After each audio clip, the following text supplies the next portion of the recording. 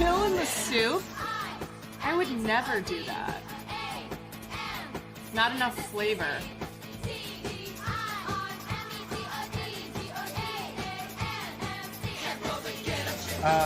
It's like a very fresh, light, tasty chicken. Yeah.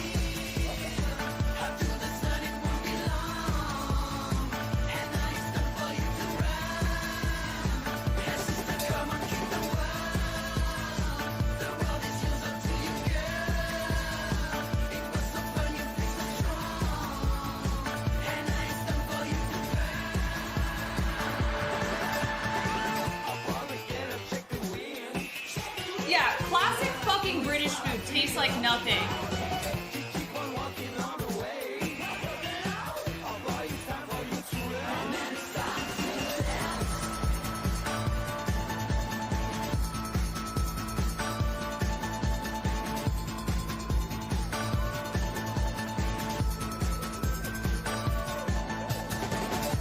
Oh, or it's gonna be milky pussy pasta.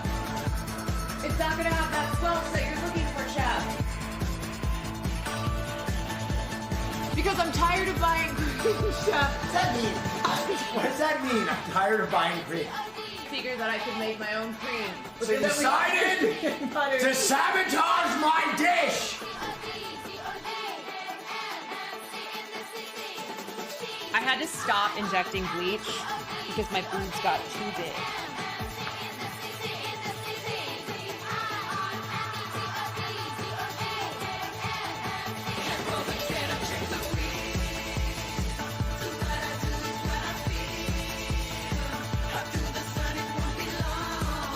You know how you get a recipe and you're like, where's the fucking recipe?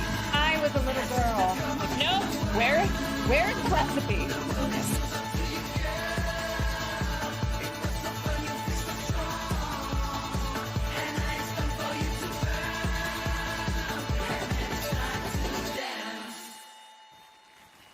This is Sunday night dinner and a movie.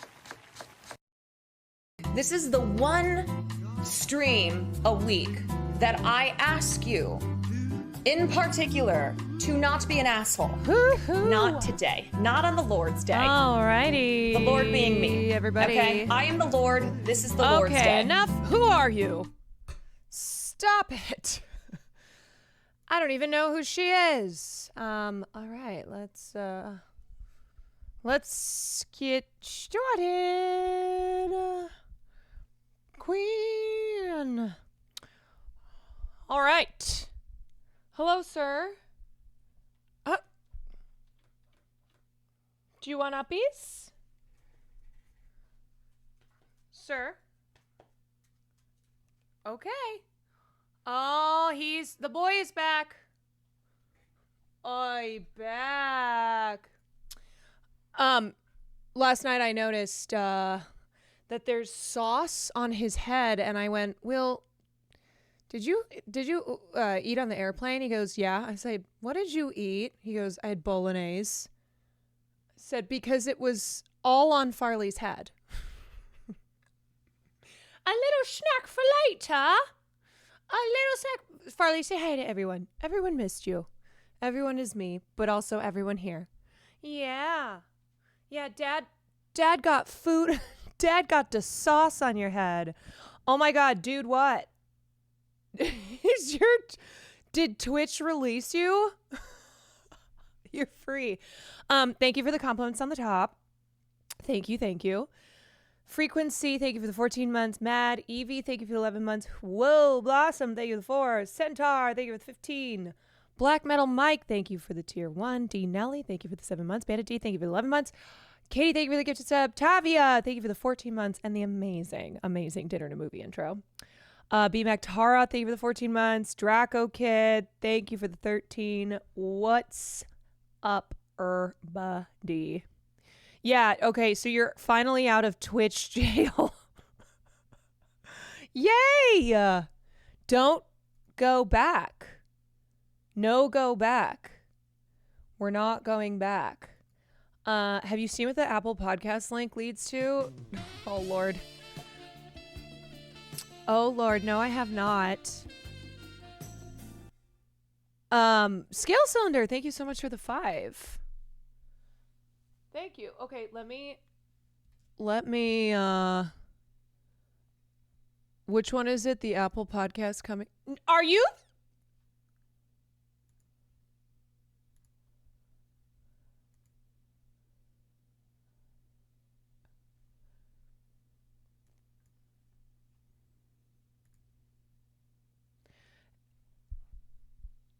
Apple Podcast coming soon.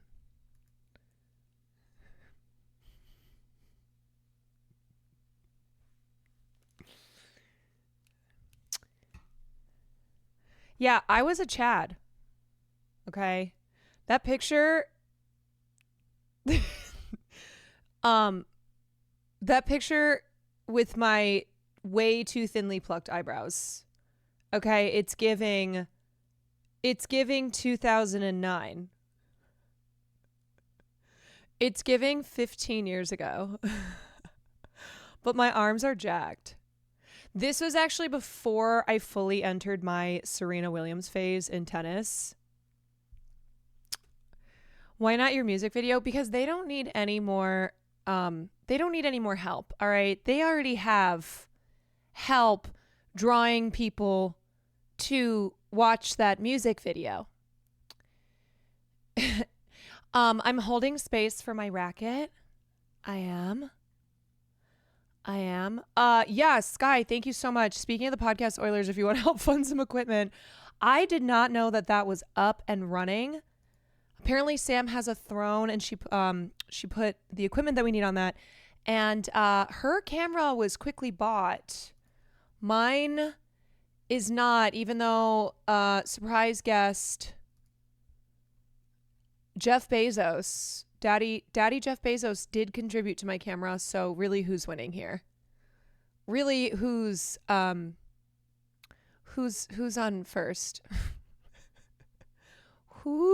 on first? Whatever. Thank you for the 23 months. Sulio, thank you for the 11 months. Let me know that it was time for me to resub, so I use my Twitch Prime to sub for free instead of using $6 to sub, which you can do instead. You're absolutely Mike's mod. Thank you. I have thought so many times about having Mike, like just taking that and then putting it on my stream. I just pressed a button. I just hit a button. Dune Shadow, thank you for the 23 months. Had no idea you wanted a camera. Well, here's the thing is that we've been using Austin Show's equipment. Okay, what do you want to sit here? Do you want to go? Do you want to go? Okay. I don't know what you want. You're halfway. Do you want your chair? Your chair's a lot of crap on it right now, but I can clear it off. We can put you in your chair. Do you want your chair? He wants the weeds. The weeds are gone though. I learned from the best. Hell yeah. Do you want to go in your chair? Do you want to go in your chair? Do you want to go in your chair? Or do you want mom's chair? Okay, let's get you your own chair. Let's get you your own chair. Not like Austin uses it. Okay, come here. Come here. Let's get your chair. Okay, you stay here. I gotta clear your chair off. Okay, hold on.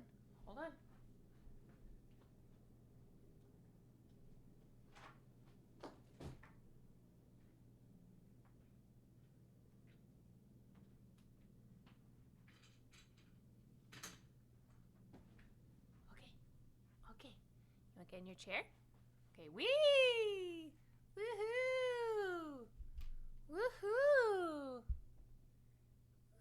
Oh, good boy. Oh, okay. Yay! You sit. Oh, good boy. See? Okay, now we bring you over. You ready? Okay, here we go. Woohoo! Woohoo! Oh, it's okay. It's okay. It's not scary.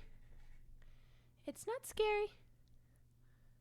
Oh, okay. Okay. Put that down a little bit. Put that down a little bit. Okay. Yeah, we're so back. We're so back. We're so back, darling, aren't we?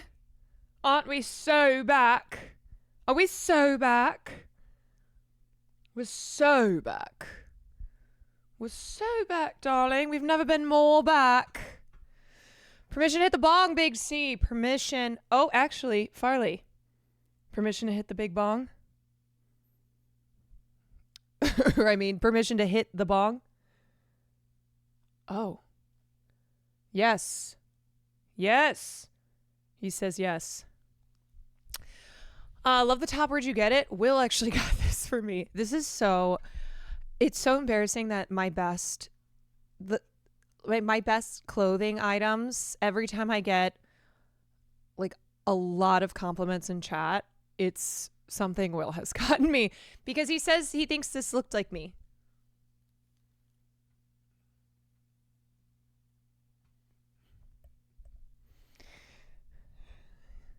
And this is his, he loves, yeah, this is, I love this too though.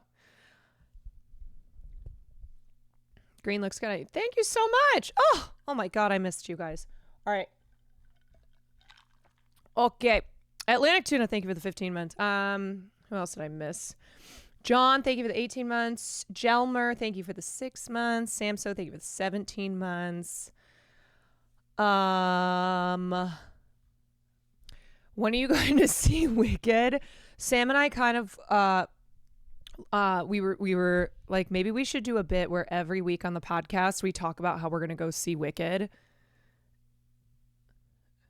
Every week it's like, okay, we're going to go see Wicked this week. Yeah, I did go see I did see Gladiator 2 last night. So last night, the reason that I wasn't live, I know that streams have been really sporadic because I went to North Carolina and then I went to San Francisco and then I had to film a podcast last night. Gladiator 2, what do I think of it?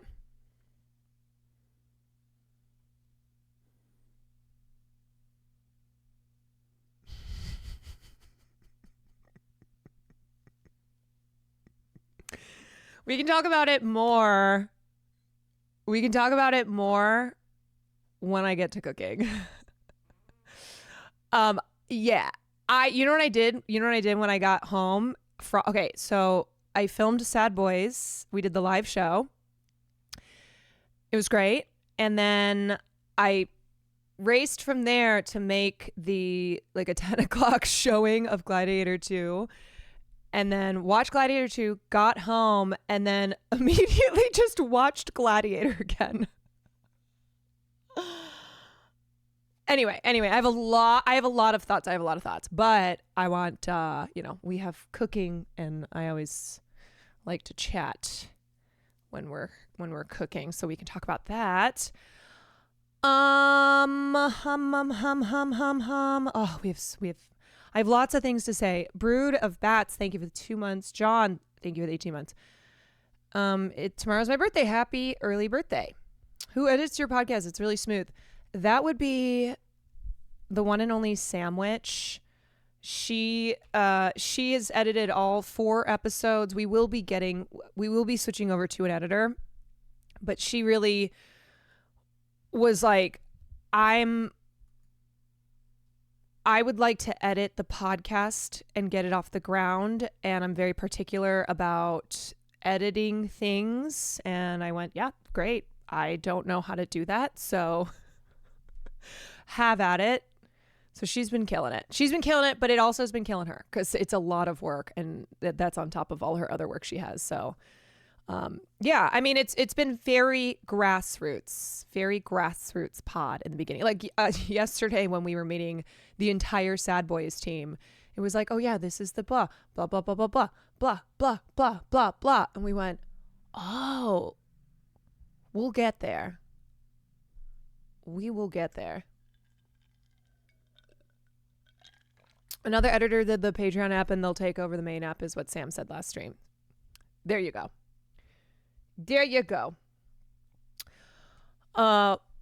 YZegzy, thank you for the 21 months. Okay, so one thing about me.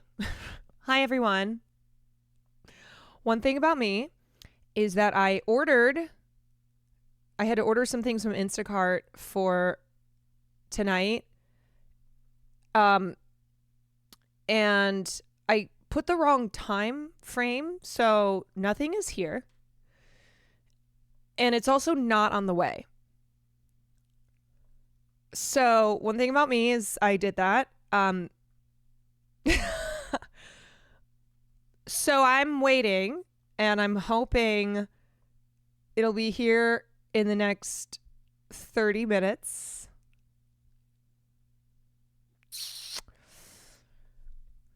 Yeah, that's just a little bit about me.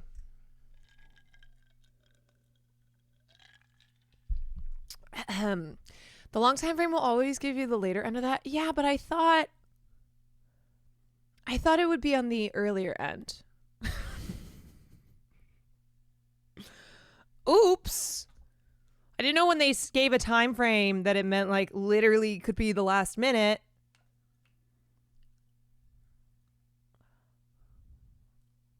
Oh my God. Did you guys make a bingo for dinner and a movie? Can I see this? Or should I not look at it? I don't know.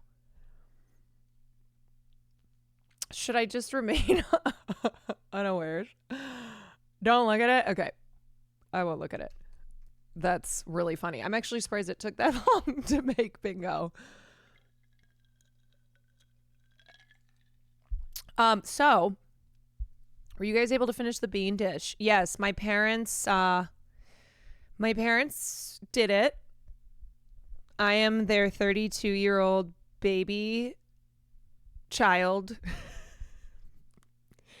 A 32-year-old baby, and my parents had to finish the dish, but they got it done. It was great. By the time I got to food, it was almost all gone. I only had a couple beans left. What's the drink? It is Celsius, but in a glass. So it looks fancier. Yeah, my mom helped me out. And by that, she really had to take the reins. Jesus, take the wheel. Jesus, take the wheel. So I hope everybody has had a great week, as good of a week as you can have. With this being the holiday season here in the United States of America. And anyway, yeah, streams have been sporadic. I also won't be live tomorrow because tomorrow is podcast night. So after tomorrow, we'll be back on track. So we'll have a nice stream tonight. Tomorrow is podcast day, and then we'll be we'll be good. We'll be here. Did you see Hunter Biden got pardoned? I did see that. Yeah, it's because objectively he was being unfairly persecuted and prosecuted, and it has nothing to do with Biden wanting to, as one of his final moves before he leaves office, to pardon his son, you know. So Biden can do things. Okay, no politic here. I'm just like, I forgot Joe Biden is, I looked at that, I was like, Biden is still capable of doing things that he wants to do. So just, just a reminder there. Are you going to Japan in January? I think so. I think the plan is that I go to Japan. I've never been to Japan. I've always wanted to go. I know that Will and Hassan like to do friendship things in Japan. I also can't go for 2 weeks, and they're going for 2 weeks. So I think I'm either going to go, I might go like the last week, and then will stay a couple days extra. Yeah, it's like the only place now that Will can hang out with his best friend is they have to go to Japan to hang out. So I was like, yeah, I'm not gonna be there for the full time. No.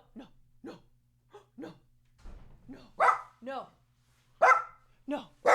No. No. It's dead. It's dead. No. It's dead. It's dead. It's still dead. Are you blind? It's your father. Fight! I got a lot of compliments on the shirt. This looks cool. Yeah. Yeah. Okay, I guess you're done in the Farley chair. All right, well, it's always nice. It's always nice when it lasts. Hey, will you keep an eye on if any of my groceries, or if my groceries turn up? They were not there. Cool. It's fine. That's fine. We're fine. It's okay. I don't have, no, but they'll get here. That's fine. Will, where did you get this? The shirt? Uh-huh. I told you it's the clothing company that's making my stuff. That's another one of their... What's it called, though? The creator's name, I think her name is Julie Blackwell. Something Blackwell. Julie. Hassan did a video with her. Oh, okay. So it's the clothing company that's doing Will's merch. Something Blackwell. She designed this, I think.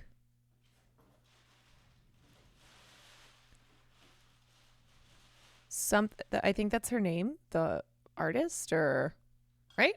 No, she's on Dropouts podcast all the time. She's on Dropouts podcast. Or is it Dropouts? Or I don't know. She's on one of those podcasts all the time. Oh, okay. She did a cooking thing with Hassan. She did a cooking thing. Who's the creator that did a cooking video? Blackwell with Hassan. Am I getting her name right? Quentin? Yeah, that's her. Oh. This is her That's her merch, yeah. Oh, that's cool. Quenlin. Wait, Quenlin Blackwell. Quenlin Blackwell. That's where this is from. Great. Good to know. I was going to ask if that was her clothing. Well, you knew.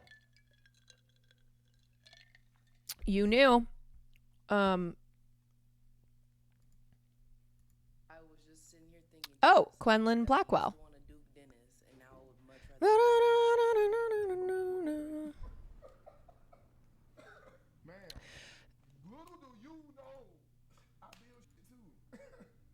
Of Brazilian soul, I will always remember.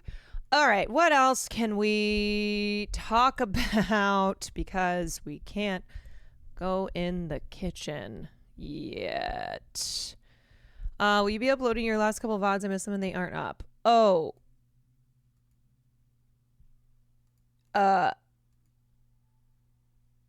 Yeah. Wait a sec.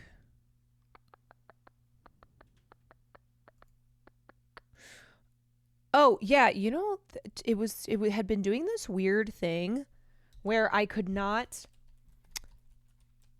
upload the VODs for some reason. I don't know if it was like a Twitch thing. Green bean casserole, Thanksgiving cooking stream. Okay, there's that one. Publish. Boom, boom, boom, boom, boom, boom. And then the other one, yeah, that was the night before I left. Okay, got it. Got it. Okay. Okay, other announcements. We have the podcast. I have not found a dress for the Streamer Awards. I might end up going over to... Oh, Anon, you had the same issue. Yeah, okay, so it wasn't me. I might end up going over to Cutie's closet and looking through her dresses. She says she has dresses that she hasn't even worn yet. Maybe I'll just wear all of them. But yeah, because I didn't realize that Streamer Awards is next weekend. Yeah.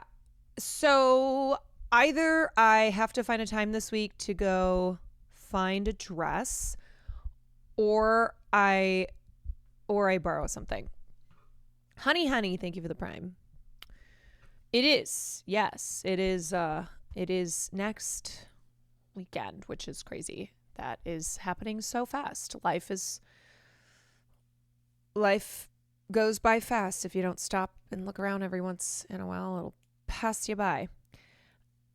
I think you like this old viral clip where, okay, I'll hold on to that. Yeah, or I do a stream where I make my own dress. Susie Homemaker over here, Little House on the Prairie, Little Women. I make my own dress, or the stream doesn't end. Wouldn't that be crazy though if I made a dress and then it all fell off me? Like I step 1 foot into the stream boards and it just crumbles.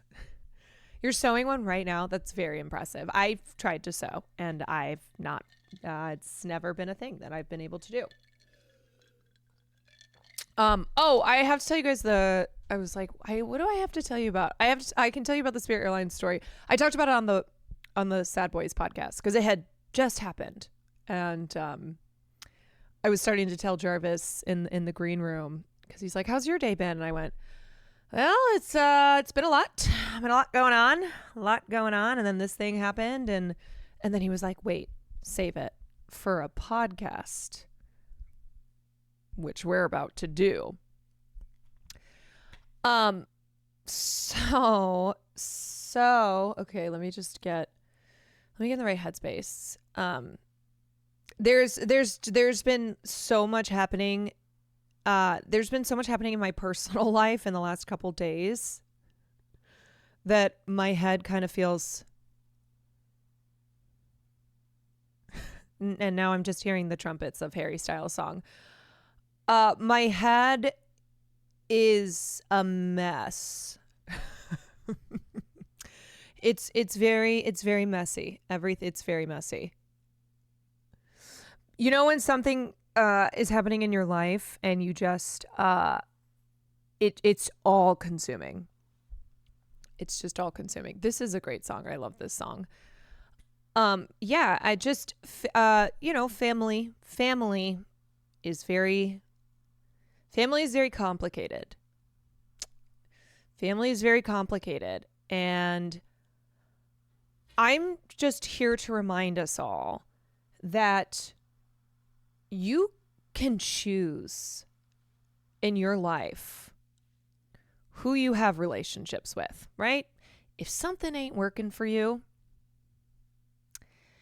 if people who you happen to be blood related to are maybe not the best for you to, okay.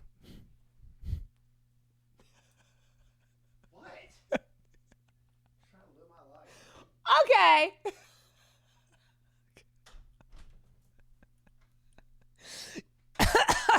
Oh, God. Jesus. Oh my God. Dragon Army, thank you for he's laughing. You can hear my alert. Oh. Dragon, thank you so much for the 10. Community sub Slattern, thank you so much for the 5. Oh God. Yes. What was I saying? There's family and there are blood relatives. They're not always the same. You can choose your family because your family will always treat you correctly, even those without blood relation. Yeah, I think like something happens where we view family differently than we do a romantic relationship or friendships where we look at those as we chose these, right? We're not related. There was nothing. There was like the thing that brought us together was not being. Was not having a familial relationship. And so you look at it differently as like, oh yeah, I break up with someone that I'm dating. You know, I've chosen to date them. I choose to break up with them. Oh, a friend, you know, it's not like it's easy, but you go, oh, this is a friendship that is no longer working for me, and I am going to chew. But family, it's like there's it especially depending on what your upbringing is, like what your background is, culturally, that there's this idea that, well, at the end of the day, you're always family. It's like, yeah, no, we're always going to be related by blood. Always going to be related by blood. But that does not mean that we will have a relationship necessarily. And there's so many of you who, you know, like this is such a common thing. I do not speak to family members that made me feel garbled growing up, and it's great. Got to do what's best for your well-being. Right. And I think this is a thing that younger generations have grown up understanding in a way that older generations didn't. Also, just from my personal experience, growing up Irish Catholic brings with it so many problems.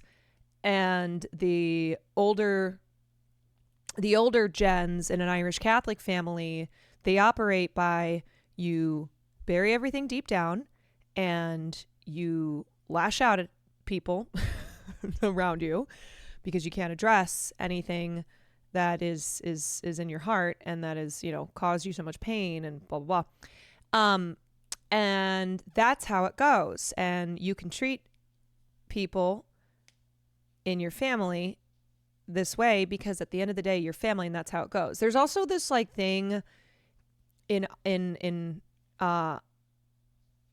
Irish Catholic fams where the person, like if you're all sitting at a dinner table, whoever has the worst problems, like even though, that kind of can get into a subjective area, but it's like whoever's perceived to have who has it the worst, right? That's the person who gets to, like, that's the person who has it bad. And so they get to just act however they want because they are currently in the seat of, I'm in the suffering chair. That was always, my sister was always the good one, the one that was like, please don't fuck up your last chance. Yeah, I know it's not just an Irish thing. It's not just a Catholic thing. It's not just an Irish Catholic thing, but this has certainly been something I have experienced in my family, and it's very difficult because there's a real generational divide, and the younger gens are much more proactive with addressing mental health and, treating our trauma and communicating and having an awareness of like, you know what? You are no longer somebody I can have in my life, and this is a decision that I'm making for myself. Whereas the older people in the family, like not only do they not do that and not have that mindset, but they look down on younger generations and think, oh, well, you're just a whiner, right? You just suck it up. That's how it goes. Okay. All right. Because at the end of the day, all you have is family. It's like, yeah, but what do you consider family? Like, is family only the people that you are blood related to?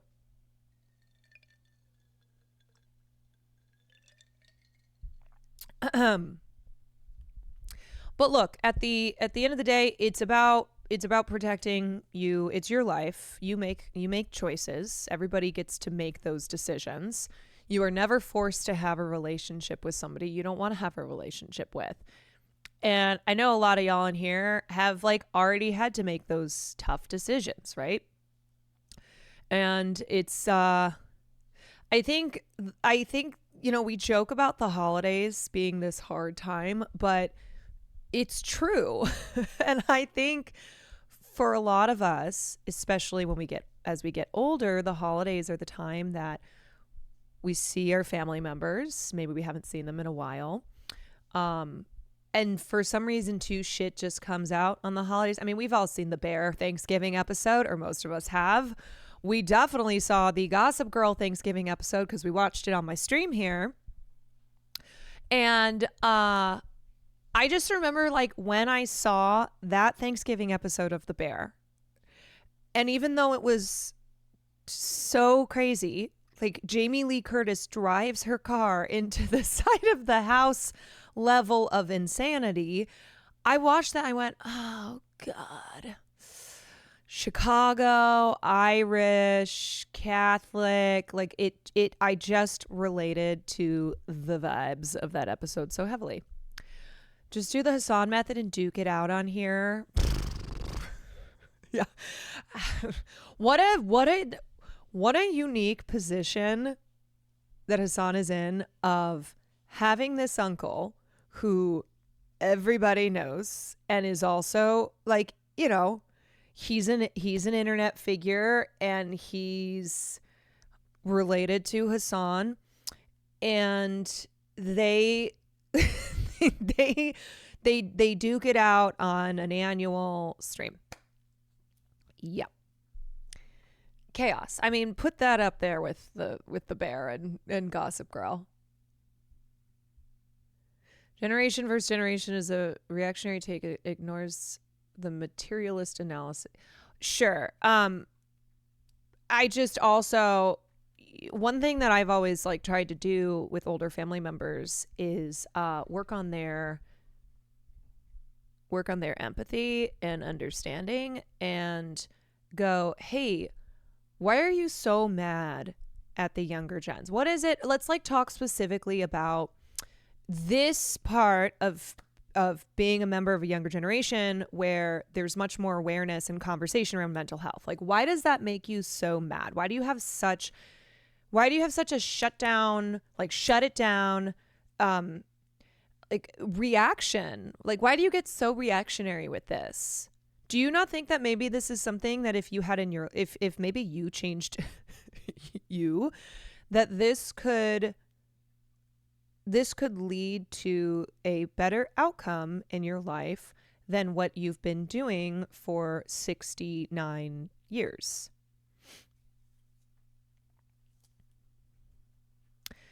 Hassan can do that because they agree on like 90% of it, not the same fighting with your Trump family. Yeah, I mean, look, also politics is often a reason that families split apart.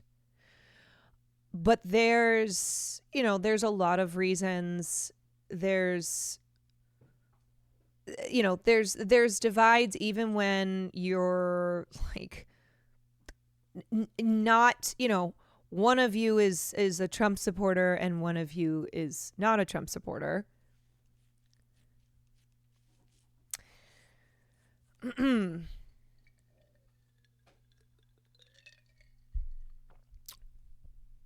Literally, I'm in therapy because none of my family went to therapy. Dude, put that on a fucking shirt, right? I'm in therapy because you didn't go to therapy.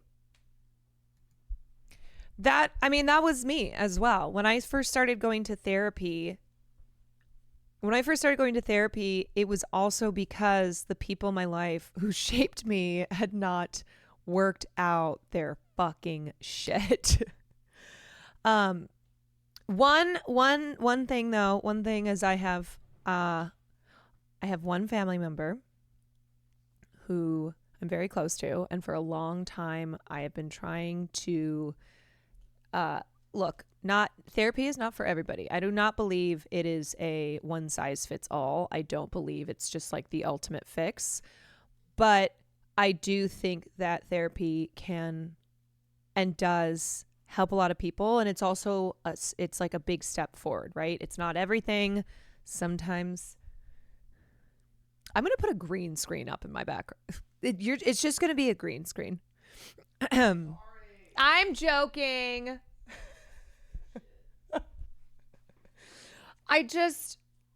You know what? I just need to work out so I get abs like that.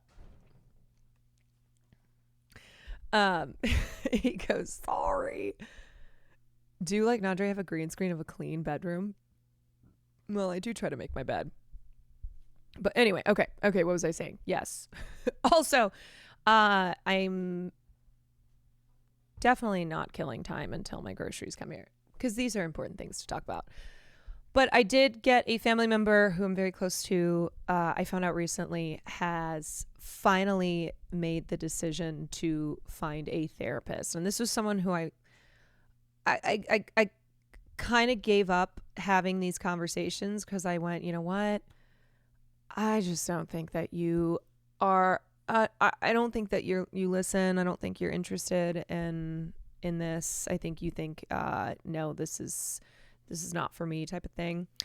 You know the other thing that can help is for especially for older people who are really against things like therapy, is when friends of theirs, people that they know who they're like, oh, I'm like you, you're like me, and they've done something like go to therapy.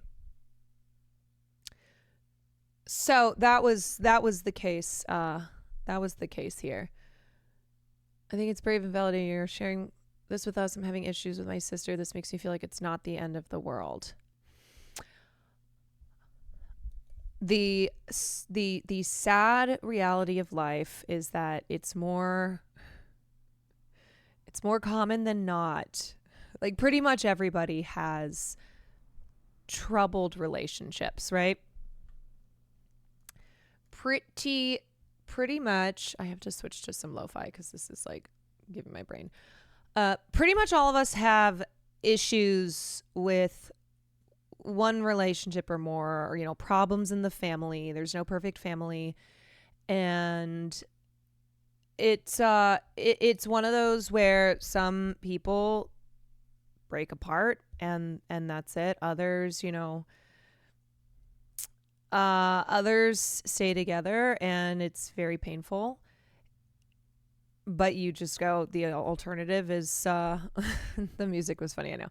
But the alternative is just not possible. Or you have to, like, you know, you want to have a relationship, but you can't continue as is. And so you take steps to make it work. I was rocking to it, but it was hitting my brain. Yeah, I was like getting distracted by it. I've cut off one brother, may have to cut off the other. They're my only siblings. It's hard coming to terms with it. Yeah, it's brutal. It's really brutal. I always make it a point to talk about my experience with therapy to normalize it. Yeah, and there have been there's been so much progress around around all this because of younger generations normalizing it. My sister cut me off last year because I was a mess. It took longer than I wanted it for us to start talking again, but I'm just happy I get to see my nephew again. Grateful for progress. Thank you for sharing, because I think it is important to remember that it's not just it's not just like that we cut people off, but sometimes we get cut off, and it's a decision that usually people will make as a last resort. Like it's very difficult. It's really, really difficult. Going through the same thing with my dad. Like, I can't have a relationship with him anymore, which I know will finally happen once I move out. Yeah, and I'm just sharing this because, again, it's holiday season, and I know so many people like just go through it with the holidays, and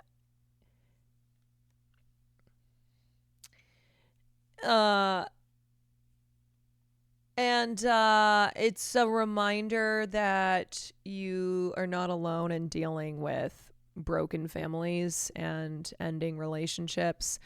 And you just always have to make decisions for yourself. You can get cut off for becoming better as well.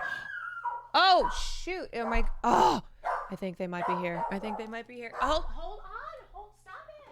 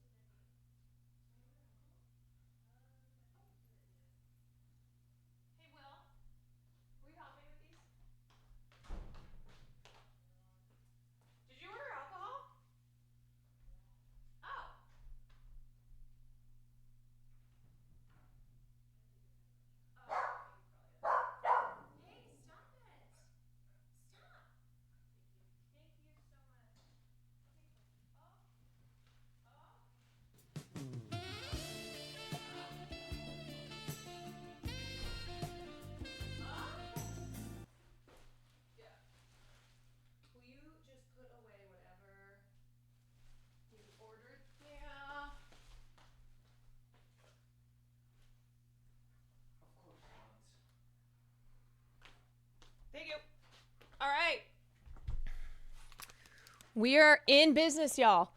Speed Raiser, thank you for the 10 community subs. Hogan, thank you for the gifted sub. Naked Willie. Mochi, thank you for the 12 months. Black Smoke, thank you for the 3 months. Okay, all right. We are cooking, or we're ready to start cooking. So we can move over to the kitchen. I made the most progress with myself mentally after distancing myself from my siblings. It was really hard to figure out so much on your own, but worth it. No regrets. I feel I'm in a good place. Good. I'm real happy. Real happy for you. Is that the rice? Yeah. Okay. Cool. Looks like this is all your stuff. All right. Thank you. Thank you, doll. Good luck to me. Okay. Great. Hopefully this works. That's how I always feel. I'm always like, fingers crossed that this will work. This is my second stream of yours I'm watching. Just loving it here so far. Well, welcome. Welcome in. All right. Let's do this. Let me pull up.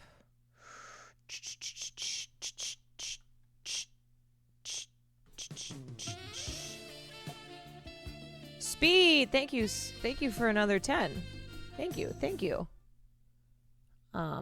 I appreciate ya. All right. Okay, I think this is good.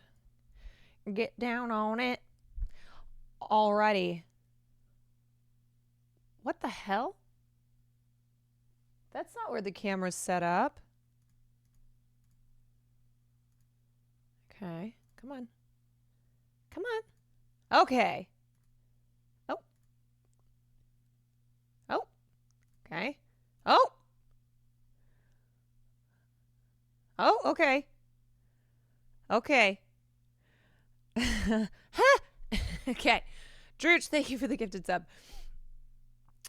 LaBallin, thank you for the 14 months. Sky, thank you for the gifted. All right.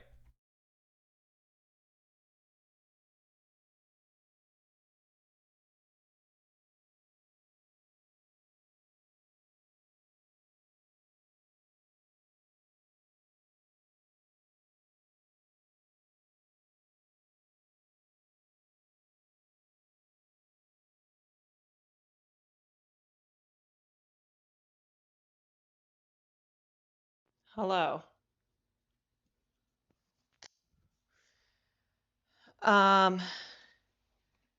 Yup. Yup. Yup. Yup.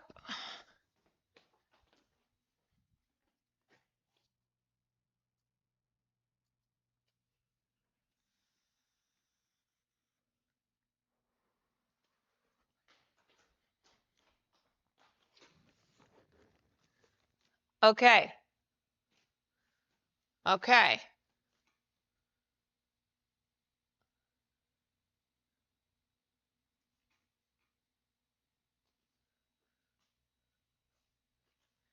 We good? We in business? We in business? Biznasty? The music's still a little loud. What if I turn, okay, how about, is that better? Is that better? Check 1, 2, 3, 4, 5, 6, 7, 8, 9. Cardigan, thank you for the 24 months. Pansaphic, thank you for the 11 months.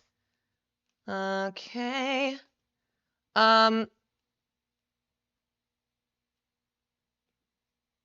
No change. Oh, just like the Democratic Party.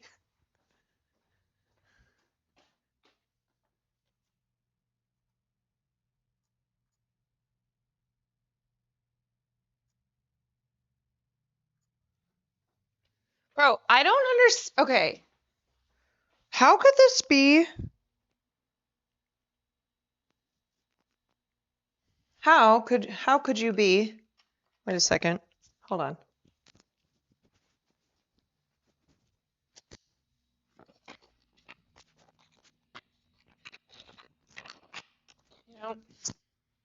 I don't understand.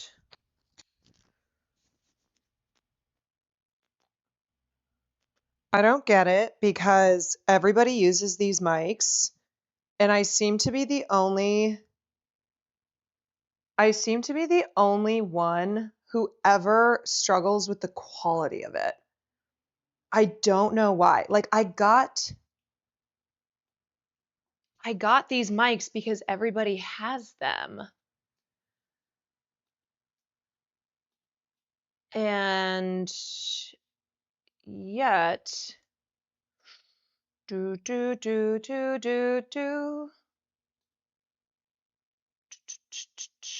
window they're the Jesus Christ. It's the Hollyland mics. Wait, it's better now? What? I don't know. Nico, the last time he fixed it, he was like, okay, just never touch anything.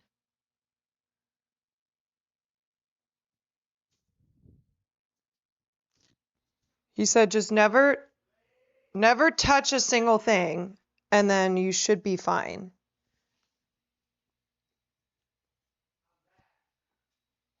Never touch anything.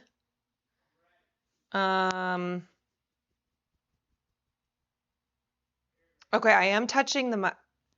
Want me to check? Nico, I swear I have not touched anything. Apparently that one stream where you fixed it, it was good, and then it just has like been crappy.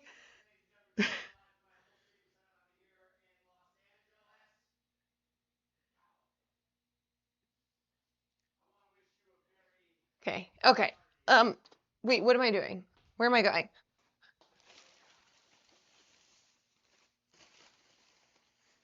Okay, wait, my phone. That's what I need.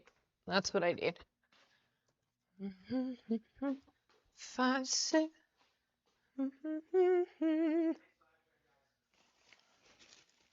Oh, okay. He's in the computer. He's in it.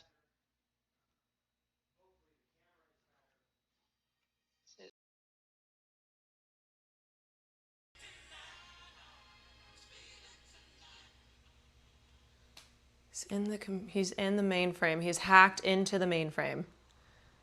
He has.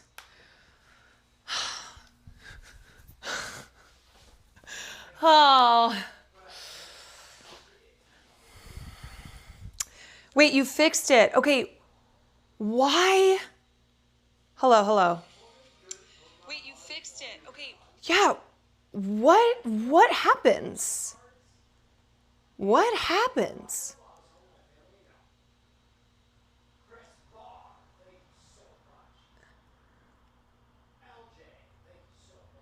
Like, Nico the goat, man. Nico the goat. You touched it? No, I mean, okay, I can touch this. I can touch the mic, that's fine. I just mean I don't touch the computer at all.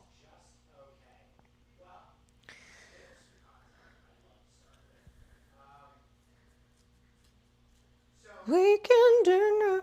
Nico, can I touch the computer?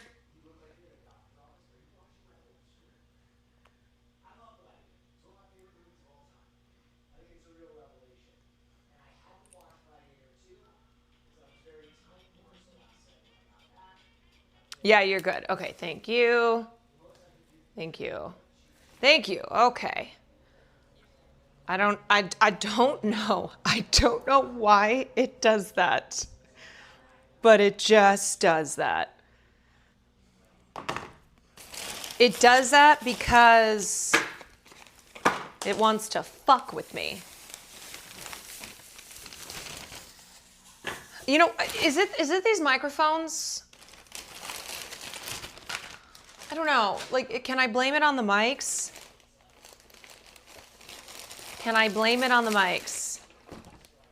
Ooh, something. Oh, no.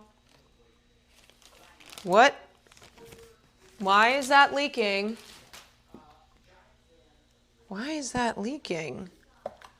What is... Ew! Why is there stuff all over this?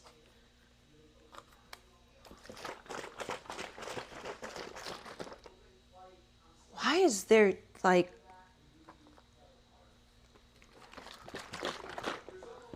Okay, let me see. Well, I just cracked it open. No, I cracked it open. It's fine. It was unsealed, or it was sealed, and I just opened it. LOL, they're just never going to sound as good as a wired SM7B or condenser. It's fine. Yeah, I guess that's true. But I do feel like I hear the mics on other people's streams and they sound better, but maybe not. Maybe not. I don't know. I don't fucking know. It's Windows that keeps enabling the enhancements, probably some random driver issue, or Windows being Windows. Ah, okay. Okay. All right, guys. We're a little bit behind. Oh, shit. This is... Okay. We're a little bit behind Classic. Classic. What is this? This is my chicken thighs. Yup. Got some rice here. All right. Welcome to... My computer sounds like it's about to explode. Right now, it sounds as good as others' quality. Okay. Thank you, Benjamin. Thank you. All right, so today we are making a recipe that my sister sent me, and it is sticky coconut chicken something or other. Sticky coconut chicken and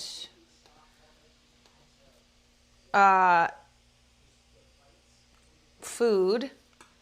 Okay. You've made this before. It's great. Okay, good. Good. Wait, no, because that means I can't blame the recipe. What? Hold on. Oh, shit. Okay. 1.5 pounds of boneless, skinless chicken thighs. This is 1.3 pounds. It's fine. 1/4 cup of neutral oil, like canola. Kosher salt. Kosher salt. Okay. Yes, here we go. Black pepper. Ginger. Oh my God, that's a lot of ginger. Minced garlic.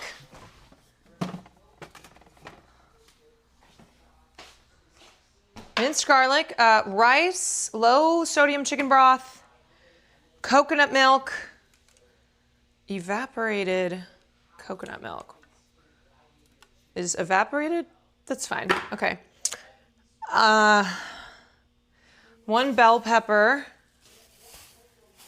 roasted cashews. Hopefully this is enough because I was not about to buy more. Scallions, cilantro. I did not get cilantro. I did not get cilantro. But I did get cilantro lime rice. And then hot sauce for tasting. Okay. Now, heat the oven to 375 degrees.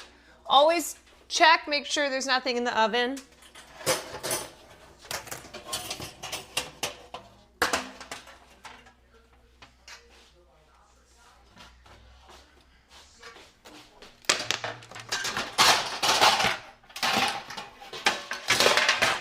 Okay. Okay.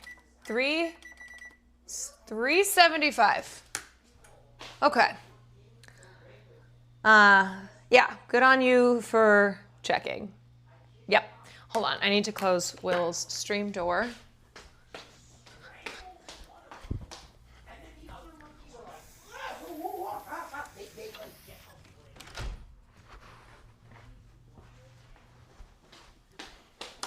All right.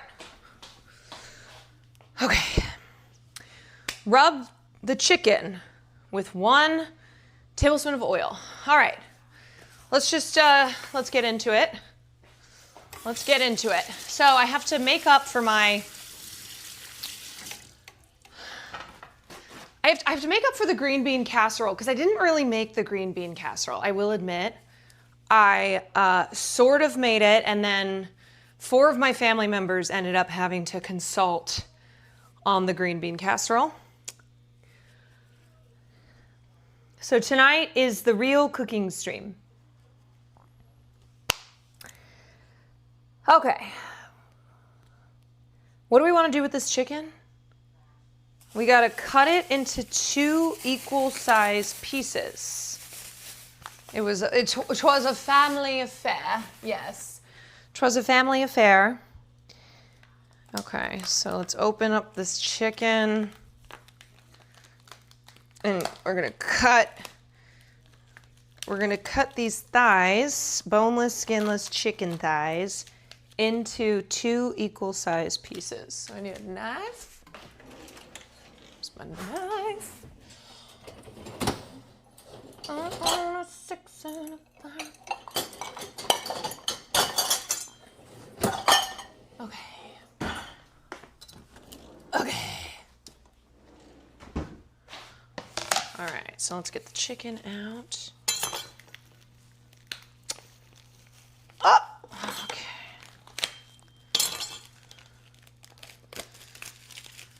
Should we bring out, oh yeah, I should give my Gladiator review with the Gladiator knife. True. True. Okay, let me move that out of the way so you guys can see. Here's my cutting board.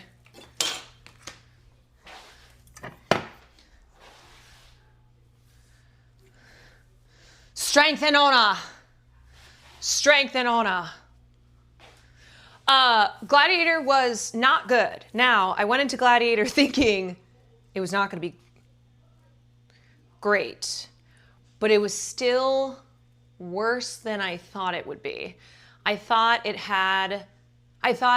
when the fight scenes were good, they were good. I do think that there were a lot of problems. Problems related to the fight scenes is he just tried to go so big, right? Like to try to one up the Gladiator, the original Gladiator fight scenes. But the best fight scenes in the original Gladiator are the ones that are very small, intimate, not super bombastic. And modern Ridley, modern Ridley is like, no. Not going to do what I did in the past that made my film so great. I am just going to go bigger. Felt like it was a remake of the first one. Oh yeah, they just pretty much tried to redo Gladiator 1, but with Paul Mescal, and it was very obvious beat to beat. They just ripped off. Ridley Scott just ripped off himself. But you know, the writing was bad. The characters were not what they were in the first movie, so it didn't work.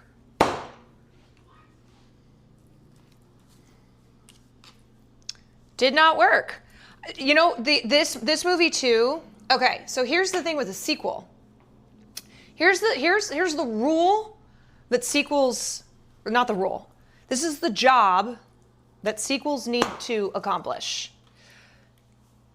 Continue the story and like finish the story, right? So Gladiator wraps up so beautifully, right?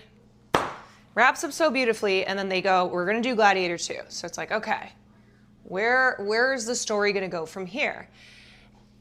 And what they did was they just ran back Gladiator, the original. And with sequels, is that a Doll Strong? Yes, it is. It's the Doll Strong Gladiator series, the high carbon steel blade. All right. Is that all I have to do? Is that done? All right.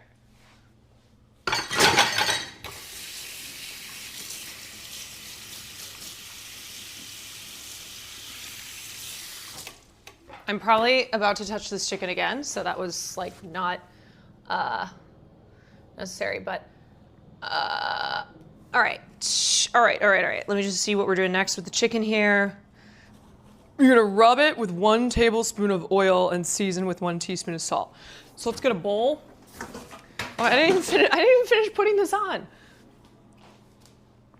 They should have called it Gladiator 2 Electric Boogaloo. Well, wasn't the original Gladiator script Gladiator 2 something Christ? Also, Will Neff did not know about the Gladiator 2 original script. So I got to tell him all about that. Yeah, I'm about to touch this again. Gladiator 2 Christ's Vengeance. Yeah. You know what I was thinking when I watched Gladiator 2 last night? I went, you might as well have just done that sequel, okay? You might as well have just done Gladiator 2 Christ, whatever. Does anyone ever say it's gladiating time? They might as well. Like, that's what I mean. That's what I mean about Gladiator 2. Is like, you should just do fucking whatever, okay? Just have done that. At least it would have been something different than just trying to run back Gladiator 1, but make it worse. All right, 1 tablespoon of oil. Okay, here's my olive oil. The power of Christ compels you. The power of Christ compels you. Oh, wait, no. What kind of oil?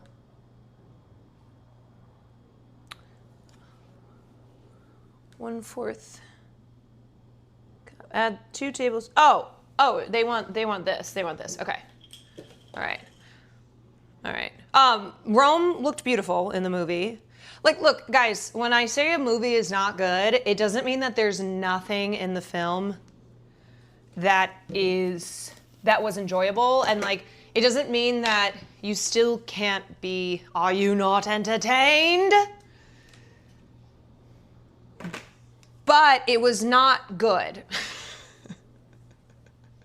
It was not good. And there's so many reasons why it was not good that I want to get into, but I'm trying to also do this.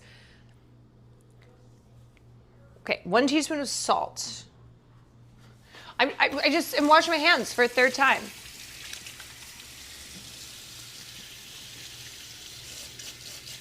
Thought the cinematography was great. Oh, that probably just killed everyone. Okay. Whompers, thank you for the bits. Can you make hot dog water? I mean, if this recipe doesn't work out, then I will, I'll end up doing that. That's backup. That is backup. Okay, so far we've cut the chicken and put the chicken in the bowl with 1 tablespoon of oil.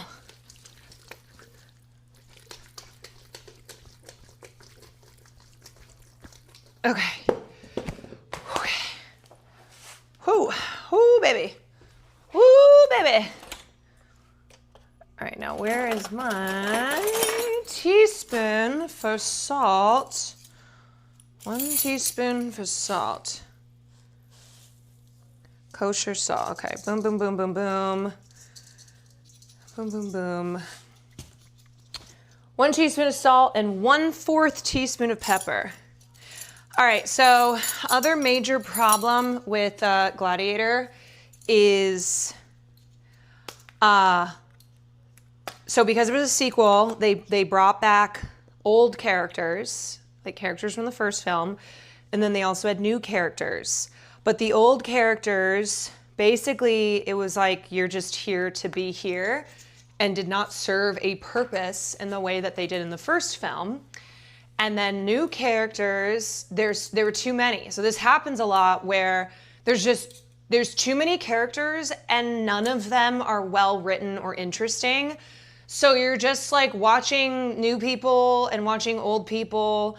Like, no spoilers, but they brought back Derek Jacobi, the actor who plays, Gracchus? The one senator who's like really trying to overthrow Commodus in original Gladiator. They bring him back and he's like, he deserved better. We deserved better. He deserved better. The old too many guys problem. Yeah, and this just happens. This happens a lot when you are doing a sequel to a film that was so huge and has such a important place in culture and in film history, and you're like, all right, so now we're doing a follow-up to that, and they just they do too many characters and none of them work. Why bring back Peter Monsaz's character? Exactly, where you go, what is even the point of having brought this person back? Because what that does then is it conjures up, the memories from the first film, and you're like, oh yeah, they were so pivotal. And then it's such a contrast to how they are in the follow-up film.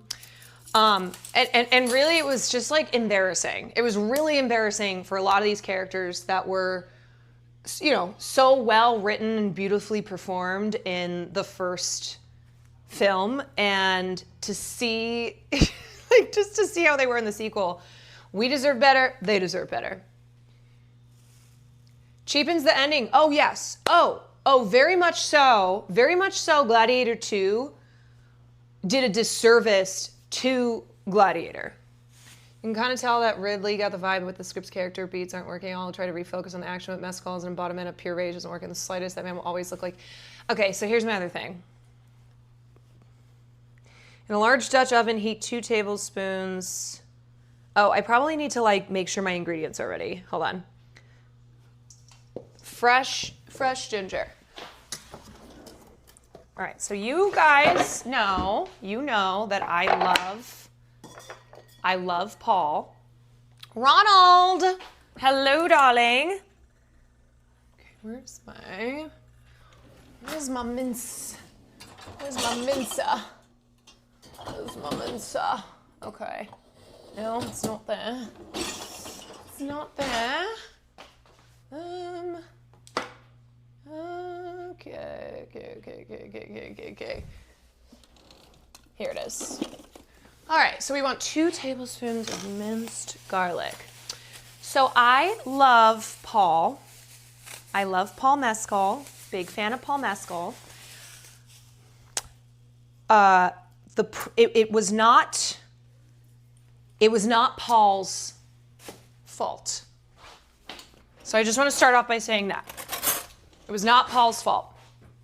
However, he was stepping into big fucking shoes. As his character, the character itself, and then also just because Russell Crowe is so perfect as Maximus in Gladiator, and there are just so many things about his character and about the performance that Paul Mescal had. It was an uphill battle, but also it's not his fault, because I really think he did what he could do with this. I think it's a classic. He's also so used to playing tender, sad boy. Yes, also, okay, maybe it's a little bit of Paul's fault. Mostly not Paul's fault, because I really think this is a case of did what he could do with the script. But the other thing is that Ridley Scott, famously as a director, does not direct his actors. And he, in Gladiator, he had an amazing cast. Oliver Reed, who plays Proximo, in particular, is a guy who you don't need to direct that guy. Rest in peace to Ollie Reed. But there was the the guy who plays the character in Gladiator, he's also the actor who's in The Mummy, where he sells Proximo, the queer giraffes. When he came onto set, he was like realizing that Ridley Scott does not direct his actors, and Oliver Reed, who plays Proximo, was like, basically said to him, welcome to the big leagues type of thing. Like, Ridley only picks people who he believes can just do this on their own. So that's how it goes. That's you as the actor are really steering the ship with your character. So Ridley Scott had seen Paul in Normal People, and that's how he made, which is interesting, that's how he made the decision to cast him. So he clearly liked the sad boy. He liked the big blue eyes filled with sorrow and the soft-spoken, sad boy that Paul Mescal plays in Normal People. I've seen some directors turn mid-actors into amazing, so it's on Ridley. Right, it's mostly on Ridley. I also think maybe Paul was not necessarily the best actor, the most right actor for this role, but mostly the script sucked. The character was just weak, and you don't feel an affinity for this character and for his story in the way that you do with Maximus. The emotional beats of the film don't hit. You can't look at that man and tell me he hasn't heard Clario. Yeah, no, I'm thinking about it, and throughout the film, I just kept being like, oh God, this character is just a nothing. But now when I'm looking at it, I'm like, yeah, I also think maybe though it could have been a little improved by having a different actor. I love that story that nobody told the actors ahead about the chestburster scene in Alien. I've not heard that story, but I would believe that. TBH, Gladiator didn't need a sequel. I agree. I think when all is said and done, Gladiator 2 actually does nothing but hurt Gladiator. There's certain things in the story that make you go back and go, oh, so then that would mean in Gladiator XYZ, and it didn't do it any service. We must learn to become a less sequel-minded society. Yeah, not every movie needs a sequel. And the fact that when I got home, I just immediately watched Gladiator. And here's the thing too. You go into a movie like Gladiator 2 knowing this is not going to be the original Gladiator. And I think it's important to be I think it's important to be fair in that regard, but then it's also totally fine and good to be like, no, this didn't need a sequel. It's hard to feel any cheapening effect when so much time has passed between the films. When so much time has passed between the films, but then again, the story of Gladiator 2 picks up immediately after the events of Gladiator 1, but runs back the story of Gladiator 1. And to me, he should have just done something different, right? He should have just picked another character from that period of history and done a fictional Gladiator 2 story where we get the Colosseum, but all new characters, just all new characters, whole different story, nothing that is just a weak rerun attempt at the first film. And the other thing too with the CGI of Gladiator 2 is I get this sense that when CGI like that is in the film, they just want you to be wowed. rather than think about, okay, this is just absurd and is actually like distracting and obnoxious, they just expect that you'll be like, whoa. Spectacle over substance. Yeah, absolutely.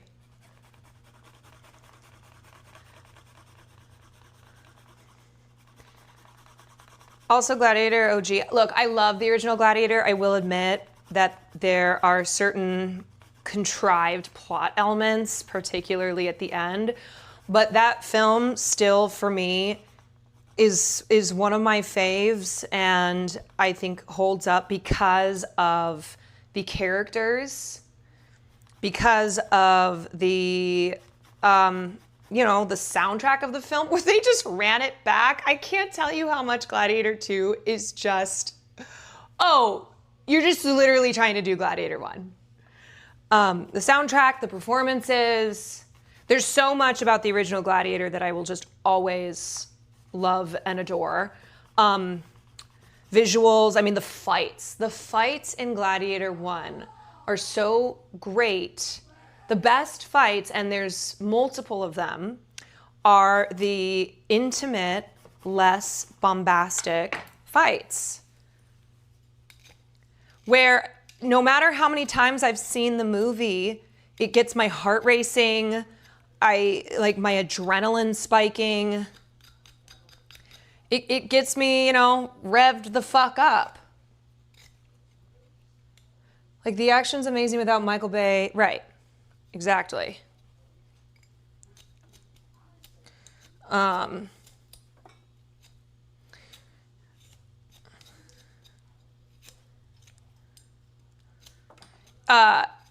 Denzel. Okay, let's talk about Denzel.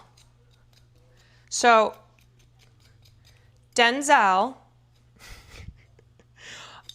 I thought again, Denzel did a great job for what that fucking character was, and just how absurd the character and the plot elements surrounding his character were. There were moments where I just went, oh, he's just running back, he's kind of just running back Training Day. But it wasn't like that was a huge problem for me. But I think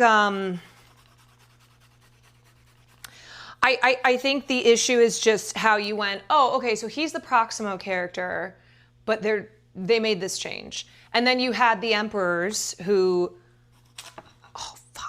you had the Emperors who you're like, oh, okay, this is Commodus, but just not nearly as good of a character. The other thing with the Emperors is, no offense, but they just were not, I know, okay, I don't want to do spoilers. They are villainous, right? Like they're positioned as villains, but why? So they like gladiator fights, they like to party and drink and, luxuriate in the wealth that being Emperor of Rome provides you. How is that different from... So to me, they just did not stand up as really interesting, compelling villains in the way that Commodus did. And again, it's just character writing, It's character writing, and it's just trying to be a repeat of the first film with these similar character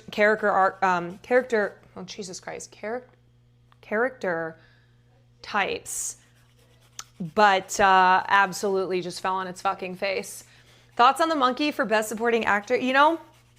The scenes of the one emperor with his monkey, the one who's got like the venereal disease, there were emotional moments in there. That was really like the only time I was like, yeah, this works for me. That the emotional beats with the emperor and his monkey were more powerful and real feeling to me than everything else. It was the Force Awakens, the Star Wars trying to run it back. How was the Stranger Things dude acting? You know, again, it was.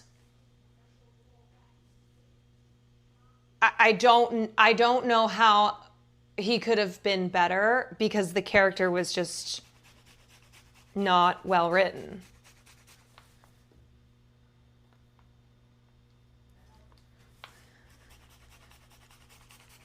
And because it just was reminiscent of Joaquin Phoenix's Commodus, which is, you know, he's one of the greatest film villains in history. Like, you can't out Commodus. I want to know what part the Palestinian actress was supposed to play and how it would have affected the story. Yeah, I was really curious about that too. I was thinking about that watching the film.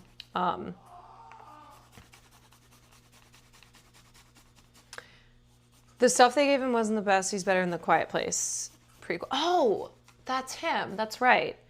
Wait, isn't he dating Doja Cat? Didn't Doja Cat tweet like a picture of him and went, "Who is this? He's fine as hell." And now they're dating.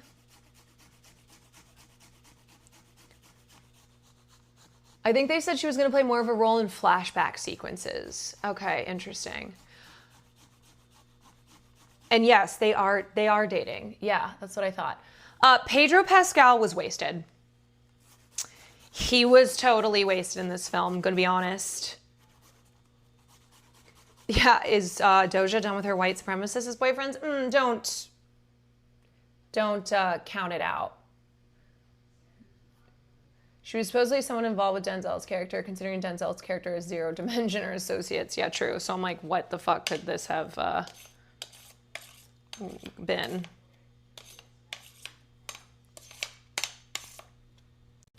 All right, this is taking me so long. I just spent like 10 minutes mincing garlic. Okay. Do I need to roast these cashews? I don't know.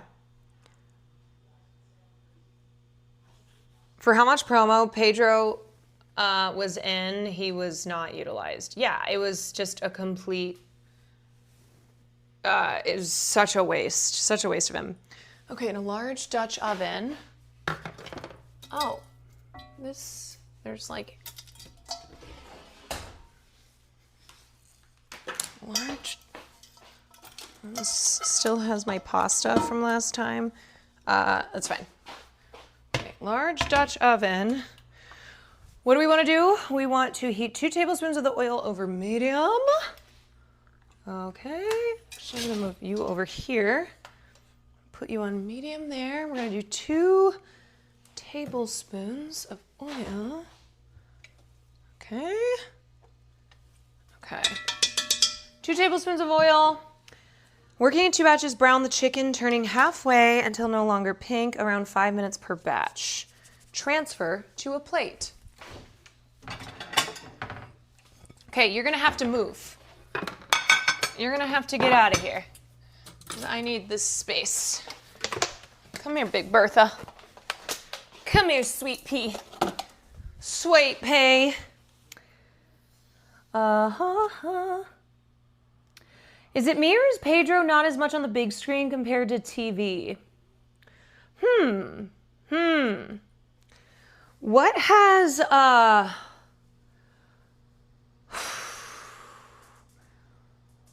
what are Pedro's other films?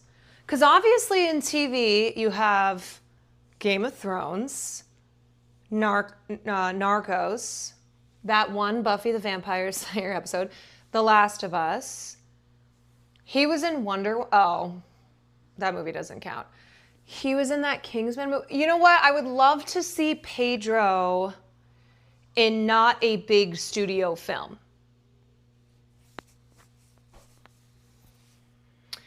His Game of Thrones and Last of Us writing. Yeah, I mean, look, the writing is, without great character writing, what can you do? I need you to see Wicked and give a lengthy 45-minute analysis. You know I'm gonna go see Wicked. You know I'm gonna see Wicked. His next movies are Fantastic Four and the Mandalorian movie. Huh. Okay, well, he certainly has made a lot of money, so I'd like to see Pedro in his indie film era. I'd like to see him in his quiet, quiet, maybe suburban drama, right? Give me something like Ordinary People. He was in Beale Street? I do not remember. No, he wasn't. Was he? I don't know. He's in the next Ari Aster. Okay. Oh, you're right. He was in Unbearable Weight of Massive Talent, and he was so good in that. Yes. Yes. He's in Celine Song's next movie. Ooh, okay. I'm really excited for that.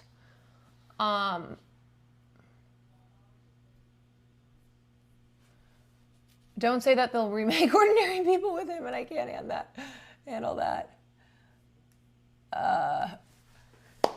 Yeah, he's so good in the Unbearable Weight of Massive Talent. He's really, really funny.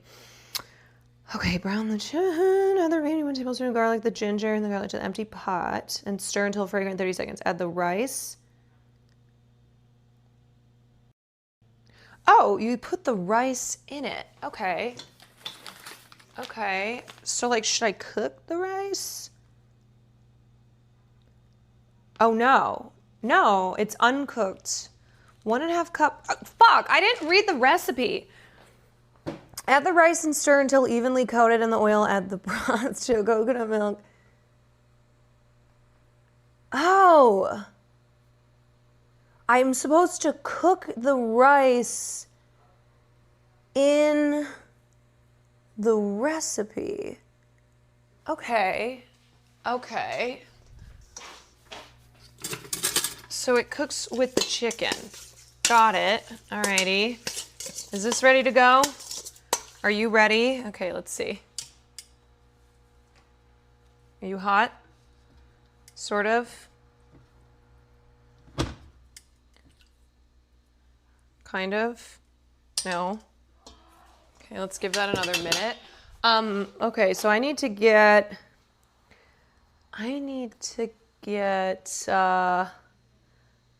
how much rice? 1.5 cup of short grain white rice. Do I have short grain? This is long. Oh my God, I need to clean out my cabinet or whatever the fuck this is called. Short grain. This is jasmine. Okay.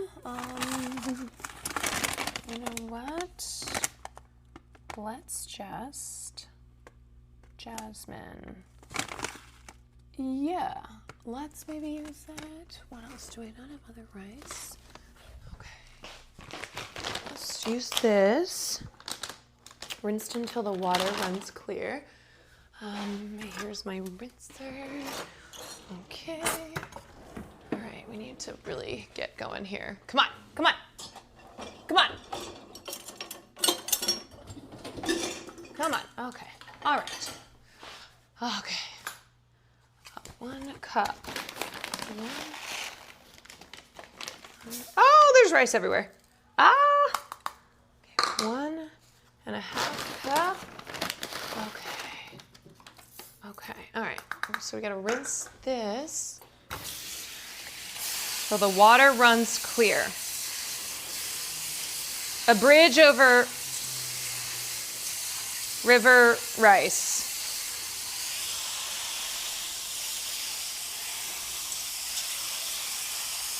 Like a bridge over troubled rice, I will lead you down.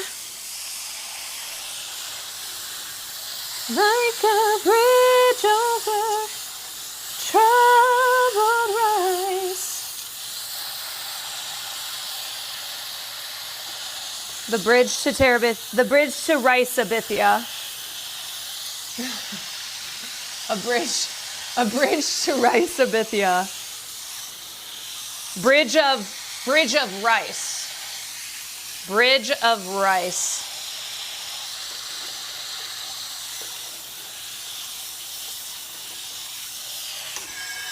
Okay. All right, I think we're good on that. Now this has to be cooking. It's got to be ready. There we go. Nope, still okay. You know what? Good enough. Good enough. Maybe I don't even need to do this in 2 batches. I think it'll all fit. This is not very much chicken. Oh, right, because it's only 1/3, or it's 1.1. It's 1.3 pounds. When it calls, okay, yeah, it calls for 1.5. So that's why I can fit this all in here. So I guess that's good. I don't have to do it in 2 batches. So I'll have to do it in the one. Let's get the plate ready over there. Okay. Alrighty. Now that's gonna go. What do I need to do? I think I need to do something with the cashews. Let's roast the cashews.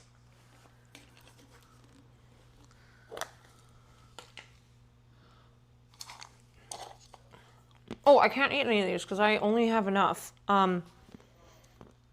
Yes, Ronald is right. Wash your rice. Wash your rice. Like a bridge over troubled water. Maybe I just don't roast the cashews. I think I'm going to skip that. All right. Let's do something with this pepper here.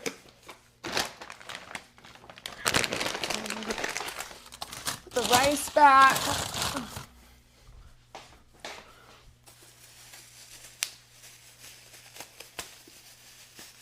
Okay.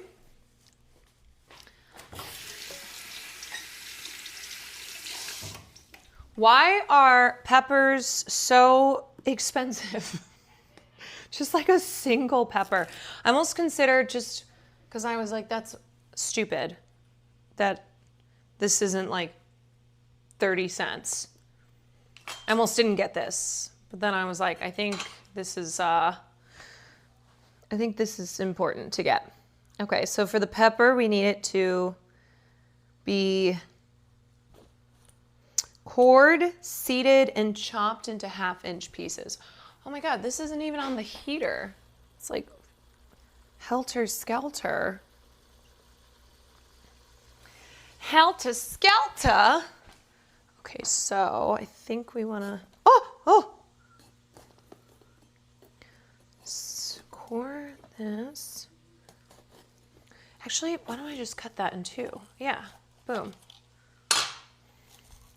Okay. So take that out. Great. We're gonna wash the inside of that. Now get the seeds out. Because if any of these seeds end up in the meal, then peppers will grow inside of us. You know how that goes. Chat seems to be saying that not roasting the cashews will cause a mass lethal event. Why?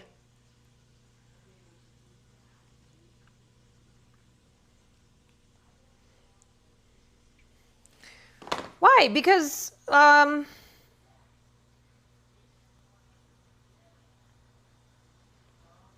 do I even need to do with them? I just throw them in the recipe.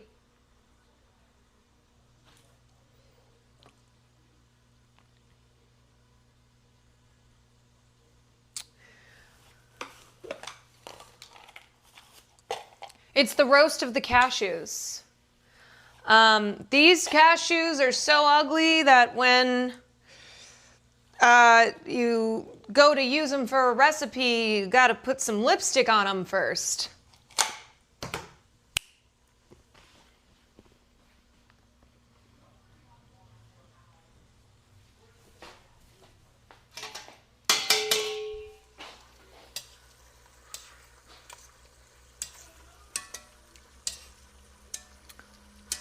Okay, I'm gonna flip this chicken. Cook it, okay. Like a bridge of, oh, God, the screeching sound. It's terrible. It's terrible. Okay.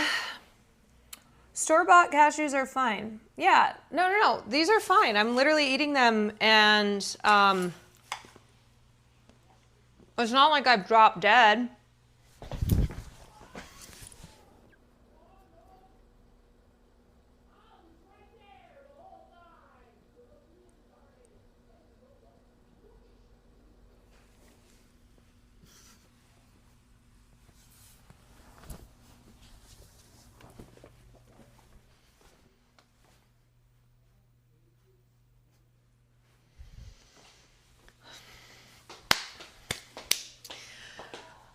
So anyway,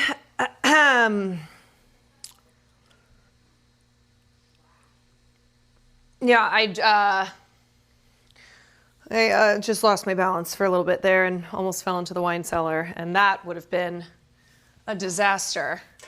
Luckily, that didn't happen. Has nothing to do with the cashews. The cashews are fine.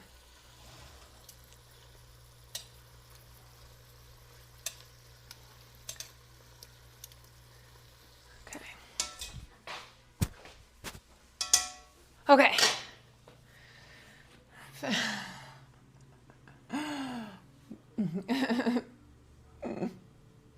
The joke went on. Yes, I'm gonna give you movie clues, but I gotta wait until I get this into I gotta get it cooking because it's gotta cook for like 20 minutes. Okay. Now, next. Let's cut this pepper. Cut this pepper, okay, into 1/2-inch pieces, okay.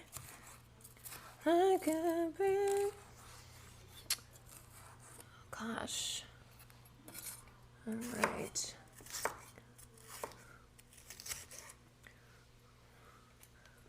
Okay. God, oh my God, that just keeps getting in my eye. How is that getting in my eye? Why are things always getting in my eye? Why can I not cut a pepper and not have it get in my eyeball? Why is this so hard? Why am I like this? What choices have I made in my life that have led me here? How? What is that? Bro, I know I might need to bring the cooking goggles out. Okay, all right. Oh, okay, I think this is done. Let me take it out. I guess we don't want to cook it all the way. We just want to brown it. Okay. Because it's been 5 minutes. Yeah. Oh. Actually, there's a lot here that's still really pink.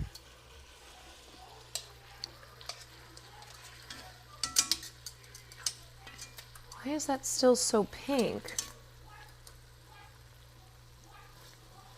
Whatever, I'm gonna give that one more minute. Uno more minute. Okay. Coconut milk. Let me open up the coconut milk. Where's my thing? Okay, I'm gonna open up the coconut milk. And then oh fuck, I need to cut the scallions as well. Oh no, I didn't shake that. Oh shit. Okay, hold on. I need to shake the coconut. I did not. Oh, that'll work. Yeah.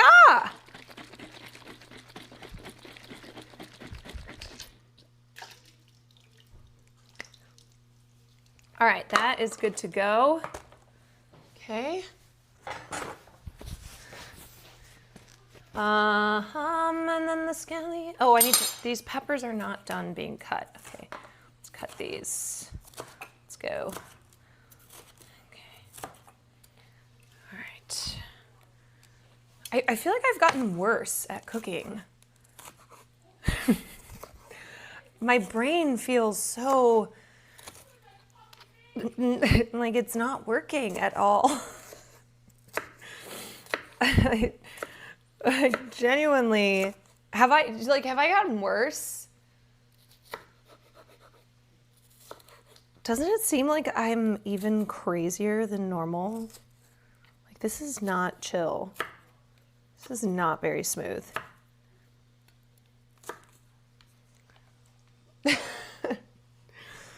I don't know what's going on. I don't know. All right. Okay. The scallions.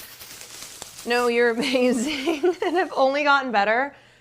I don't know if that's true, but thank you. Okay. Okay, here's these. Let's take this chicken out and then gotta add in a tablespoon. Like, I don't know how Cutie made food for so many people. Sam said she made so much Thanksgiving food. How do you make multiple things? San Fran was kind of tough, yeah. Well, maybe that's what set me, backwards. All right, so another tablespoon of oil. Okay, so we're done with the oil. No, that's not the cap. Done with the oil. And now we're gonna put into there the ginger and garlic. Okay, here's my minced garlic. So we want, I think, 1 tablespoon of that. Yeah, okay. Okay. That's, boom, done. You should host a dinner for 20 people and see how much you end up able to cook for it.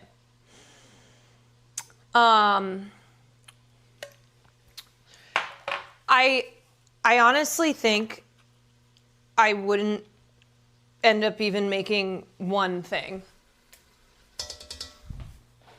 I think it would get so crazy. Okay, that's in there. Okay. Okay.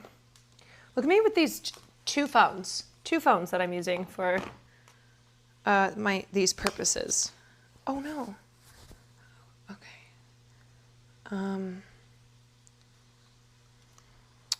Shit. I had that pulled up in Discord. Wait, why is that not working? Discord, what the fuck? Oh, here we go. Oh, stir. Okay, stir that. Stir until fragrant, 30 seconds. Add the rice and stir until evenly coated in the oil.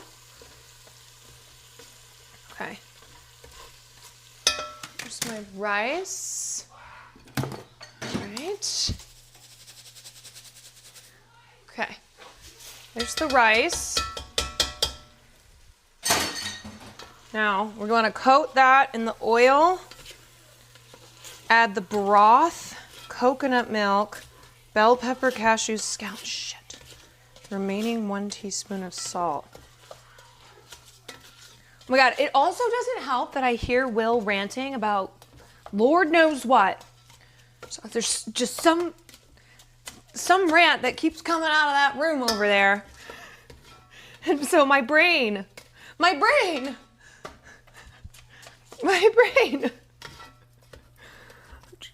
All right. Okay, coconut milk.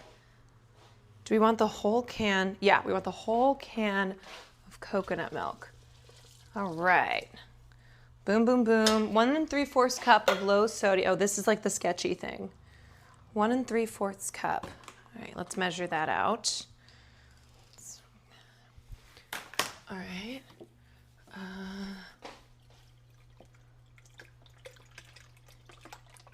There's 1 cup, and I'm just gonna do 3/4. Okay. that's done. And then, rice and stir, add the broth, coconut milk, bell pepper. Okay, there we go.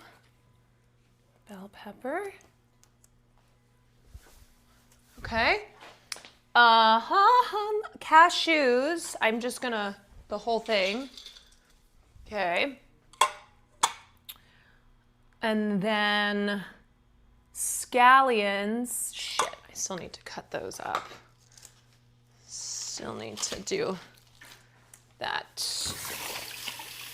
All right. How much do we want of these? We want scallions. Green and white, 3 of them thinly sliced, so half of a pack cup. Okay, 1, 2, 3. Okay, cashew, bless you. All right, thinly sliced. Thin sliced, then. Bro, this is why I really am somebody who would immensely benefit from having a sous chef. Or somebody who just does all the cooking.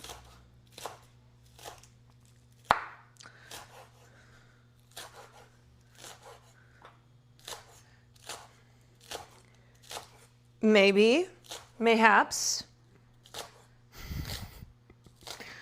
Okay. Half of a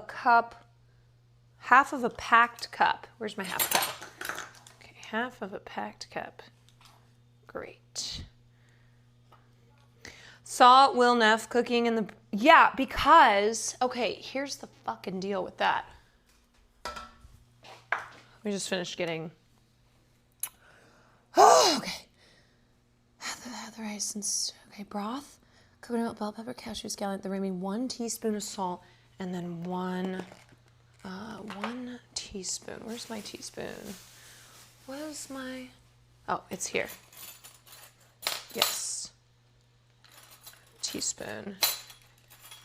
So not a sous chef, but a chef. Yeah, maybe that is what I need. My dad was so funny when he was explaining my cooking, just like Twitch and my cooking streams in general to people at the family. And he's like, yeah, you know, the thing with Caroline's cooking streams is it's not that she's a good cook, but it's that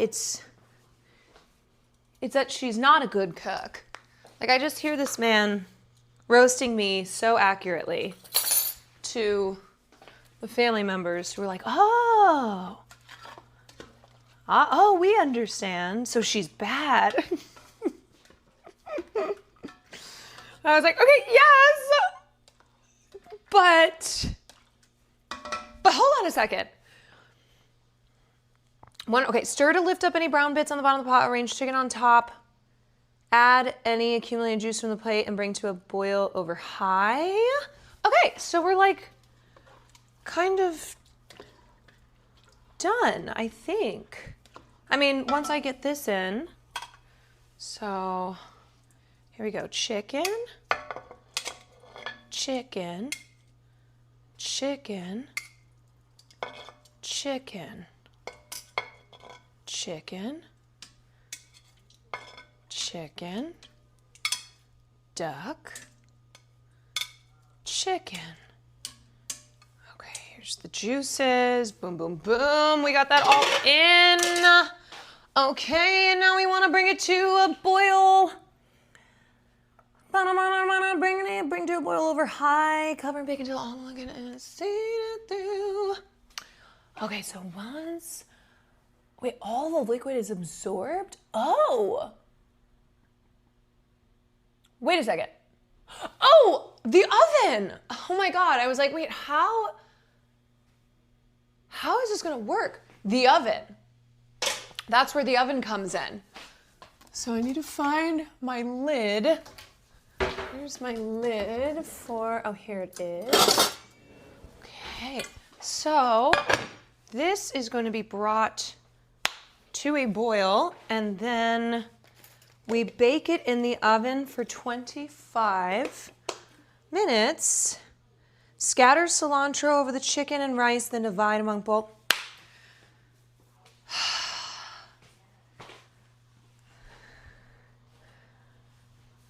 Okay.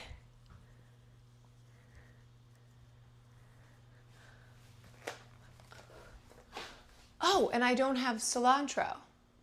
That's right. So I'm not even doing that step because I thought I was going to use my cilantro rice. Wait, is this cilantro? No, that's parsley. Man, you know what? Oh, this is very old parsley. Okay, so we're not doing cilantro, but that was a decision that I made at the time, and now I'm kind of like, maybe I actually did want to get some cilantro, but you make decisions in life and you stick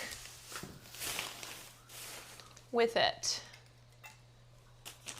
Very old, did you? Yes. Yeah, it's probably should just throw it out instead of put it back in the fridge as you do, you know? Where you're like, oh, this is no good, and then you just put it right back. Okay, we're starting to boil. We're starting to boil.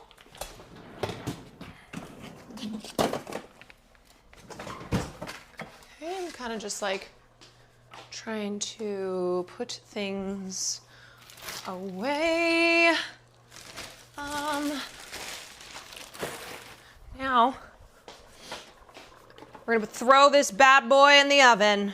It's time. Drum roll, please. Where's my lid? Oh yeah, here we go. Okay, we're gonna cover that. I'm gonna turn that off. I'm gonna open that. Oh! Okay, I need to lower that. Hold on a second. Let's go down. Oh!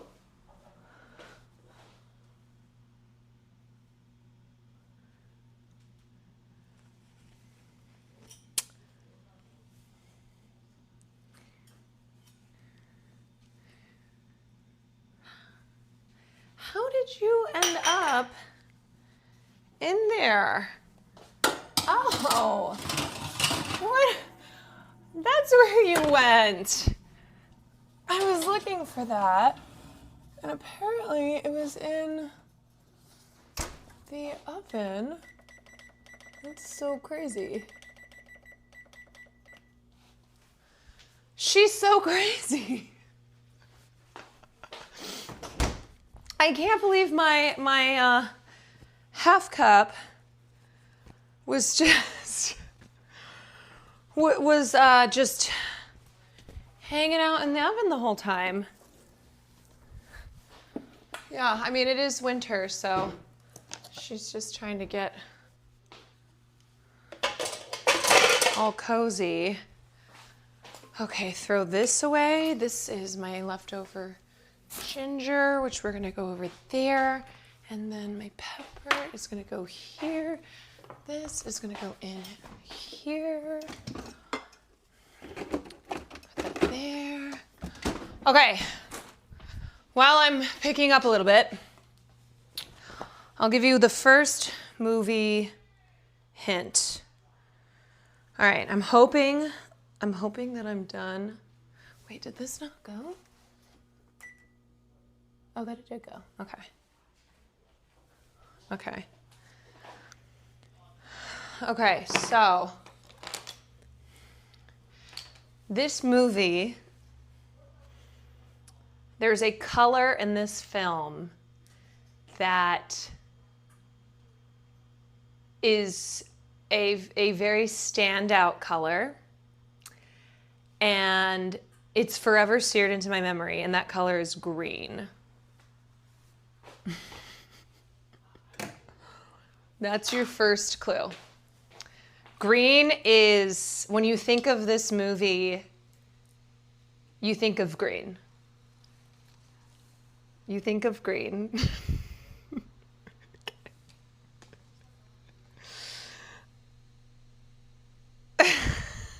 Okay, once you find out, wait, okay, somebody actually guessed it and it's insane.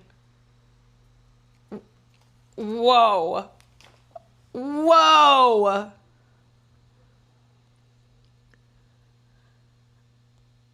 Wait a second. I'm not going to say who.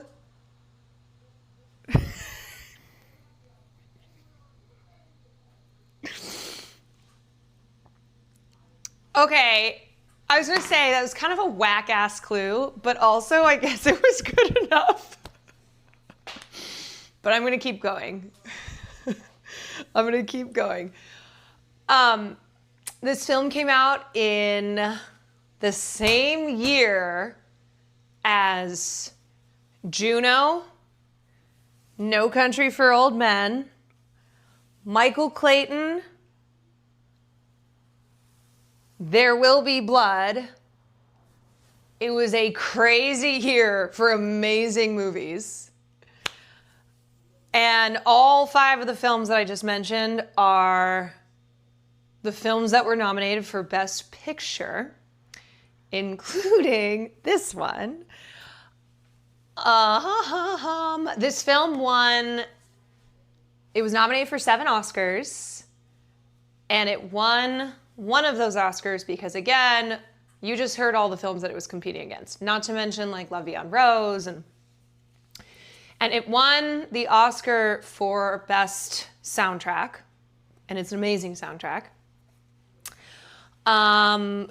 This is a film that is an adaptation of a best-selling novel that came out in 2001. And I read the novel and then I watched the film, and it was like kind of a bit of, even though I was a virgin, it was a bit of a sexual awakening for me in high school. I did remain a virgin for a couple years still after I saw this film. But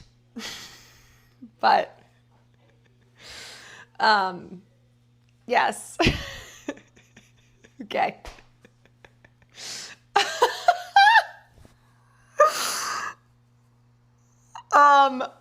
Yes.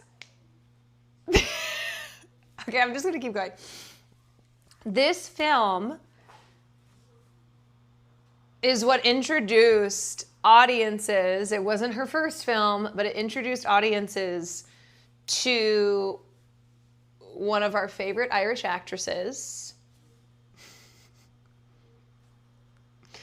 And it was her first Oscar nomination. She was nominated for Best Supporting Actress. And you will hate her.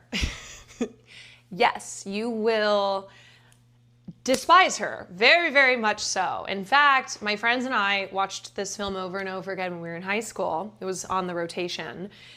And we hated her so much that we would use her character's name in our vernacular. Like we just took the name and would use it as like an insult. It became a part of our speech in high school. Now, to be clear, because we haven't watched the film. We'll talk all about it. But it's a very complicated thing, because when I saw the film when I was younger, pure hatred. When I saw it when I was older and I had growth and understanding, my feelings towards the character did change because of being older and having that, just a more understanding. But when I first saw the film,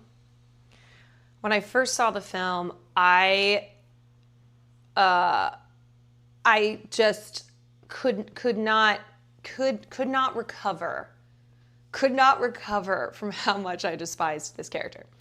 So what I say is you hate her, but then, obviously we'll get into it. Okay. What else do I have for you? Oh, I think this film came out. Okay, so it's directed by Joe Wright. Yeah, Sky, yours was the first that I saw. Yours is the first I saw that based off of the green clue, which I really thought was obscure enough, but I guess not. Joe Wright directed this film. Joe Wright, who's an English director, really known for his period pieces. He did The Darkest Hour. He did Pride and Prejudice, which is one of my faves. He did recently, I think, Cyrano, back in like 2023. He did Anna Karenina. So he's worked a lot with Keira Knightley, who is in the film. I wonder if there's like one person who doesn't know what the film is yet. I just keep giving these clues, or someone's like, okay, This is a word for when you are asking for forgiveness, you blank. When you have done something wrong and you must blank for what you have done, which some of my family members should be doing right now. You Shrek 2. You Shrek 2. Yes, the movie is Atonement. The movie is Atonement. Because I wanted to watch... I wanted to watch Pride and Prejudice. It was not available. But then I saw that Atonement was available, and this came out the year after Atonement, I believe.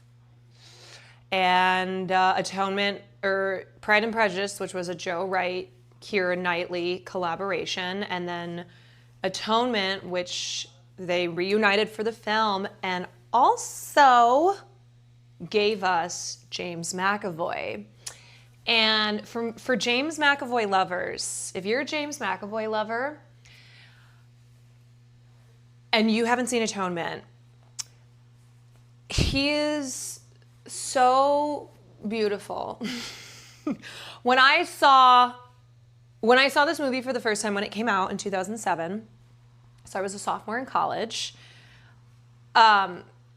I fell so deeply in love with James McAvoy, aka Mr. Tumnus. Wait, when did Narnia come out? Lion, the Witch, and the Wardrobe. Yeah, the Narnia guy. 2005. Yeah, wait. This is... Okay, so it was before Atonement. He'll always be Mr. Tumnus to me, which makes things a bit weird because he's a hottie in Atonement. Yeah, so I think a lot of us, if we saw those films, like you saw Chronicles of Narnia and he plays Mr. Tumnus, and there's no... I don't know, maybe some of you thirsted over Mr. Tumnus. Whatever, like whatever floats your boat, whatever gets you going. But then a few years later is when he was in Atonement, and that, yeah, there's a part of the film that for me as a wee little innocent 15-year-old, when I watched that, I'm like trying to think if I had seen anything really that had made me feel heated in the way that I remember feeling when I saw Atonement for the first time. Yeah, I was sweating. And Becoming Jane was in the same year, yeah. Does this mean you saw Wanted in the theater? I did. I did see Wanted in the theater. Basically, if a movie came out in, like if a big movie came out in the early 2000s and I saw it at that time, I usually saw it in the theater. Actually, when did I see Titanic for the first time? I'm trying to remember. Because that was also like an early awakening where I went,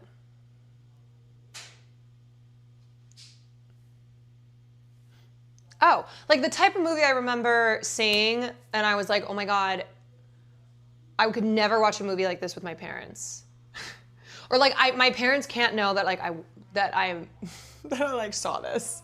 Not my parents, my mom.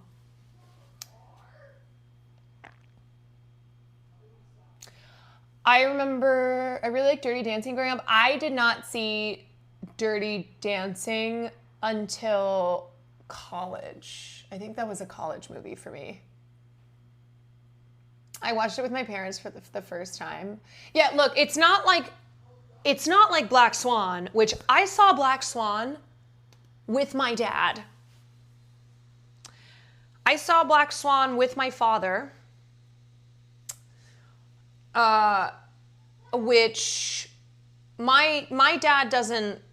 It's not that my dad is an awkward person the way my mom would be like, oh my gosh, oh, like with the sex stuff, where she'd be like, oh. My dad is like, it just isn't phased at all. But I remember dying. I saw This Is the End with my parents. Oh boy.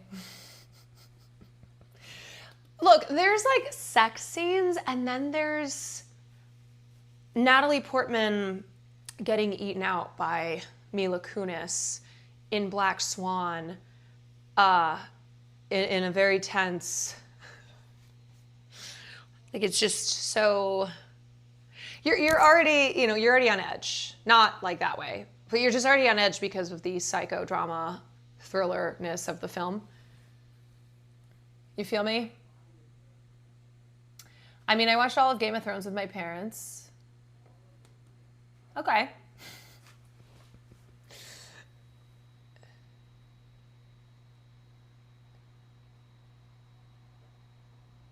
You watched 8 Mile with your parents? Damn. I really, a lot of my movie watching, like early getting into film was on my own or with friends.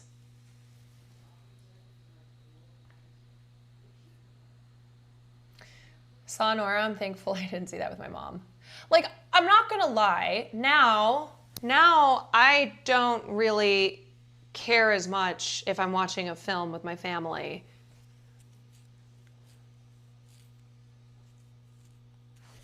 And there's a sex scene, not in the way that I would care when I was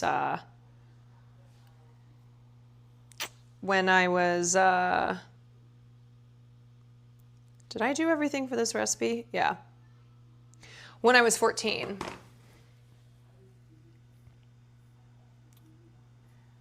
Not 8 Mile, 8mm. Oh, sorry. I need my glasses. Wait, what? I saw Black Swan, but I can't remember any sex scene, let alone a lesbian eating out scene. Wait, really? You don't remember that scene?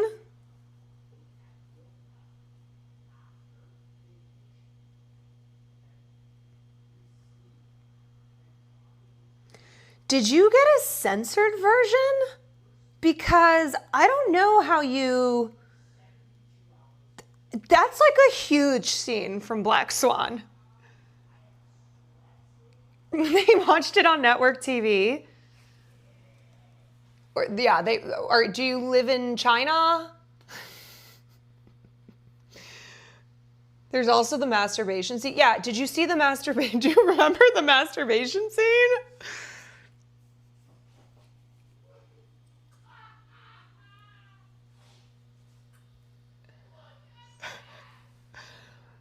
The network TV version is only 45 minutes long. Yeah.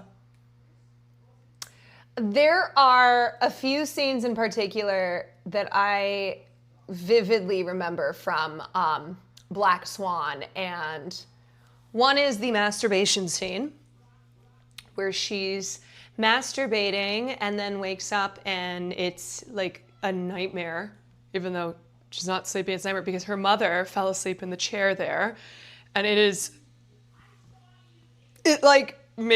that scene just makes you feel sick in your stomach.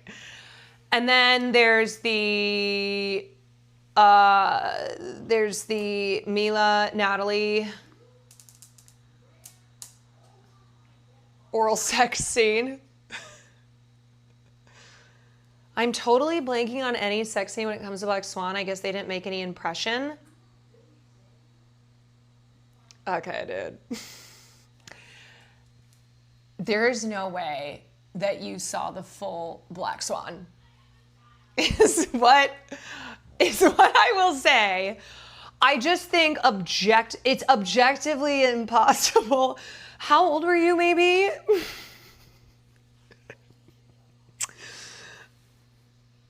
Like, it doesn't matter to me what your sexual orientation is. To me, I'm like, those scenes leave an impression. It's such a vital part of the film too. That's really funny. That's really, really funny. All right, well, if you ever go back and rewatch Black Swan, you'll know exactly what we're talking about.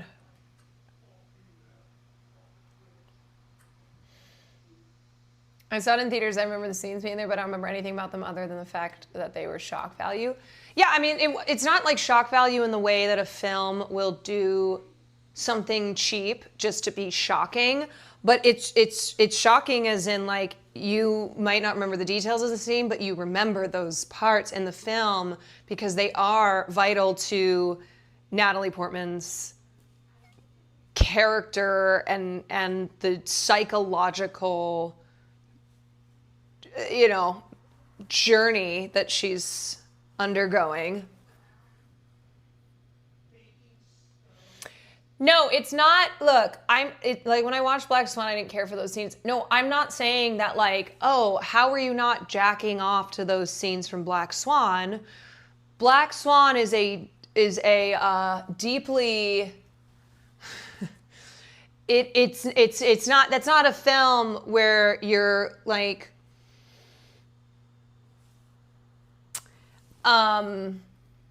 Having a good time. I guess I would say. I don't know. Maybe that is your says you.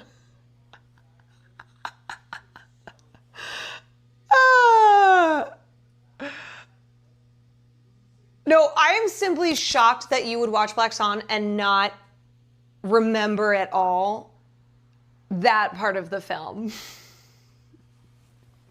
You underestimate. I can't. I know I can't win it. I had a good time watching Saltburn. Saltburn to me, though, is it's still different vibes from Black Swan.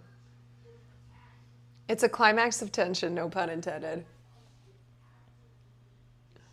Oh, that's really funny. Okay, 4 minutes left. 4 minutes to go.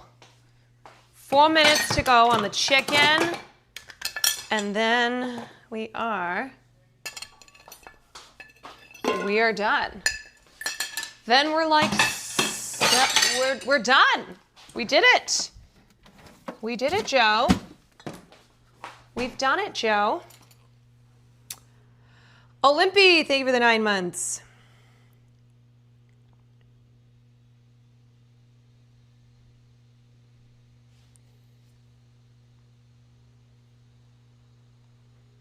Oh, wait, Ronald wasn't here. Ronald wasn't here the day that Will came into my stream, and he goes, oh my God, I finally got Jacob Elordi's cum, and I went, what? Because he had ordered one of these special Saltburn vinyls that has Jacob Elordi's cum. But yeah, he just casually comes in. He's like, oh, I finally got it. I finally received Jacob Elordi's cum. Yeah. No, I know. Your reaction is how I felt. Can we talk about Jacob Elordi's beard? Okay, I was thinking about talking about that on the podcast tomorrow. That was one of my topics that I sent in our Discord, but we can talk about it, and I'll just talk about it more with Sam.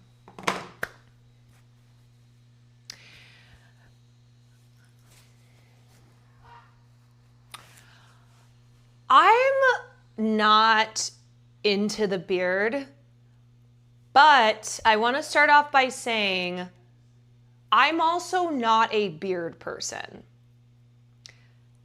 If I pick a version of Will that I think is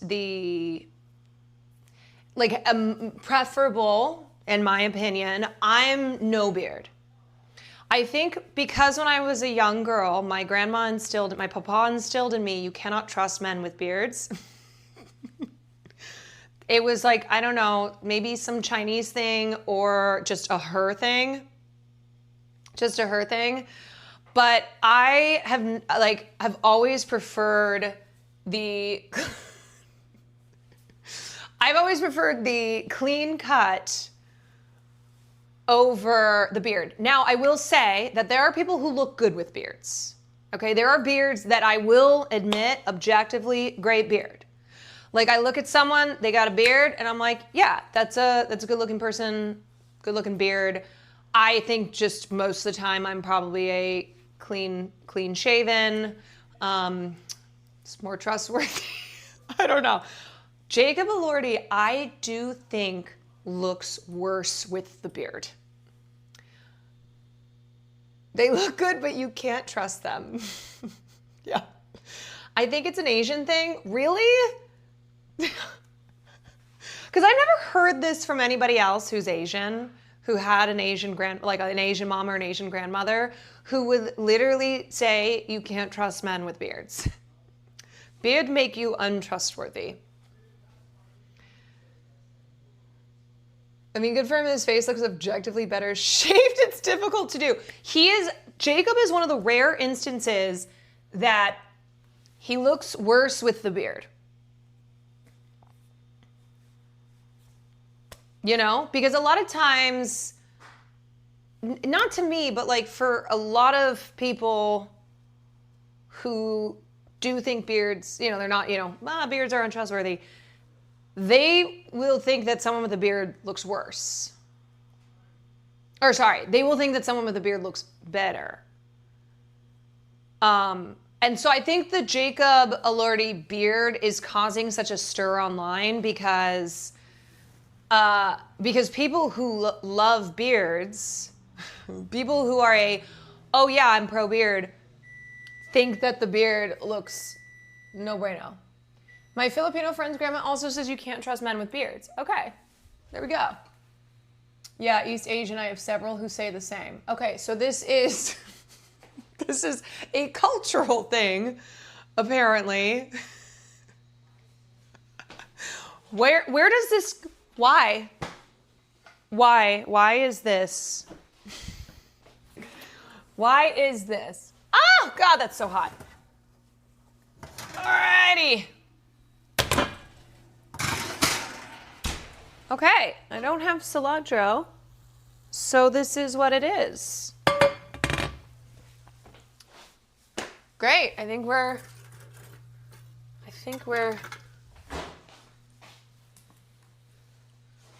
done. Okay. Yeah, all the liquid is all gone. Maybe because outsiders have beards? I have no idea.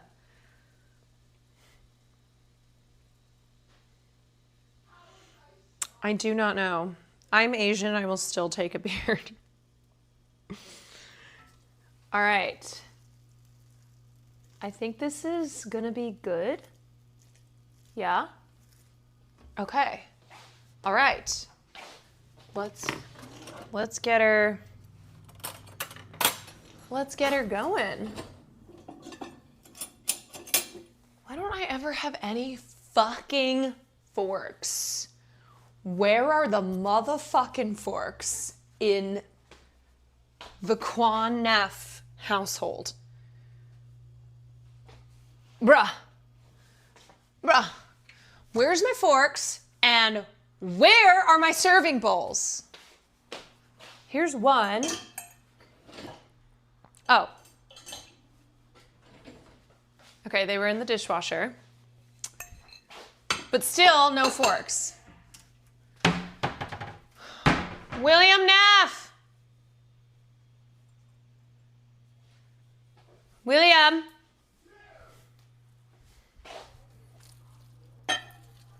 William!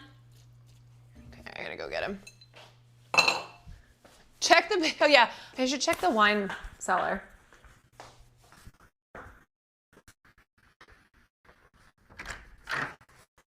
Yes?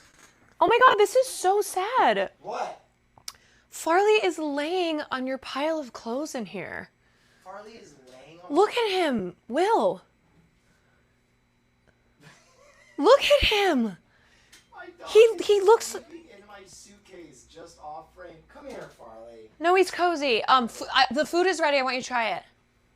Okay, ladies and gentlemen, you need to go over to Caroline's stream for the next minute because I'm going to go try the food she just made, and then I'll be right back. Wait, you have to take a photo of this. Do you have your phone? Yes, I have my phone. I've never seen, why is he doing this? Cozy. I literally came in and he was just laying. How's the food? I don't know. Let me hit that before we go in. I don't know how it is. All right, so what'd you make? Okay, so this is the New York Times sticky why are you already making a face? Why? What? New York Times? Liberal news media?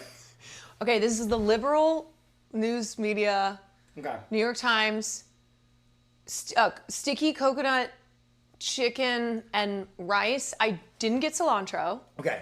It's also not sticky rice. It smells very good. Okay. Good. It doesn't look.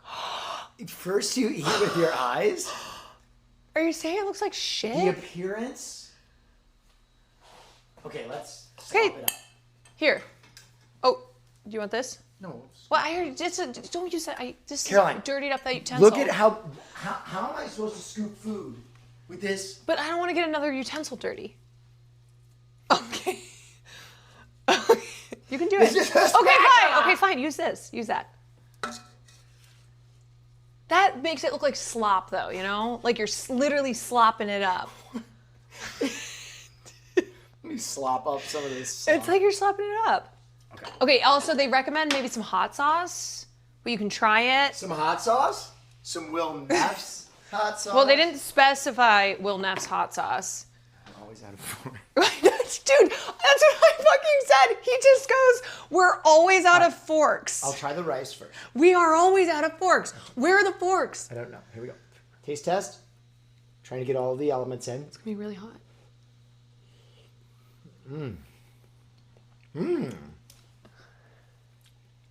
Very good. Let me try the chicken. Okay, I didn't roast the cashews, and there's no cilantro, and it's not the right kind of rice, but it's good, isn't it? Very good. Do you think it needs hot sauce? I might put a little bit on. Okay. How's salt? Good. This is good. Let me try with a little hot sauce.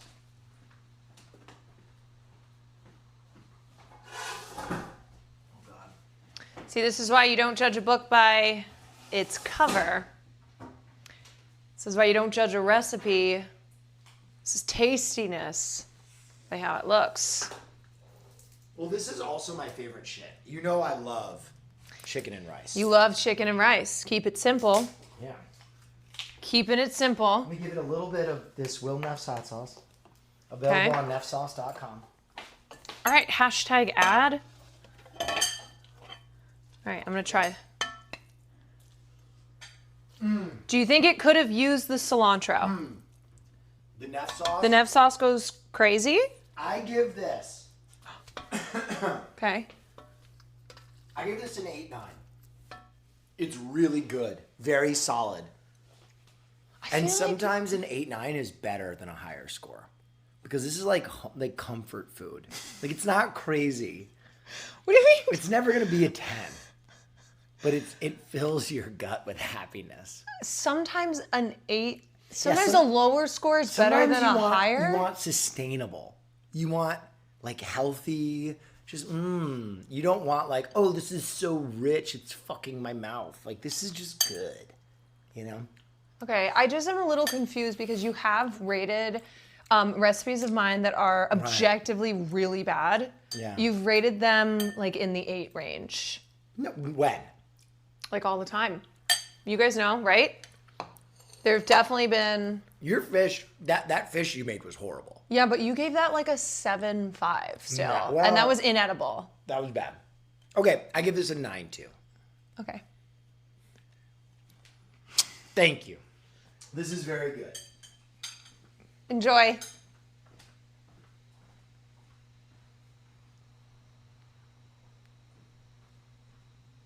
Okay. No. We did.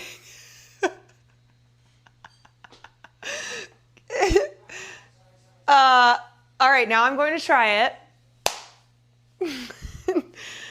But I'm like, how much is the sauce? You know, okay, I'm going to try this now without the sauce.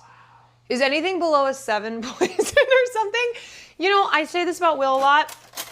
He is very. He I think is easier to make happy with food than I am. Look at you filibustering for a higher score. Yes, thank you very much. All right, so here's the rice. I'm gonna take a bite of the rice first. As a man, for reference, a 7 is I'm a man, I'll eat it. I don't have to do anything. I don't have to do anything to, if I don't have to do anything to make it. Okay. So like, even if it gives you really bad diarrhea, you're like, I didn't have to make it. Yeah, that was very Cher Horowitz of me. I did just rewatch Clueless for our Patreon. All right.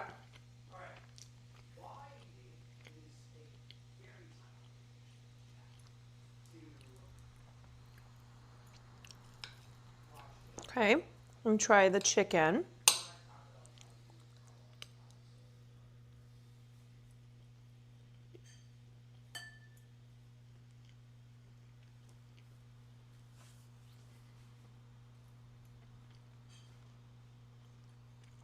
I feel like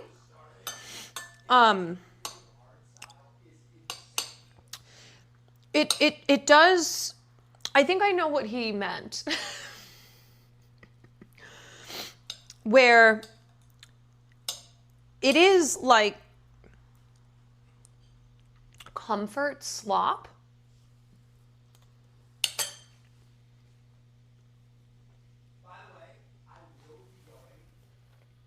What?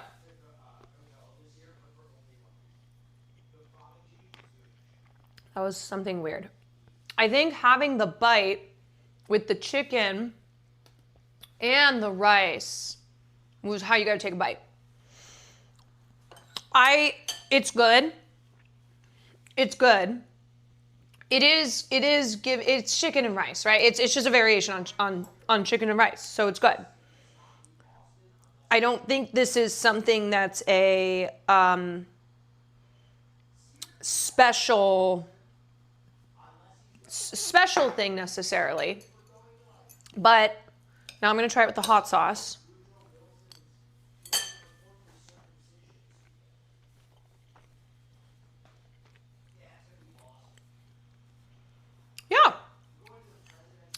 works. Is anything undercooked or overcooked? I don't think so. I do not think so. I think I would like to try this recipe using actual short grain rice. What is my rating for it? Yeah, I think the spices, it just needed like a kick. Need a little kick. They did say use hot sauce though.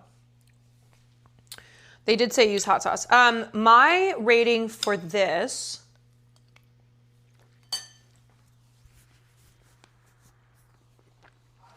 I'm gonna give this I'm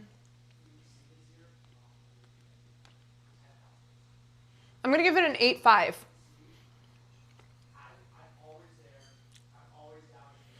Three, maybe? I think with the sauce, it's an 8.5. I think without the sauce, it's like, I think it's like a 7.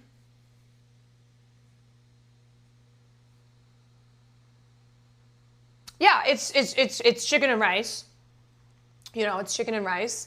And then with the sauce, I would put it at like an 8.5, 3. Yeah.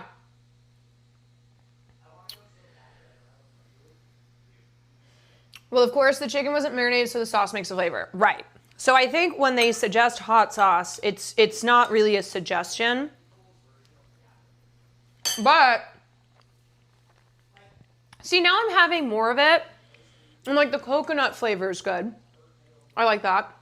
What type of hot sauce is this? This is it's like a garlic habanero hot sauce. It's really good. Like it tastes great with this recipe. Yeah.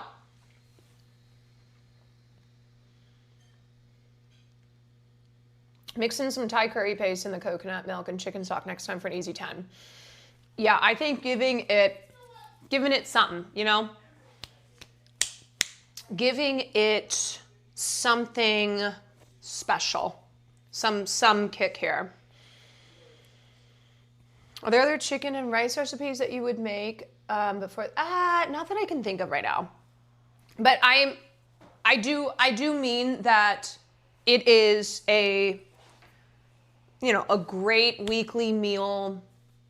You just want something hearty and good and a variation on chicken and rice. And this is good. It's not special. It's not something where you're like, ooh, I'm going to make a special recipe. I got someone coming over or whatever. But that's fine. Like not every recipe is that. I wonder if it was a white people revision to not include the heat. I don't know, but I am always a heat over no heat. Just something to give it a little more flavor, you know? But it's not something where like this has no flavor, so you have to dump hot sauce all over it. I just think it gives it, gives that little extra.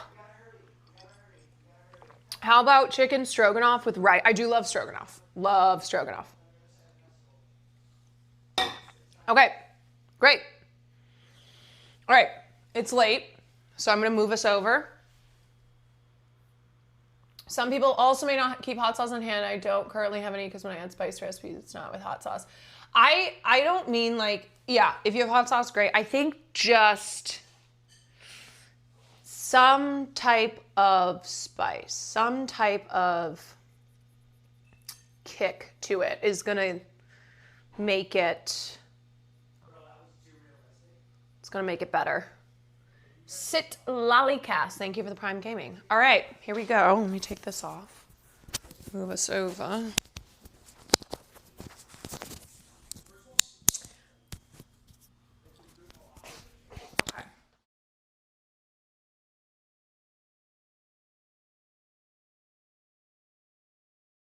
Okay. Alrighty, we're so back. Lightspeed, thank you for the 23 months. Olympi, thank you for the 9 months. Basilisk, thank you for the 3 months. Nalista Hero, thank you for the 4 months. Spudding, thank you for the 15 months. Deanie, thank you for the bits. Wampers, thank you for the bits. Thank you for the bits.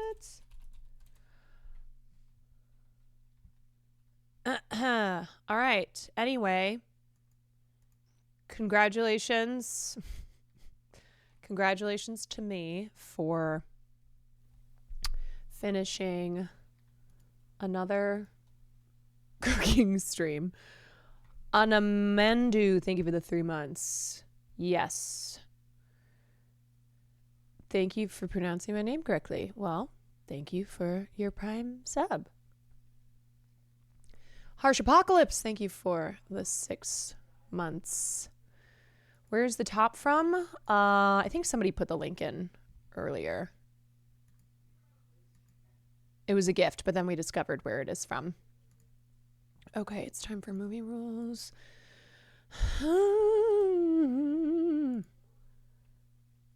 Oh, this is a banger playlist. Yeah, let's go. Let's go, dude. Let's go, dude.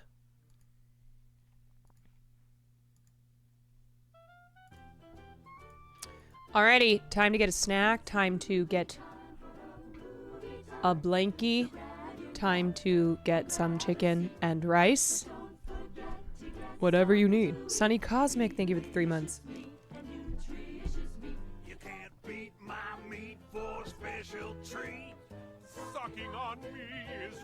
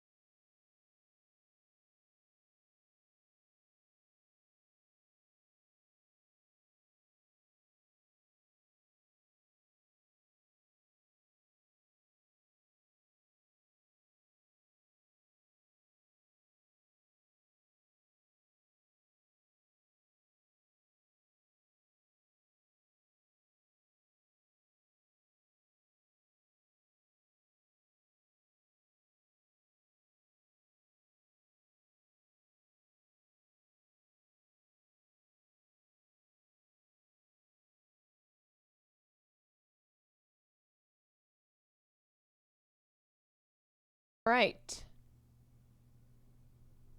Alrighty. Alrighty-o. Just getting this already. The captions for the film are very fucked up, so I can't use them, and I'm sorry because they speak British. So I am sorry about that. But if you missed it earlier, we are, for film class tonight, doing 2007's Atonement, directed by Joe Wright, who had just done Pride and Prejudice with Keira Knightley, who's also in this film. And this film received 7 Oscar nominations. British, thank you for the trigger warning. You're welcome. This film received 7 Oscar nominations and won the Oscar for Best Music for the soundtrack of Atonement. It was nominated for Best Picture alongside a Giga Chad lineup, which included Juno, Michael Clayton, No Country for Old Men, and There Will Be Blood. And this was when they were still doing 5 nominations only for Best Picture, and then 2 years later they changed it to 10. So this is the second to last year that there were only 5 Best Picture nominations.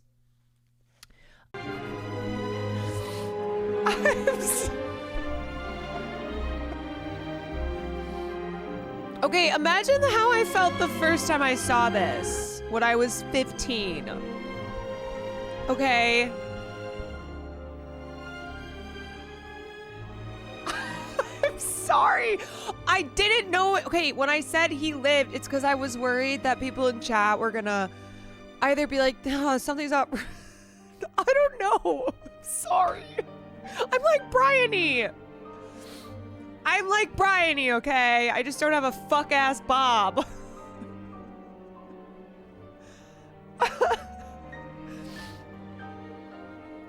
Oh my god. I could just listen to this soundtrack forever.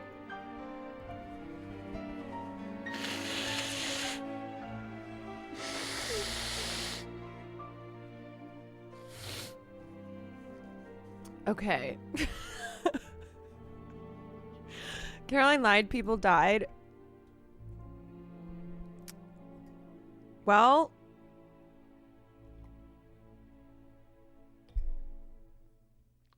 a lot of 2007 movies leave you with despair. Atonement, No Country, There Will Be Blood. Yeah, 2007 was a year that just, like, it just fucked you up. If you were watching movies in 2007, what a year, man. What a year. Anyway, okay, put a 1 in chat if that was your first time watching Atonement, aka I feel fucking sick.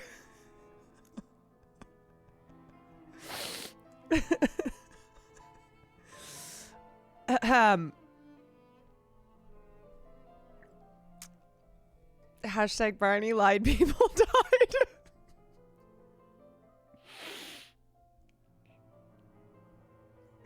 I know. Okay.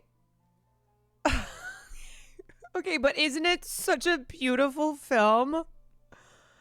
Like, I know you might feel fucked up, and I know that it's so depressing, but what a gorgeous film. And you can see 1000% how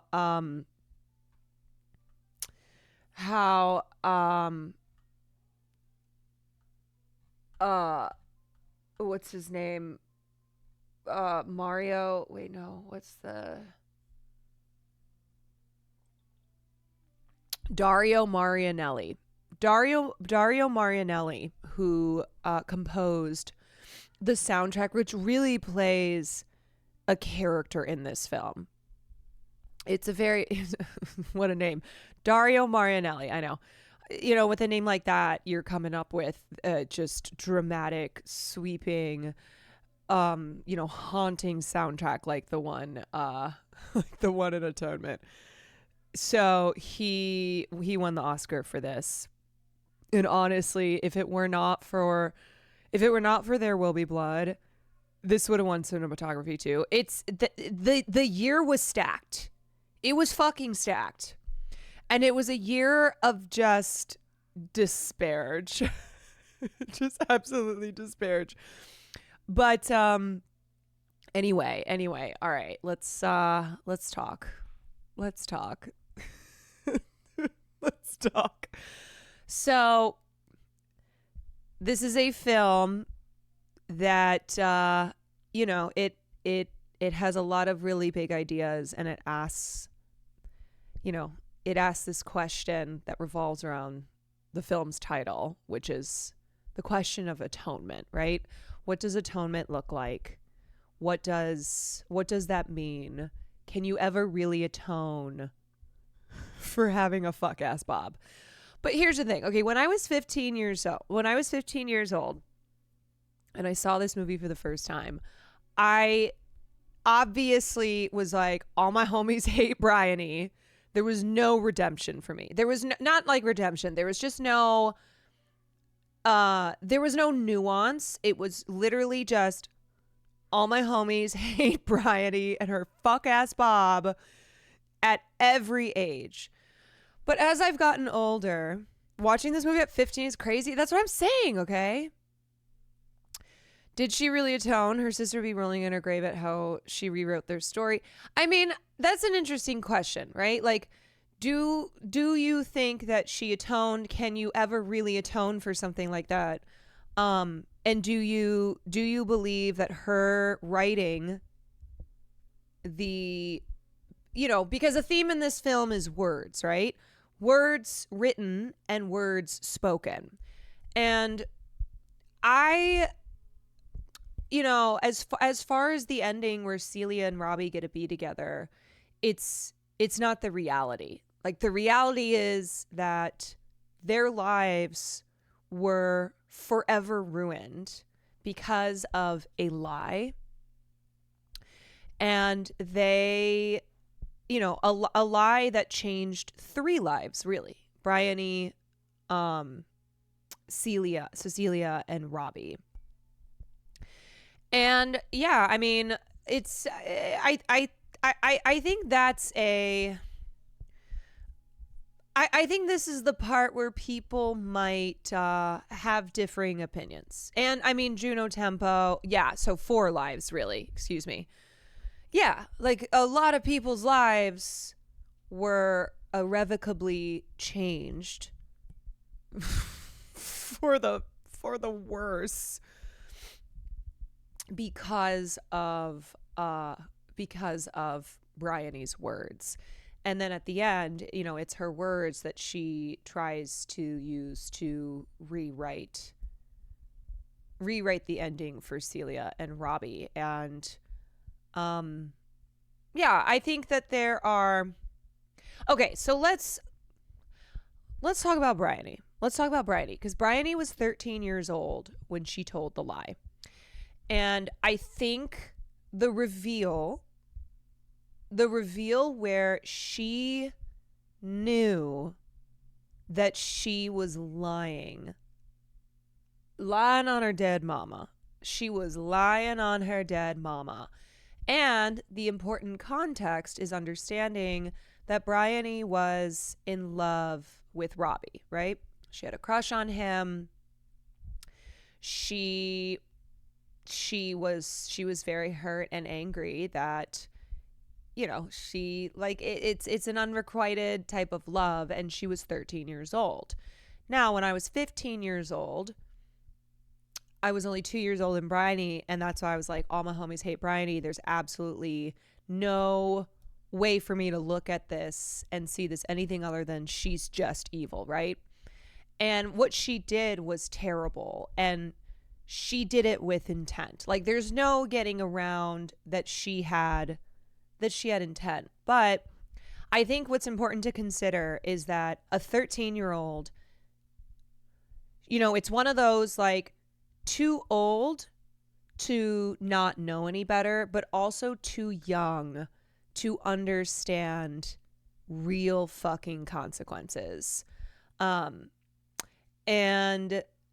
what I believe is that Bryony, as a 13-year-old, knew that what she was doing was telling a lie.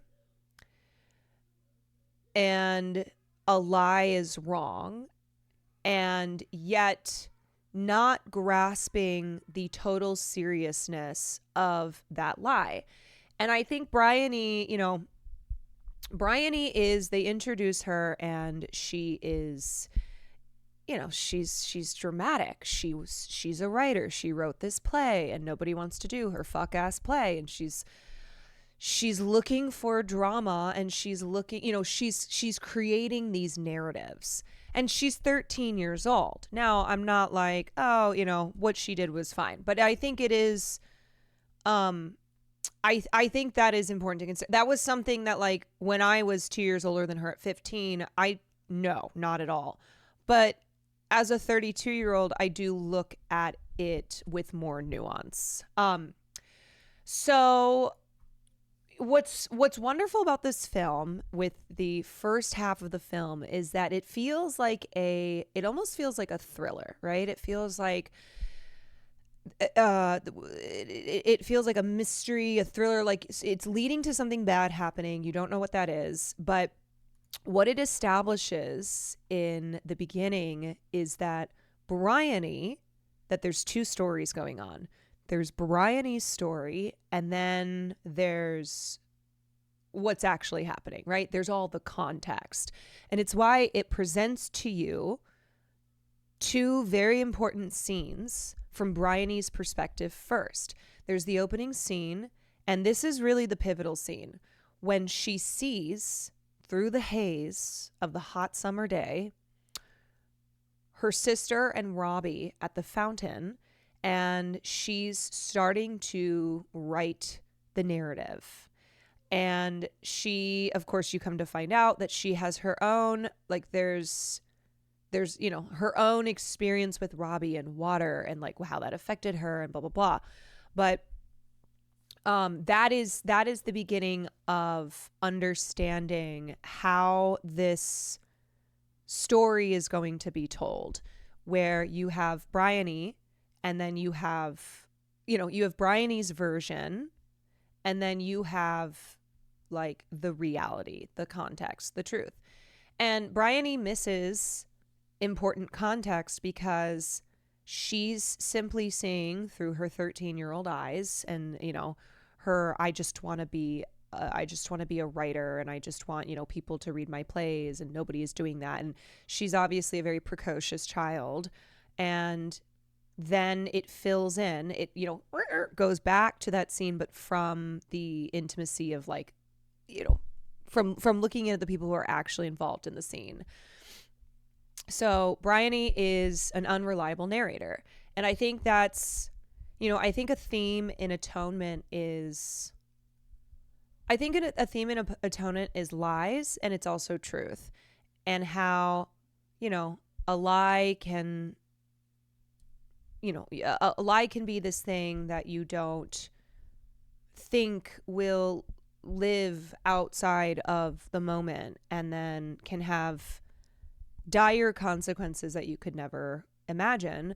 And then there's also, the truth, and how often we see what we want to see, and when we are missing really important context, that we fill in the blanks the way that we want to. It's a very meta ending in a way, because the book and movie is fiction in and of itself. Yeah, so again, this is a film adaptation of the 2001 book Atonement. I read Atonement, and there's, they obviously had to condense it for the film, but two things I remember is, one, the Dunkirk part of the film is much more detailed in the book, and it's incredibly it's even more harrowing and just horrifying.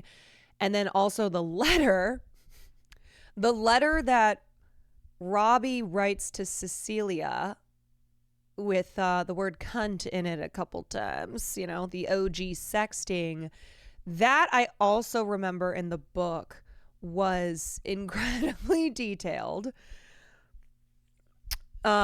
The adults are under to blame. They took her side so far. Yeah, and then I think what you need to understand too is that Robbie, in that fabricated scene, in that imagined scene where she finally has the confrontation, with Robbie and Cecilia. And he mentions the fact that you always looked down on me. Like, of course you would believe that I would create, or that I would commit this really monstrous crime because of where I come from, because I'm poor, because I'm, blame the poor's type of, because I'm lower class. And you've just always, like, the cards were stacked against me. And so I think, like, those are things that, like, you think about when you rewatch the movie where, yeah, Bryony told a fucking lie and it was real bad, and she and her fuck ass Bob knew she was lying. But it's also the class differences. It's the fact that he was arrested because people were so quick to believe that the help, right, the child of the help, this working class poor boy, was a criminal, was a sex pervert, rapist, right? Like, whatever words they would come up with. And the fact that his choice too was, you stay in prison or we send you to war, right? And as we know, war is a tool that is wielded against the against the working class, against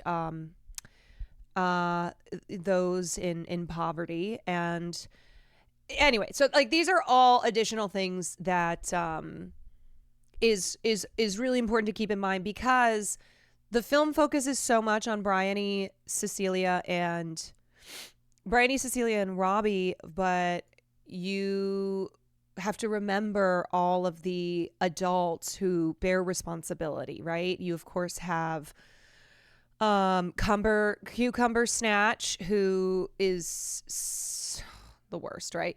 You have him, and he raped a 15-year-old child. So there is, like, we talk about Atonement, but the only character who we focus on when it comes to Atonement in this film is the character of Bryony, because of the lie that she told. And then you have the parents, the adults who were just so willing to believe, without any real evidence, that this boy who they had known for a long time, he grew up, Cecilia and he knew each other from when they were children, that he was, of course he was a criminal, and they would just happily throw him away like that. But Cucumber Snatch got away with it and ends up marrying her. Yeah, that's a really hard part of the film, right? Because there's no atonement there. There's no justice. There's no justice that is there.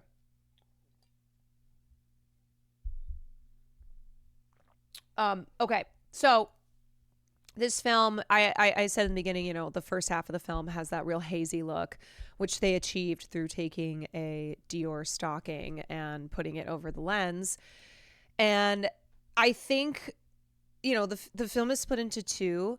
I love the whole film, but in particular, I love the first half and the way that it weaves, and how it tells the story. And also because of Keira Knightley and James McAvoy. And can we just talk about chemistry for a second? Can we just talk about those two, and how really such few words are exchanged? And it is the epitome of show, don't tell, where it's in all the details. It's in the stolen glances. It's in the close-up shots, right? It's in the, just in their performances, where, whew, my God, holy shit, right? And that is one of my, like, when I think of, okay, best examples of chemistry in films, that because there's no nudity, right? And it has, it has super hot moments, but it's also from the get-go, the energy between the two of them is so stunning and visceral and just, makes you suck your breath in. You can tell something's been building between, right.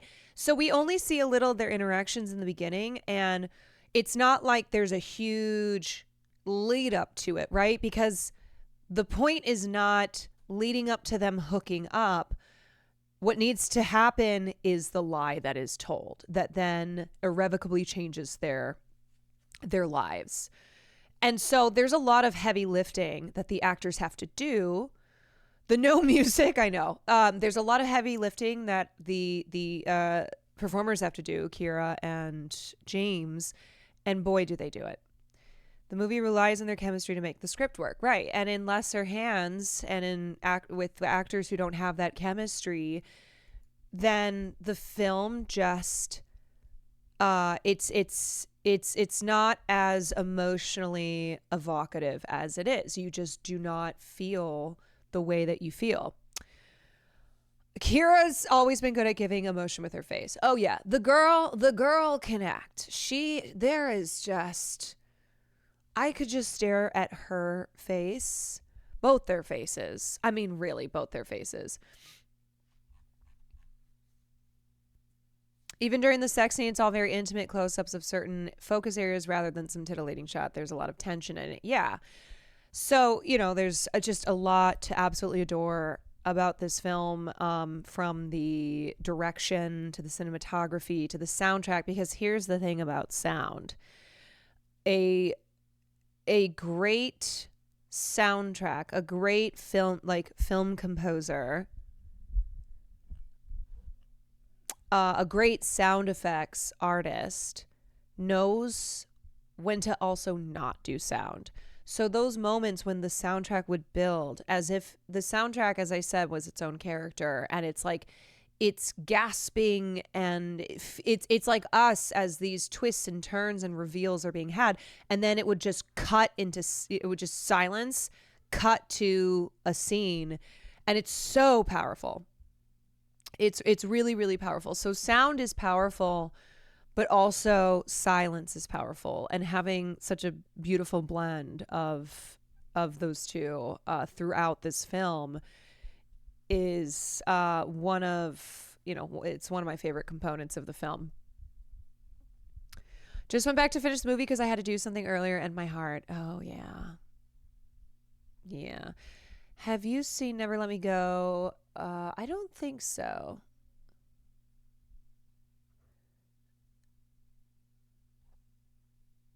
It's her rich person jaw. It's her rich person jaw.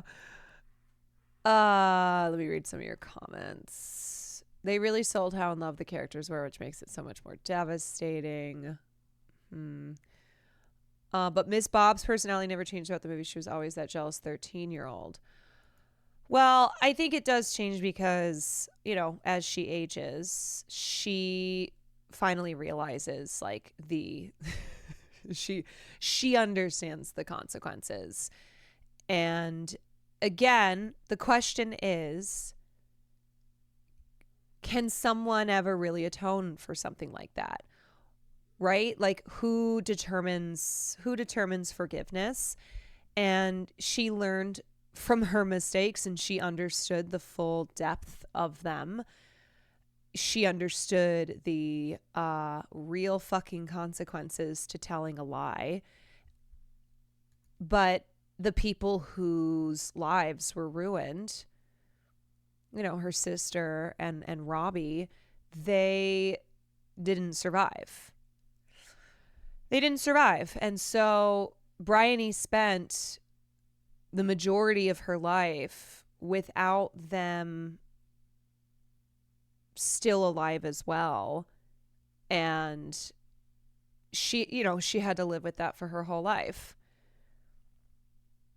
My younger sister was like Bryony when she was younger, but she's matured, thankfully. Yeah, I one time had a kid tell their parent that I had hit them when I was babysitting.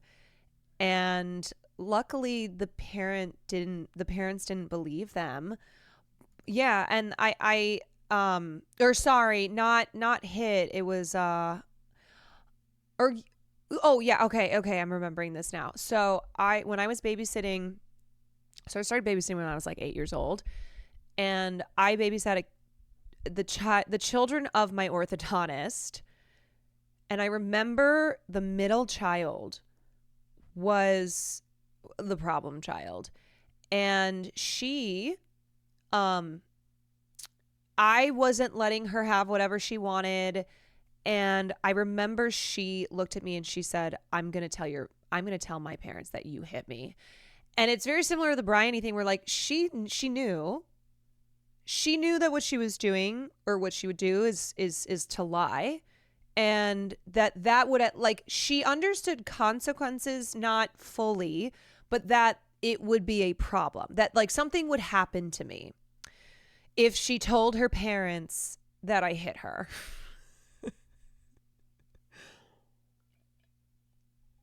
You two babysat at an insanely young age. Why did they let us do that? Different times. But I remember like the fear that I felt in that moment where I went, oh my God, if she, if her parents believe her, this is going to ruin my life. They understand there's punishment, but not the consequences. Mm-hmm. Yeah.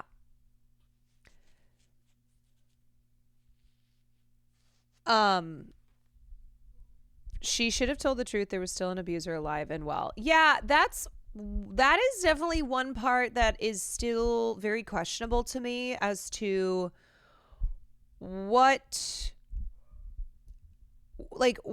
happened with Cucumber Snatch, the rapist, and Juno Temple, Lola, who he married, where, yeah, that's another thing where ostensibly Bryony doesn't tell the truth of what happened until she writes Atonement.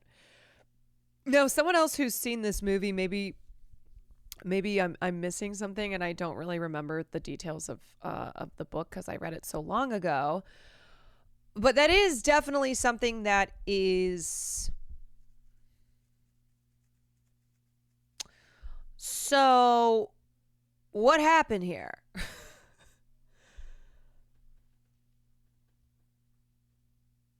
She wrote 20 books, had lived a comfortable life before atoning herself with the book. Like, I don't care about her guilt, TBH. Once was 2007 as well. God, oh my God. Oh my God, what a year. What a year. She can't tell the truth because it will be a crying wolf situation.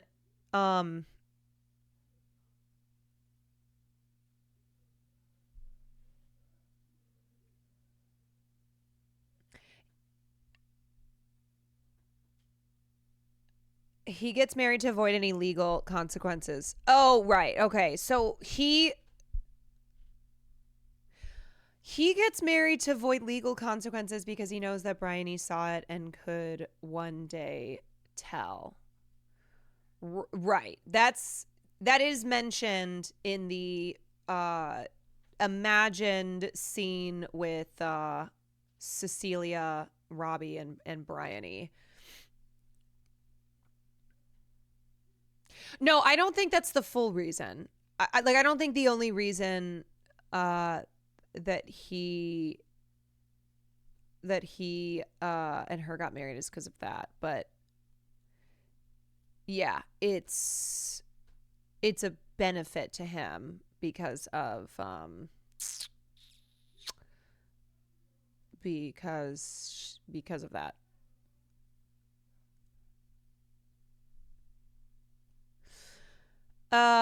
Yeah, I mean, I think what's hard is that by the time she, realized the consequences, or so she says, Lola gets married to her rapist. Because I think the way that the time, because there's the timeline and then there's the timeline plus Bryony's fabrications.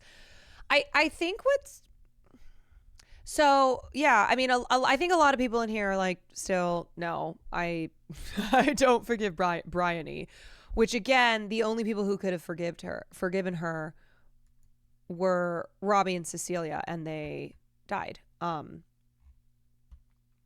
then of course there's the Lola component where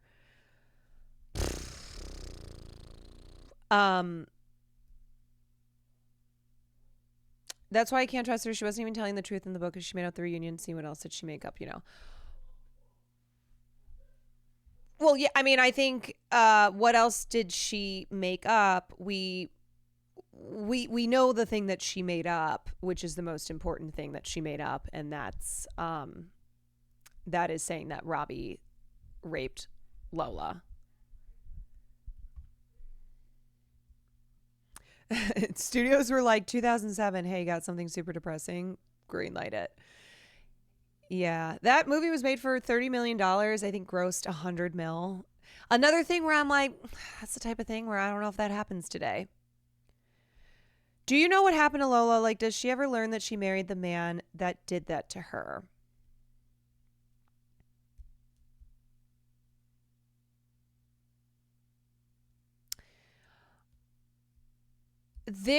I think the wedding scene where she glances at Bryony is supposed to indicate that she knew. And I think it speaks to how people who have been abused, especially because she was 14 or 15 years old and was then clearly groomed and whatnot. Yes, but was that a real event or Bryony's book? No, I think that did happen. What didn't happen then was when she went to Cecilia's house. The wedding happened, and I think Bryony was at the wedding, or at least like the look between Lola as she passes Bryony is I think supposed to indicate that Lola knew that he was the one who had raped her.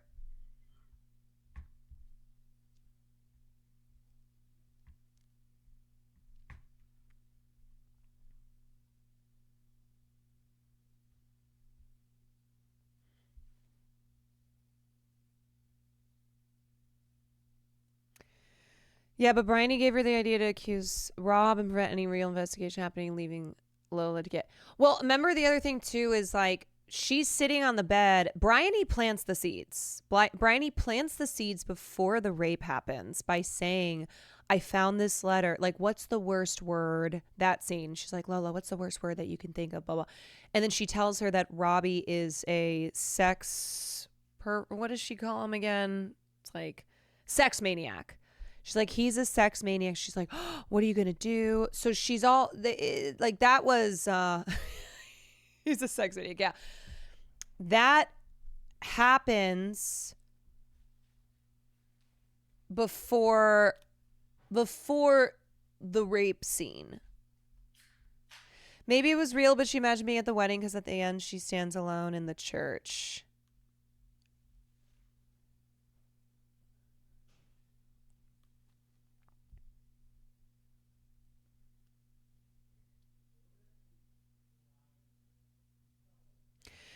I don't think she knew at the time of her assault because she asked Bryony if she saw her attacker, but probably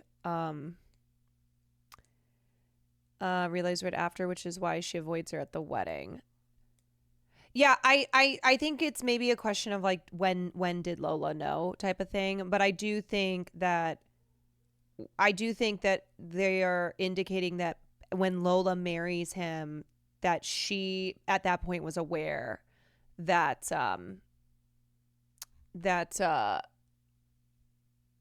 he had been the one to rape her. But again, this is where like grooming and all that sick shit comes in, where she might not even, like, she might be looking at it not as this terrible thing that he had done to her, you know? Anyway. Okay, wait. I want to talk about, is the scene when Robbie walks into a yard full of dead schoolgirls based on a true event? I don't know. Because obviously Dunkirk was a true event. The characters in Atonement are fictional. I don't I want to say yes. But no, he wasn't hallucinating at that point because the septicemia, the blood poisoning hadn't happened then. Okay, so something I have to say for Bryony, and I'm not trying to be like number one Bryony defender, but this is also an important part and that I don't think I've mentioned. Bryony does believe that Robbie hurt Cecilia. When she walks in to the library. So again, okay, yes, this is, I meant to explain this when I mentioned the scene where the one of the first scenes where she sees them by the water, okay? Where she sees them by the water.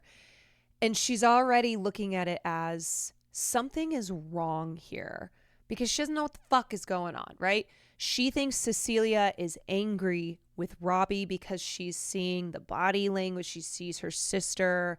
Like, she's furious. And also she remembers being hurt by Robbie in her own water scene, even though that was like something totally different.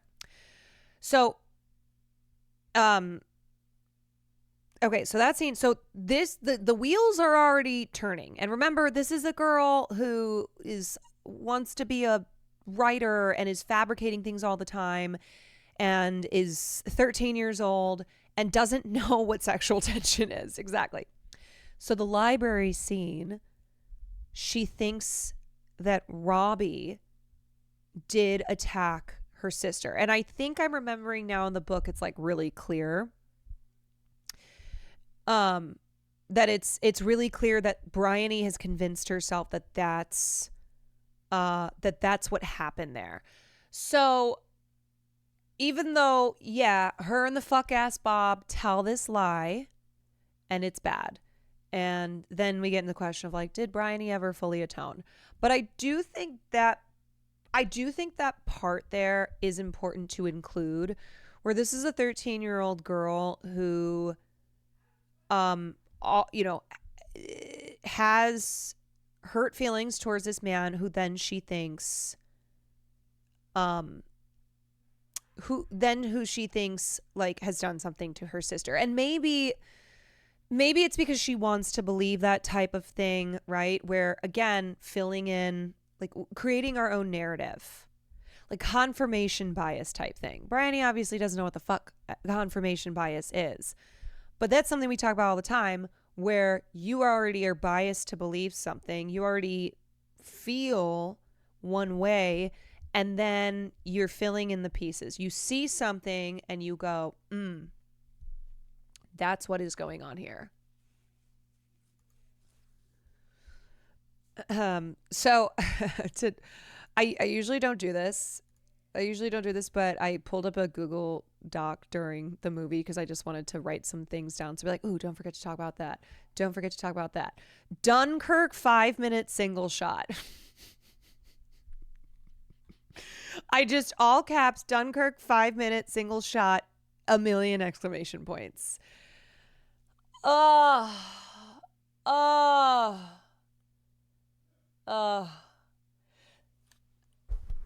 This film is just so fucking beautiful. It is the sweeping cinematography, the building score, the choreography of that scene. And then, okay, here's what I wanted to do. I wanted to pull up this Reddit thing. Hold on. Okay. So I think I think this is from an AM. No, what did I just do?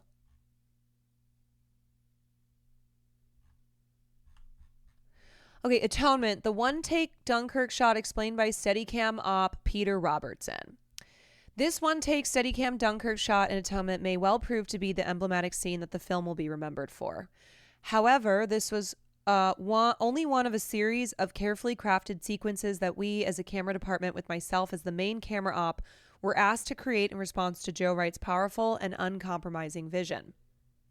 I'm going to move myself back down here. Hold on. Magic Boost, thank you for the bits. Amari Q, thank you for the tier 1. Sabby, thank you for the 4 months. Frisinelli, thank you for the prime. Nevertheless, this was certainly the toughest shot to achieve, physically and logistically, coming in the last week of a long shoot and at the end of the day when we rehearsed many times with and without camera. The concentration levels needed to remember every beat, twist, and turn of the shot, where to follow the actor's movements, when to remember a step or obstacle while holding the shot composition compounded the physical demands of carrying a heavy camera. Like, can we just have a moment? Can we hold space?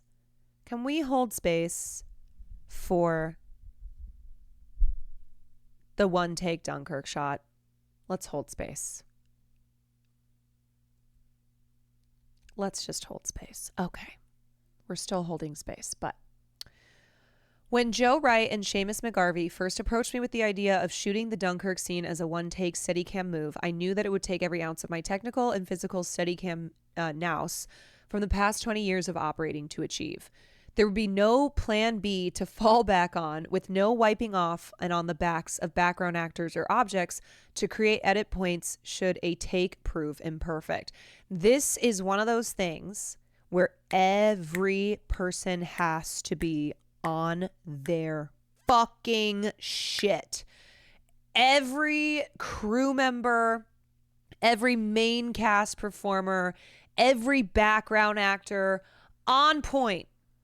On fucking point, because you don't want to be the one person who screws up the take, right? It is choreographed down to every look, move, everything. Absolutely everything.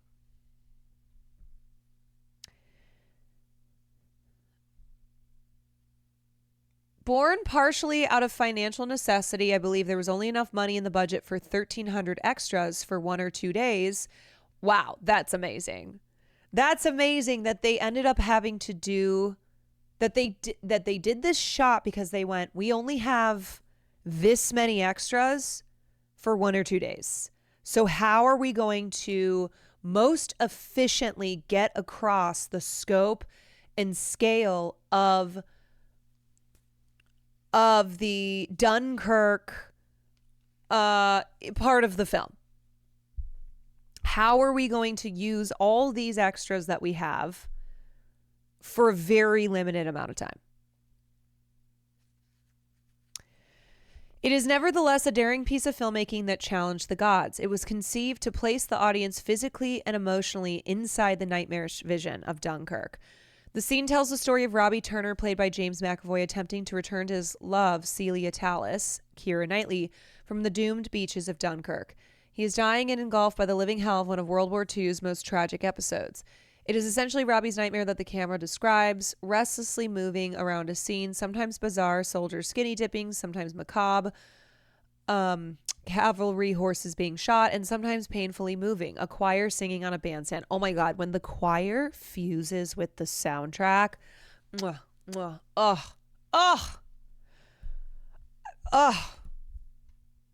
The uninterrupted flow of images drift in front of our eyes like a hallucination from a Bosch painting, or in the case of the dying horses, like the contorted images from Picasso's Guernica. The shot, unedited, has the power of a real nightmare with its bizarre associations.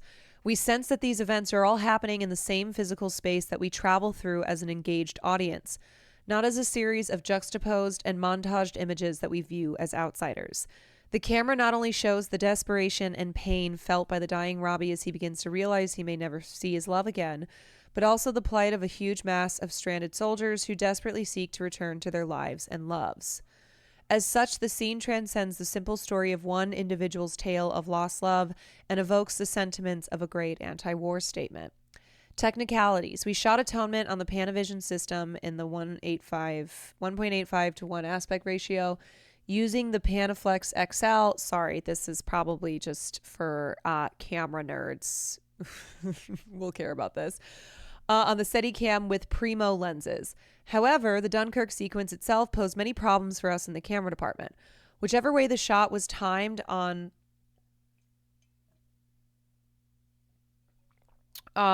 recess or Rex.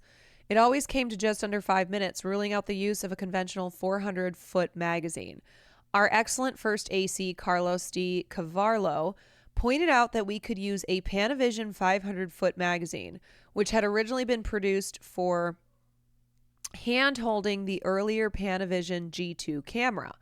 Whilst heavier than a modern lightweight 400-foot magazine, it was still preferable to a 1,000-foot magazine. Maybe we can have some reconnaissance. Okay. Maybe a camera nerd in here can translate for the class. Whilst heavier than a modern lightweight was still preferable to a 1,000-foot magazine, which is inconceivable on a shot like this. The extra 100 feet gave us the time length that we needed for the shot. Framing and composition posed a few problems too. The shot demanded a wider framing for the architecture of the set at certain times and a closer framing on faces that would loom into the lens at others. Again, we ignored convention and opted for the Panavision 17.5 34mm short zoom, which by remoting its function gave Seamus the option to zoom in shot. This lens gave us the optical range to see the set in all its glory without distorting the faces too much at close quarters. Seamus and I choreographed these zooms at moments in the shot when the natural movement of the Steadicam disguised them to the viewer's eye. Okay, so you don't have to know what all that is. I don't know what all that is, but what I think this really shows you is how unbelievably mapped out every moment was. From them having to know, okay, so we need these wide frame shots that show all this shit happening, but then we need these close-ups to happen too, and we don't want to we don't want to distort the faces. Because it's all one take. So it's like, how do we do this smoothly and seamlessly? It's like a dance, really. And so it's really the technical prowess of knowing knowing how to zoom at the correct moment to get what they need. Right. Like all of this was very mapped out. Speaking of cameras, did you plug the Throne wish list? Oh, that's a great reminder. I plugged it at the beginning of the stream. But yes, I think my camera is still needing some cash money because Sam's was bought immediately. And I don't know what that means. I guess maybe my face is too powerful. My face is too powerful for a camera. IAC, and a lot of people don't realize it's arguably the hardest job in the camera department, maybe the entire set. For sure. And as somebody who was always on like the talent side of filmmaking, I love reading stuff like this because I have such an appreciation for every element of filmmaking, even though I don't understand it all. But I think for a film like Atonement, that is a film that so many of those of filmmaking elements really fucking soar. And I really think that you can see how, you can see the importance of the cinematography, of the technical aspects of that 5-minute Dunkirk shot, everything that went into it, the performances, the soundtrack, the direction under Joe Wright, the decisions that they made, like to put the Dior stocking as a filter to like really convey the haze and the dreaminess of the first half of the film.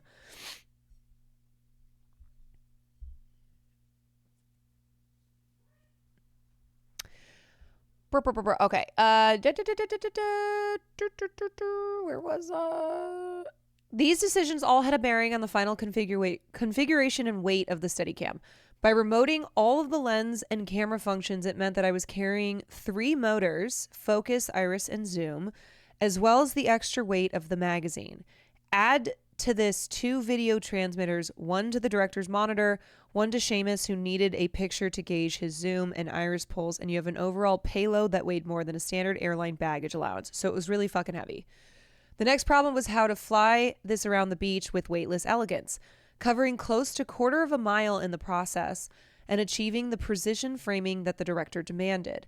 It was not possible without because basically the director goes, here's my vision.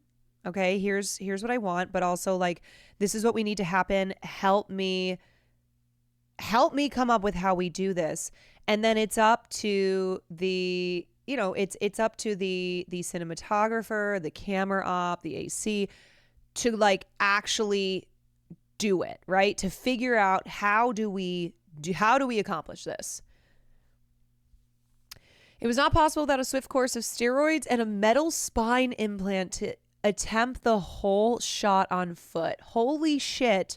He had to take steroids and have a metal spine implant so that they could shoot it on foot. It was obvious that at certain times I would have to ride on a vehicle to cover the ground at speed and keep up with the action. I chose to ride a mule provided by Bicker's Action Vehicles. This is a small, open-backed vehicle with a rear-facing platform, much like a golf cart. A low step was rigged so that I could slide off the back when I needed to continue the shot on foot. I used this for the first part of the shot when the 3 main characters are striding along the beach past the horses being shot.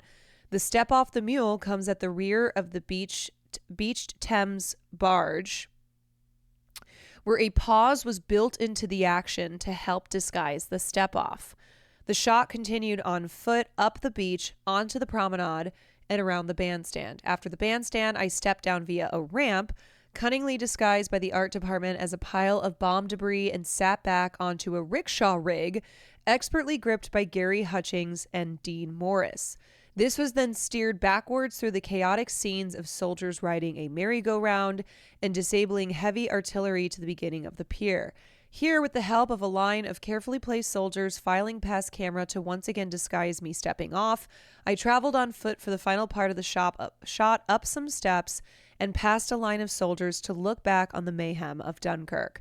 I hope this demonstrates how the whole shot was planned and executed like a military operation in itself and stands, as often these endeavors do, as a testament to the great teamwork that it took to achieve. Forget Dunkirk. If I hadn't had the support of such a brilliant crew, the sequence would have been the movie's Waterloo. The final take used in the movie was take 3. Oh my God. Take 3. That's crazy. We attempted a 4th, but my timing was off and I missed my footing on the steps leading up to the bandstand. In a shot such as this, once the camera stops dead, the shot is pretty much unusable. Dude, that is so much pressure too. That is so much pressure because one little fuck up and the shot is fucked. I realized, having given my all in all the rehearsals, 2 of which were completed fully loaded with the camera and 3 previous takes, that I didn't have enough juice in the tank to complete a 5th. It felt like I had just performed a 10-hour gym session, and in hindsight, I consider myself lucky to have even completed 3 takes. The other thing too is like, you don't know how many takes you get. You have no idea. Much has been publicized in print about how the Steadicam operator collapsed or even fell over, which was claimed in some reports. All slightly melodramatic representations of what actually happened, but I suppose that every movie needs its myth and legend. Yeah, this guy is taking back the truth, okay? He said, don't be a Bryony and don't believe a Bryony.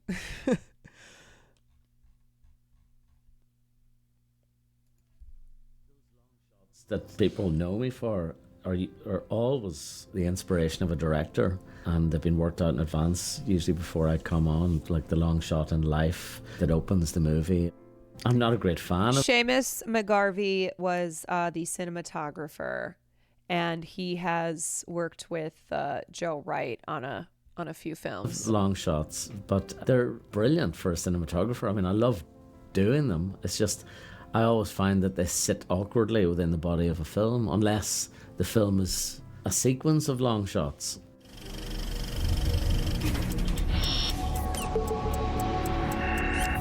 When Joe described the Atonement tracking shot on the beach, I initially sort of reacted to it badly. I was like, we've been so specific about the shots and the storyboarding of this film. Why? Also, can we just talk about how Keira Knightley might be the only person who can wear a bathing suit cap and still look glorious? Ain't no way I'm putting one of those on my head and looking not like an egg. How did she do that? No, I could not pull that off. That's very kind. it's very kind. Do something that I felt at the time was slightly indulgent, perhaps. That is an incredible feat, okay? That's like the Dunkirk shot. Keira Knightley being able to pull off that swimming cap is amazing. And Joe sat down and said, no, you're wrong. This is why I want this long shot. Oh. I get nervous watching that shot. Also, there must have been at least 1,500 points in the film where I just went, because I remember it was an expensive shot to pull off. The setup time was expensive. And we got 3 goes at it. The first 2 weren't great for various reasons. You know, just the dynamics of the shot, the way the extras were, the light was too bright. And then the third take, the light was beautiful. It went behind a cloud, and there was this lovely That's silky like look at this to the image that I loved. And we had a microwave video sender, but in the middle of the take we lost contact with video. I could see on his monitor he was getting the shot, so Whatever, I I'm knew getting what some was water. hopefully going on film. But Joe and the producers couldn't see, so when we got to the end of the take, he said, well, I don't know if we got it or not. And Pete was like, well, I think we did get it, definitely got it there. And I was like looking towards the sun that was cresting, like setting over the sea, going, well, if we're going to do another one, we better do it bloody quick because it's going to be dark in 10 minutes. And Joe was like, well, we've got to do it again. Even when we started the take, the light was terrible. It was too dark. And in the middle of the take, there was, a stumble and things weren't working. It just wasn't the same. It didn't have the same magic.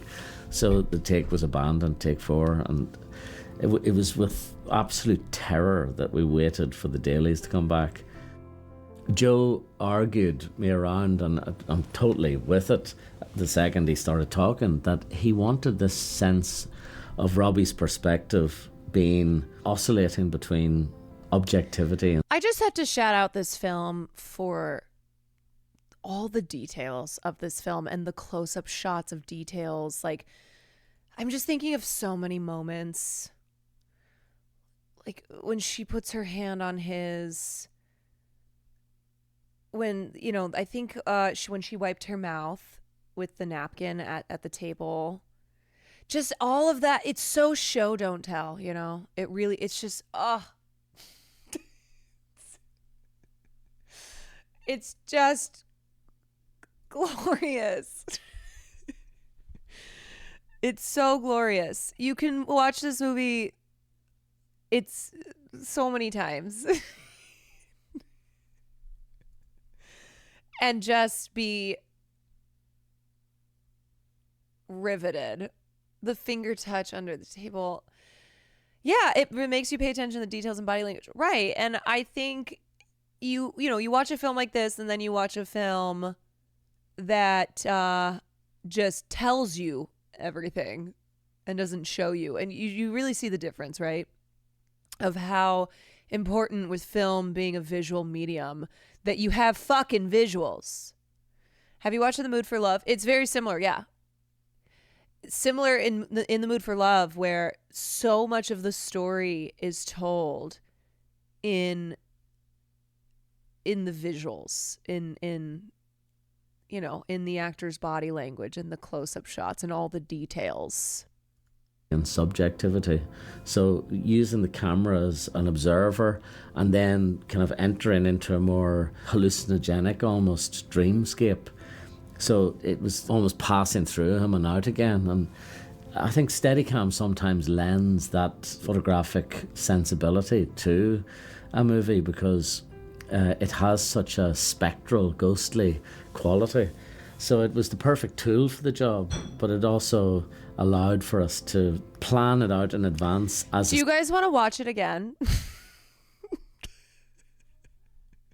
Should we watch it again? Should we just run it back?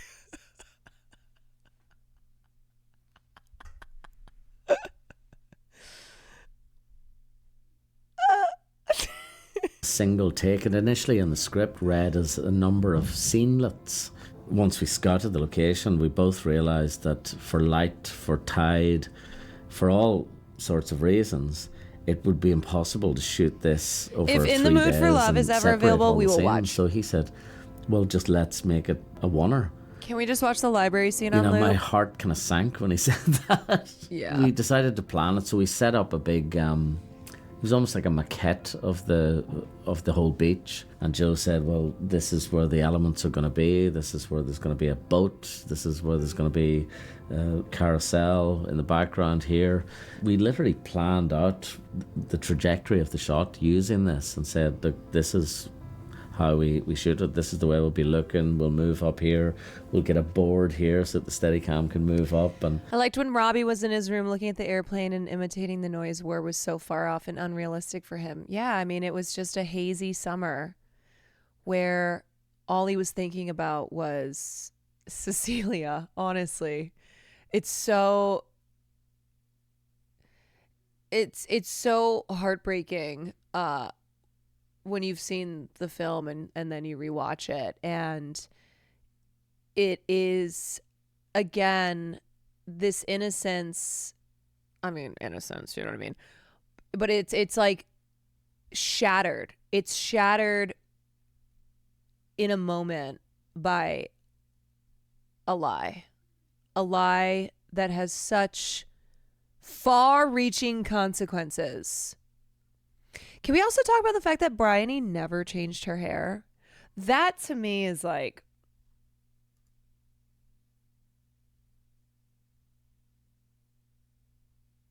really, girl? We're gonna have the same fuck ass bob forever?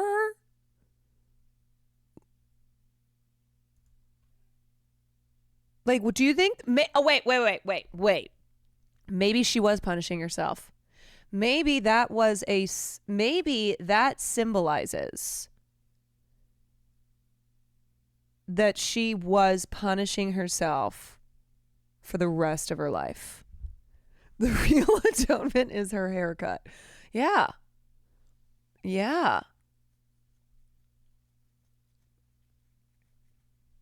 She stood on Bob Business. Oh, now you got respect. Now you got respect that she stood on Bob Business. I worked out the various positions that he would either be free walking with the camera, or on a milk float, and that he could step on and off of. And then later on there was a rickshaw that carried him the last part of the way because it was rolling backwards at speed. It was a big challenge to plan that out. It's almost like a centipede in overtime, trying to get that shot to work with the help of the operator, the focus puller, the grips, everybody kind of working in synthesis like a one-man band to make it happen. I mean, the hero of the shot really is Pete Roberts. No, of course. It was that was just a decision so that like people know it's it's the same person. But I like the idea that the hair was atonement. Did an extraordinary job with all the various sections of the shot, because it's not just the stamina required, it's really the intellectual rigor of knowing to hit your marks, compositional integrity for each part of the image, and just that rhythm of the shot. Governor. I mean, there was no additional lighting in the shot. It was totally available light. We'd had this little zoom lens, a lightweight zoom from Panavision. I think it was a 17 to 34 or Natural something. lighting. But it was lightweight. And it allowed me to build in zooms. The image is zooming throughout. You don't notice it. It's buried into the moves. I needed a stop pull, so I had a remote iris control so that I could, underneath the bandstand, open right up, and then in the broader areas close down again. And the light was changing during the shot anyway, so I just had to have that flexibility over 5 minutes, 10 seconds, whatever the length of the shot is. We prepped that shot over a number of weeks, actually. We went in scouts, obviously, and spotted the trajectory of the shot. Obviously, we had to be very specific for art department, and they needed to know the edges of the frame, because there were a lot of people just on to the left of frame all watching us shoot the shot. So it's actually quite a narrow area, although the shot looks out to sea and looks back towards the red curse. Is it explained why they shot the horses? Because they could not take the horses with them. It's very sad. Steelworks. It's all pretty much in the same direction. The whole so just to fucking the thing left, was sad. Seaside Town did an amazing job in art department creating these burnt out buildings, and everything's in camera. The extra hanging off the Ferris wheel, was that CG? No, it was all in camera. Oh my There was God. some paint outs and some crowd replacement and boats put out in the horizon, but the body of the shot is in camera. I remember handing the magazine to the loader and saying, please don't fog this. This is take 3. You've got to take care of this. And I'll never forget the exhilaration of watching the dailies, putting it in the projector and That's and amazing. watching the shot and thinking, wow, it's there. We were all sitting on the edges of our seats and we got it. It was so exhilarating to see that. Definitely a team effort, yeah. I just ran around like a headless chicken trying to adjust to stop.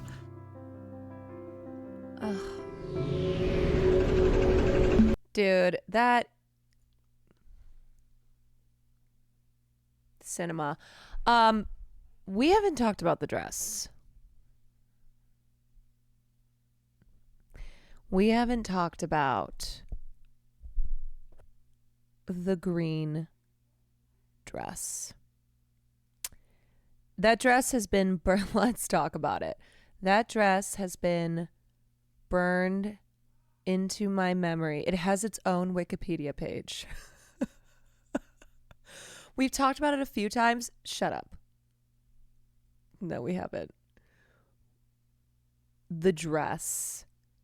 And my best friend in high school, one of my best friends in high school, who I watched Atonement with for the first time.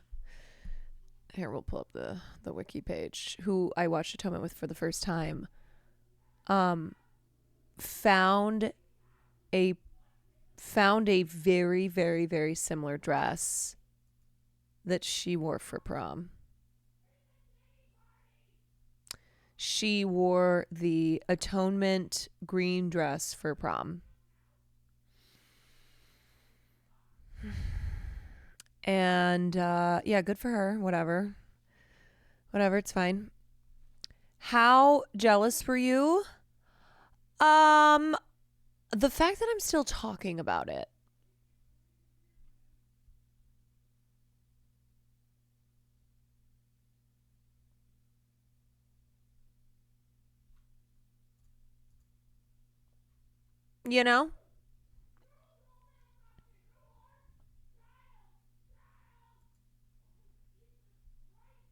Green. So yeah, some might say green with jealousy.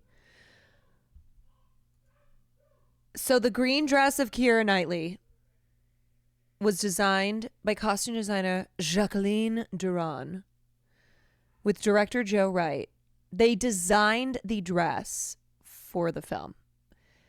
The dress, combining period and modern elements, was praised by media publications upon Atonement's release and is regarded as a standout in film fashion. Jacqueline was asked by Wright to make a memorable dress suitable for a pivotal scene within the film. He had opined that the final piece should be green and full-skirted with movement at the hem. Okay, Joe Wright. He also advised Duran that it should highlight the scene setting of the hottest day of the year. Reviewing fashion books from the 1920s and 30s, including the designs of Coco Chanel, who was a Nazi, Duran picked elements that would suit Knightley's figure. She designed the piece in 2006 in a fine fabric to be light and unstructured. The silk was bought in white and dyed into a composite green, picked by Wright from Duran's selection of 3 pigments. Duran modernized certain period trends, including a bare back and shoulders, to reflect more contemporary styling of unadorned, bold-colored gowns. The dress is an emerald green, lush, low-cut gown with a flapper drop back and thin straps alongside a drape wrapped around the upper hip, a central slit, and a Grecian full-skirted silhouette. It features elements of London fashion in the mid-1930s, but had a modern 2000s focus with its coloring, patterns, and strap combinations.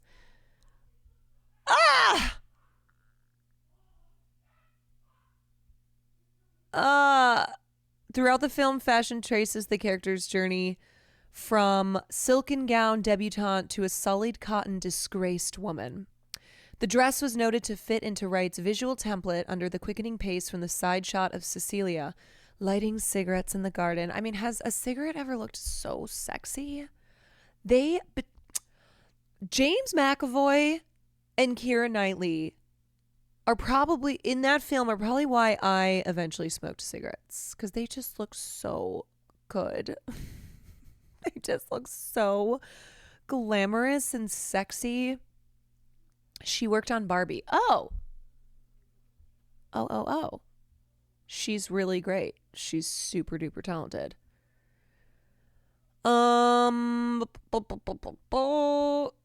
Throughout the film, following the film's release, the green dress received widespread press attention and acclaim.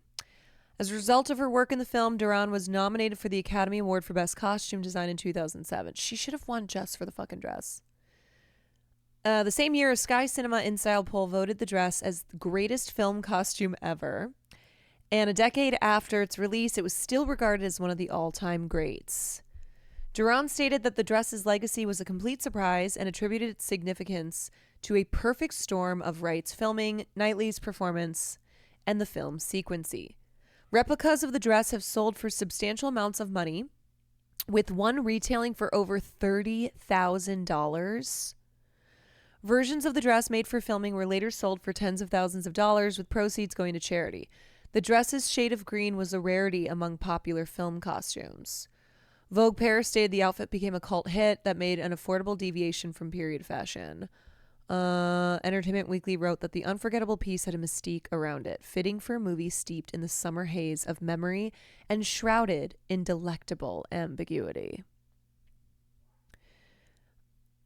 It exudes poise, mystery, and menace, and controls the screen in a way that few other outfits have done. A slippery, almost watery gown that seems to float over its wearer. Yeah, it's, can I have it? Can I please have it? Please. It would not look the same on me as it did on Keira Knightley, is what I will say.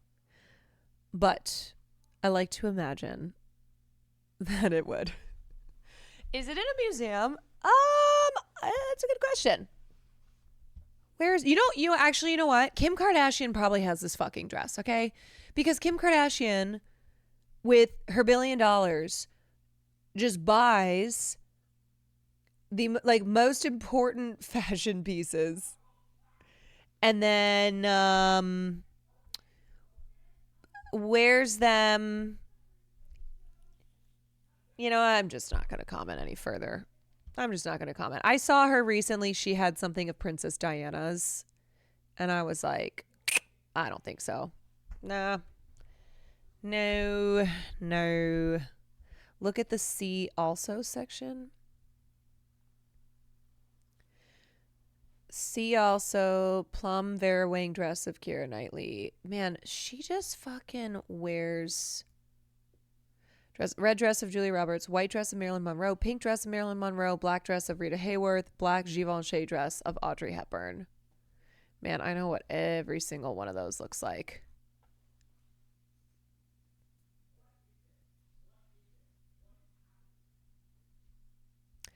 Says in article sold and donated. No, those were replicas. Replicas of the dress sold for money. Oh, sorry. Oh, versions of the dress made for filming were later sold for tens of thousands of dollars. Interesting. So there wasn't just one? Versions of the dress made for filming were later sold. Huh, okay. Any Oilers out there? Anyone? Anyone? Yeah, I guess it makes sense that they had multiple. I just kind of always imagined it as one dress. Someone bought one on for $35,000. Oh my God. Size 2. Yeah, this is a dress that is like for sandwich. This $35,000. Wowie.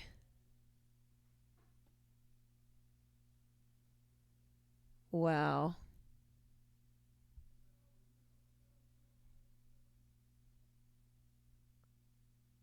Britney Spears used chewing gum placed on eBay for $460. Man.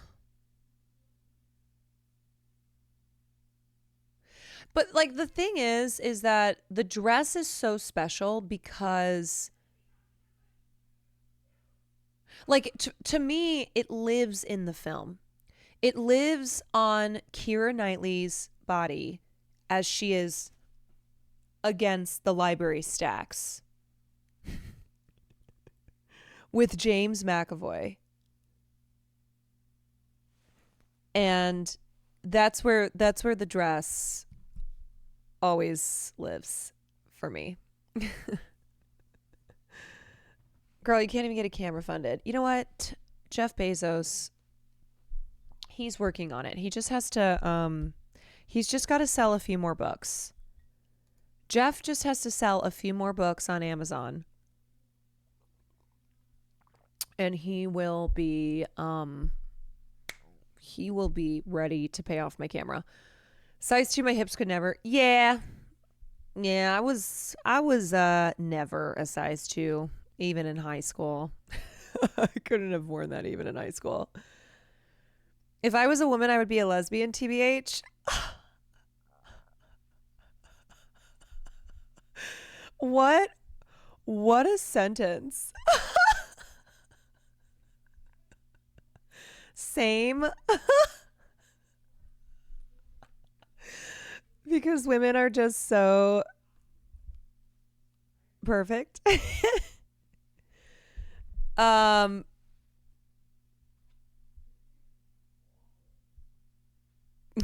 too. I'm a woman who is a lesbian. Yeah, you know what it is? I think like okay, look. This is how you know sexuality is like being gay is not a choice because there are straight women.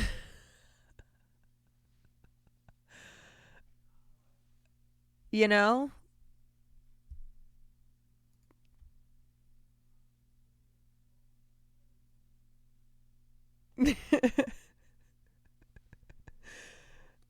As Sabrina Carpenter said, God forget my gay awakening, so I like men. God forgot my gay awakening, so I like men, which sucks.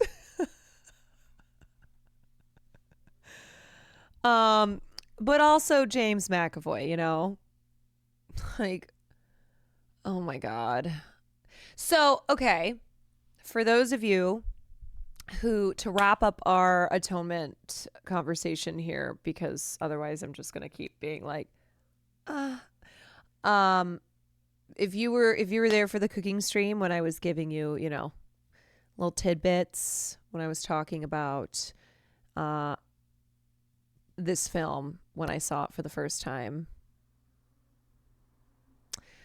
Do you understand now? Like, does in the context of having seen this film, when I said the color green, when I said maybe Mr. Tumnus is not, it's not what did it for you, but yeah, James McAvoy is Mr. Tumnus, but James McAvoy as Robbie, and how Keira Knightley is just,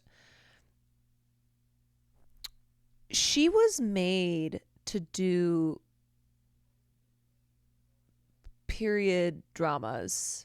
She just was crafted by the gods. And she's just so, dude, if Pride and Prejudice were available on YouTube, I would have, I would be like, okay, we're watching it right now. Yeah. Yeah. And, you know, when I was 15 and had not had any sex experiences or really like even understood anything, and just watching this film, and I still, like, I'll never, my heart, like, I can still feel my heart or my breath catch, like my heartbeat the first time I saw it, like, oh my God. Just like Bryony.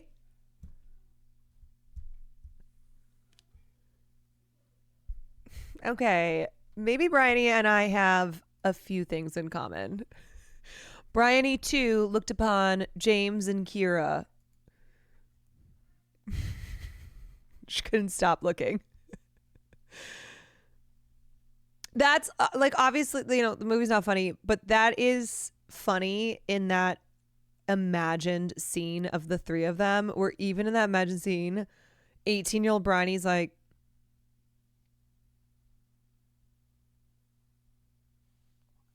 you know, can't even, in the imagined scene that Bryony imagined,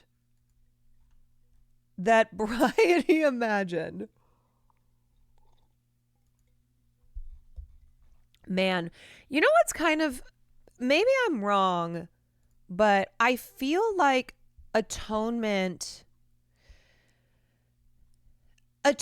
never became a really classic film in the way that other films of its type did. Like, yeah, it was nominated for Best Picture, and, you know, it got a lot of love. It made a lot of it made a lot of money. But I just feel like, yeah, I mean, just like the fact that a lot of you hadn't heard of it or really hadn't seen it. It felt like it never got to become the classic English romance war drama film that I think it should have. I really think it is a it's really an amazing film. And what's amazing is that the book, the novel, is incredible. And oftentimes, you know, you adapt a novel, maybe the novel kind of sucked, but the movie's great. Maybe the novel was great and the movie's like not so great. But this was one where I read both the novel and watched the film, and it really was just so beautifully done. It's not appreciated as much as Pride and Prej, and I'd argue it's a bit better.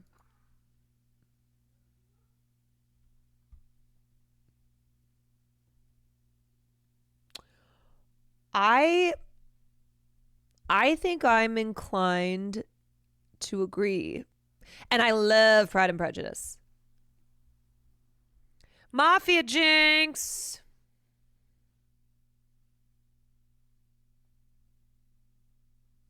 Thank you for the raid. Hope you had a great stream. My BF has a hyperfixation on World War II, loves period dramas, and he has not watched it before. It's weird. Well, I think maybe it's because it's not like seen as a war movie per se, you know? So, like when you think of war films, it like Atonement isn't thought of. And maybe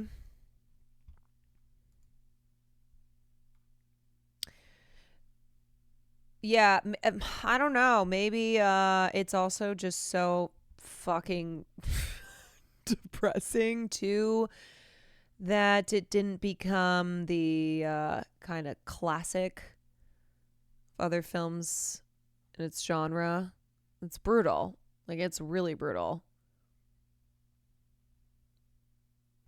Apparently, we just got here 3 more hours. Well, that's not my frickin' fault. All right, fine. We're gonna actually rewatch Atonement. Could you have tanked the infection because you're built different? Oh, no. I would have immediately passed. You mean the septicemia that James McAvoy got while waiting to be evacuated? No. Have you seen what happens to me when I eat a salad?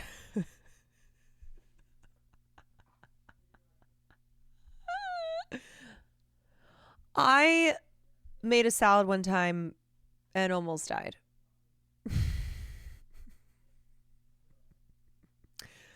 I almost died. I was live on stream and I had to end the stream.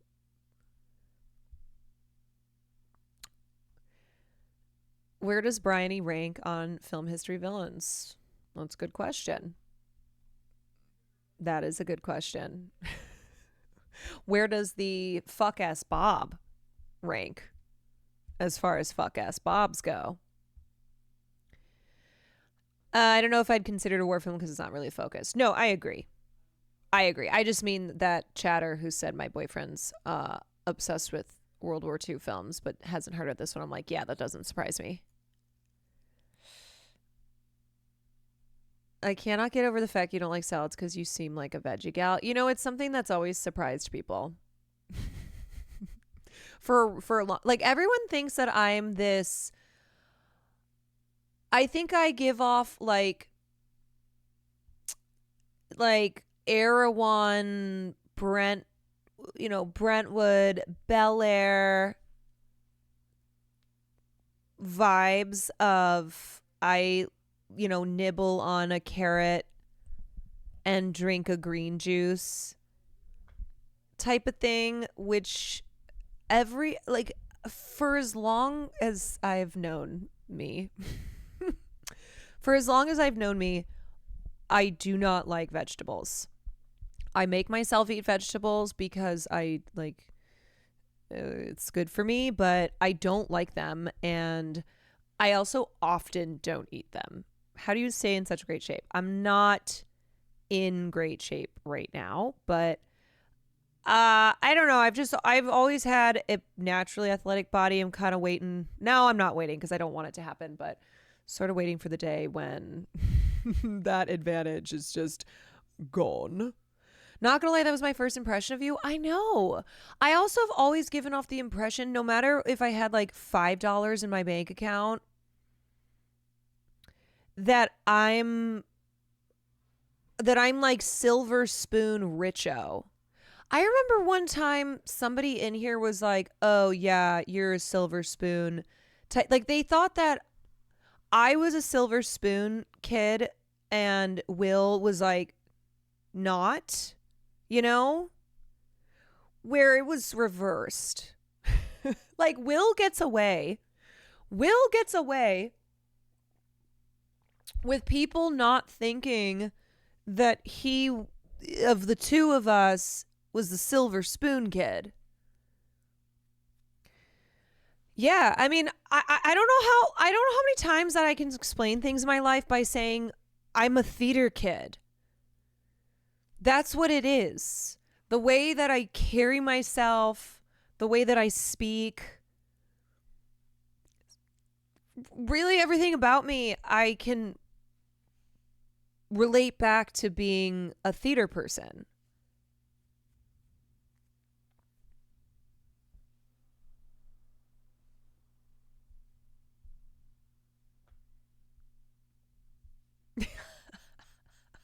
Get it right. Yeah, Blair Academy will.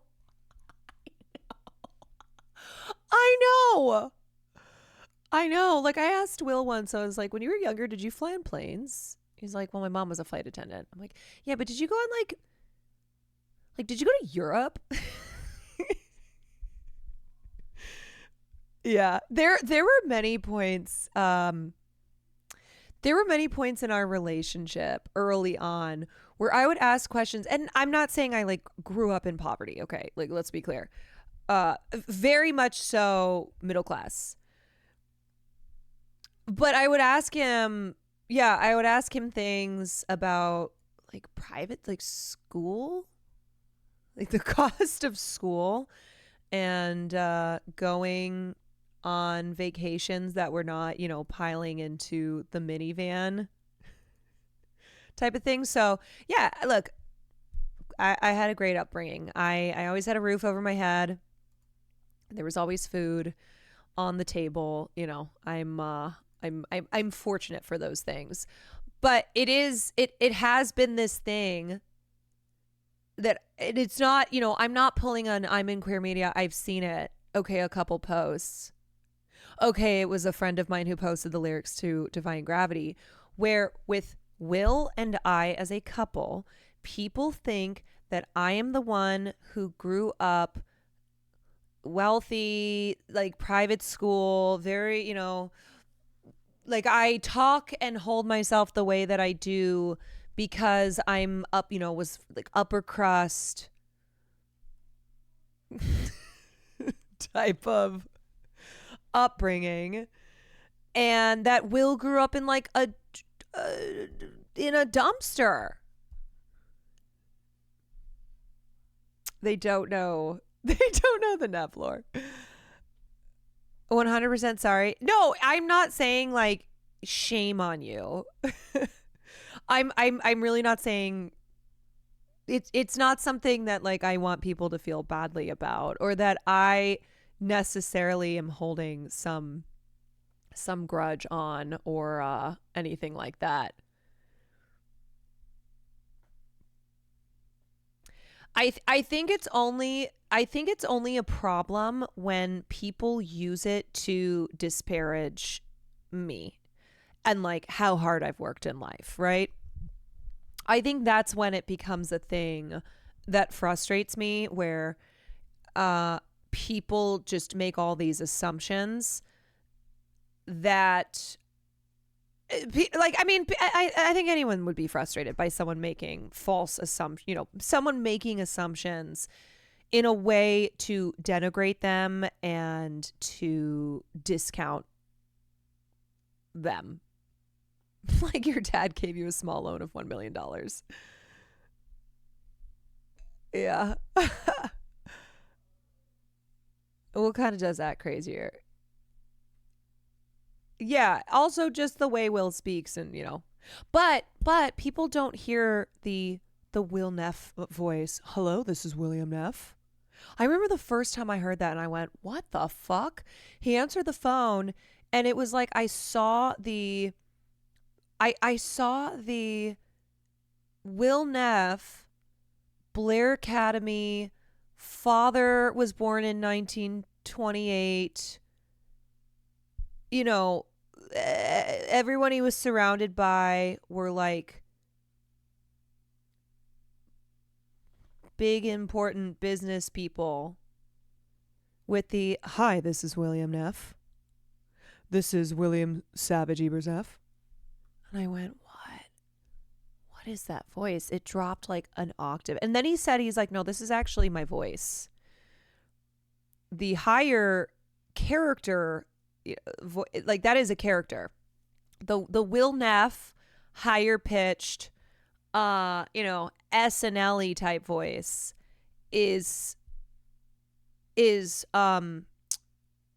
fake. Like he learned to pitch his voice up when he was doing comedy. Mm-hmm. Yeah, it's just one of his voices. Wait, so does he talk IRL with a lower pitched voice?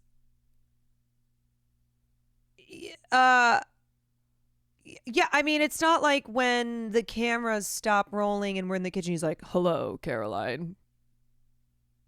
What do you want to watch on the television?"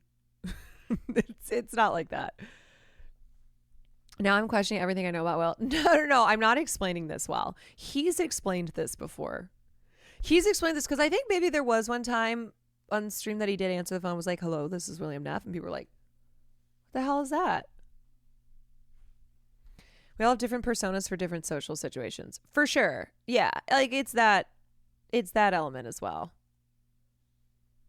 Yeah. Like a work voice, a I don't know, phone voice. You're making it seem like he's multiple person. No. No. No. No. You guys know what I'm talking about. Yeah, people are like, "Oh my God, I can never trust Will again." Like, this is something we all do. I think people just think the higher pitched Will Neff voice is his natural register.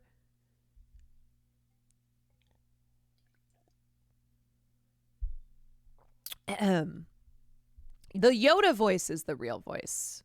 Yeah, for sure. Okay.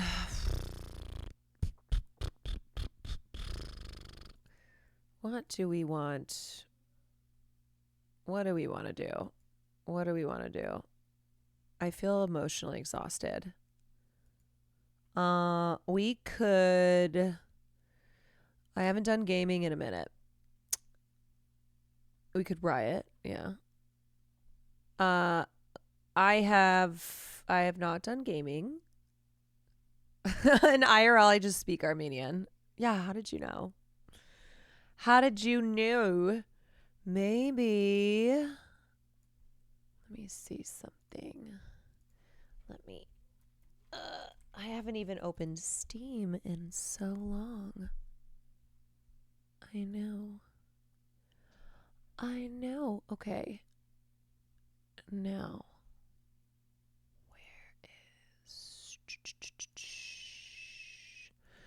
Why don't we start Immortality?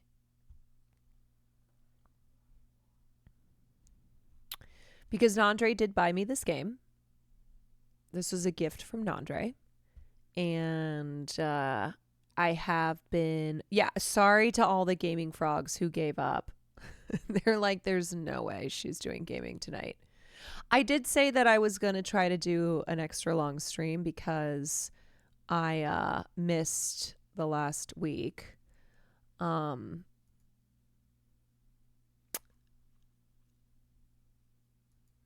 No, I didn't miss. I mean, my streams have been sporadic. All right, I'm downloading this right now. You can still hear that I cried. I have the post Atonement once again broke me. You held space for gaming and it paid off. You know, I try to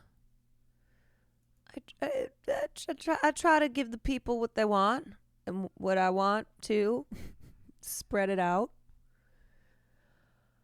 Okay, this is about 1/3 of the way through. Downloading. Maybe I should run to the bathroom while this is still downloading.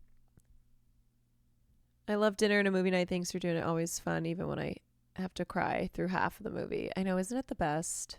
I love it so much. It is funny because sometimes people sometimes I miss things in movies, to be clear, even when I've seen them a bunch of times. And I'll be like, oh, I totally missed that. But there were a couple scenes. When I would explain something and then people would be like, oh, spoiler. And I went, no, it's not a spoiler. It happened in the scene, but people missed it or they are misinterpreting it and it's really important So I'm just being like, yeah, this is what happened in the scene. Spoilers. I'm like, no, I'm not spoiling what, the information that we were told. Like the letters. I know. I was like, no, he wrote 2 letters. We watched him write 2 letters.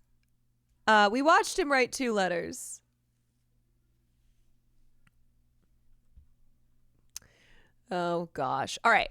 I'm going to run to the bathroom. I'll be right back. We'll do some gaming.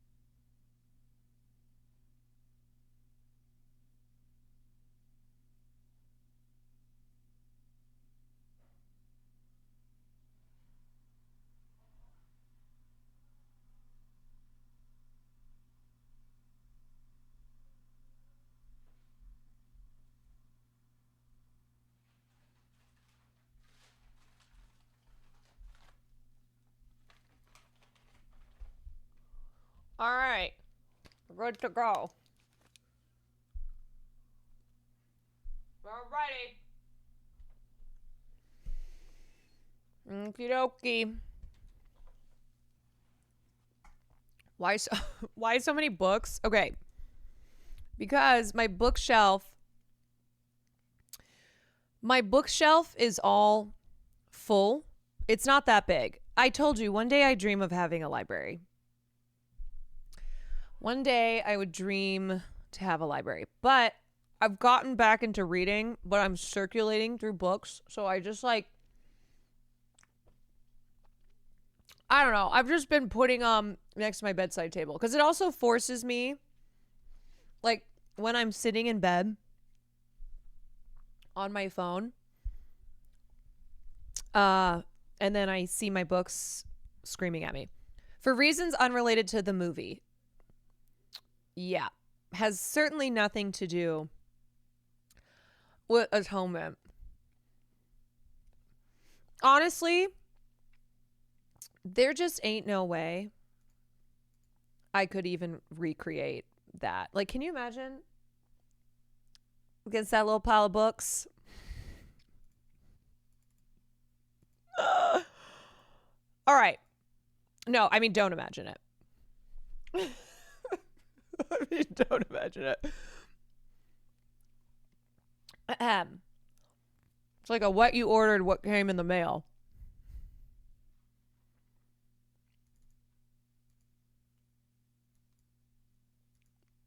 Okay, come on. Why are you not opening?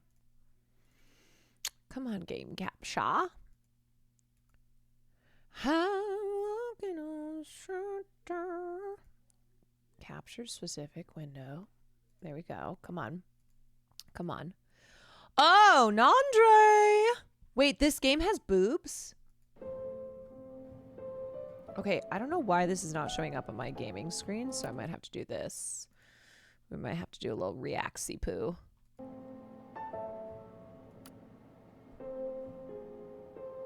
Okay, options.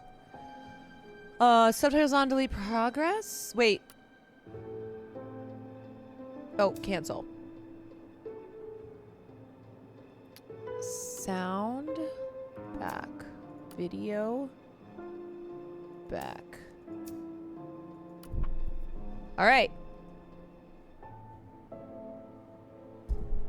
Here we go. Here we go. Every piece of restored film footage from Marissa Marcel's career is organized here on the grid. Use plus and minus to zoom in and out. I forgot to change my title. Oh, shit. Category. Immortality. Immortality. Okay. Okay. So plus or minus? Like how, where do I... What? Okay.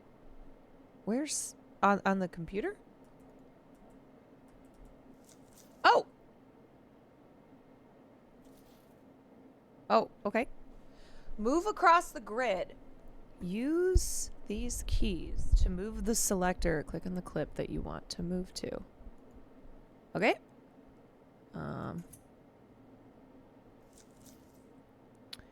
Move 2 times. 1, 2.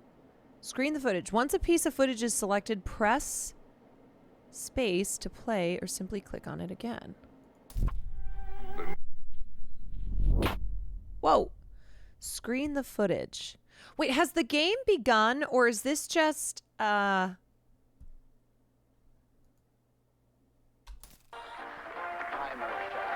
Is this a test?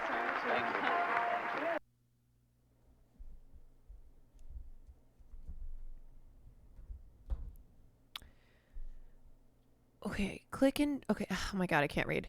This interactive restoration emulates the Moviola machines that would have been used to review this footage originally. Click and drag in a direction to scrub the footage. Flick to spin the reel. Spin several times to move quickly.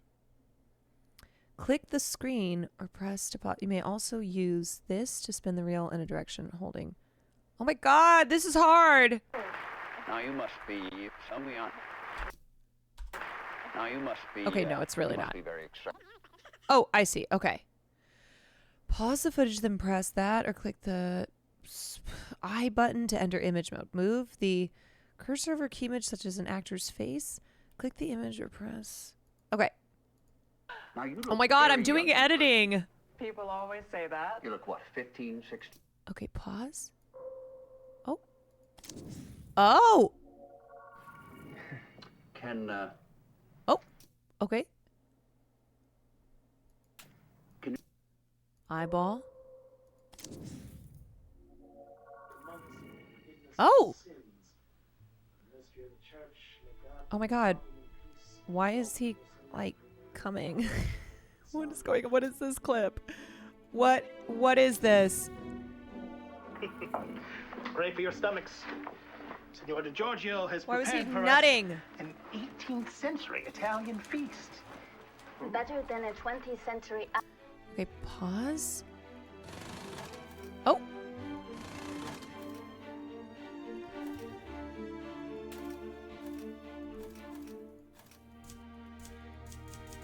Oh, okay. I see. Boom, boom, boom, boom, boom, boom. Plant.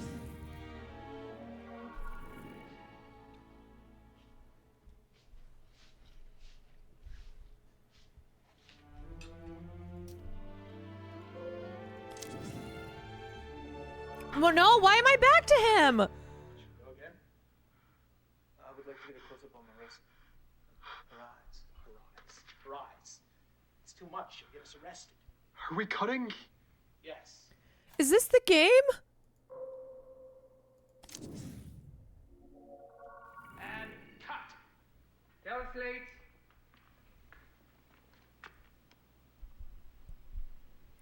$55 Delta, take 1.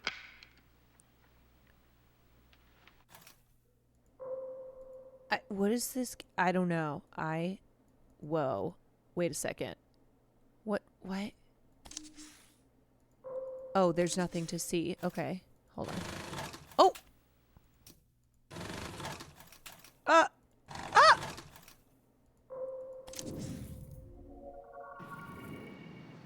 Do it. Okay, wait, you guys. I don't want to do a 12 minutes thing again. Is this the game? Am I in the game? Like, am I in the game already? I'm in the game. Okay. It's a non-linear story you need to figure out by watching clips and putting the pieces together. The game is in me? Okay. What are you doing? What are you doing?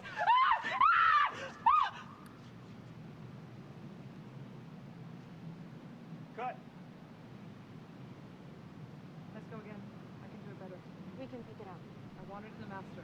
It's late. You need to sleep. I'll sleep when I'm dead. Let's go. Let's go. So should I watch? You can come back to the screen with all the unlocked fragments? Oh. Oh! The image grid allows you to revisit and sort the images you've collected from Marissa Marcel's movies. Press that or click the switch between the film grid.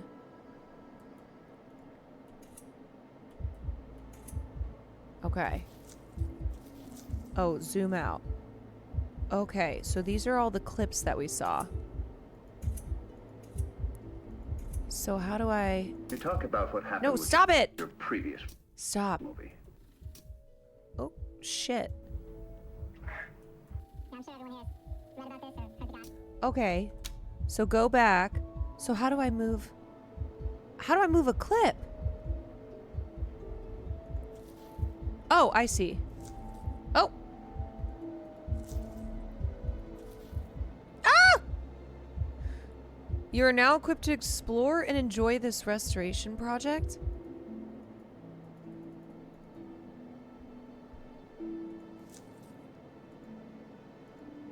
Do you want to watch? I said, Wait, so I'm done with the tutorial. Bro.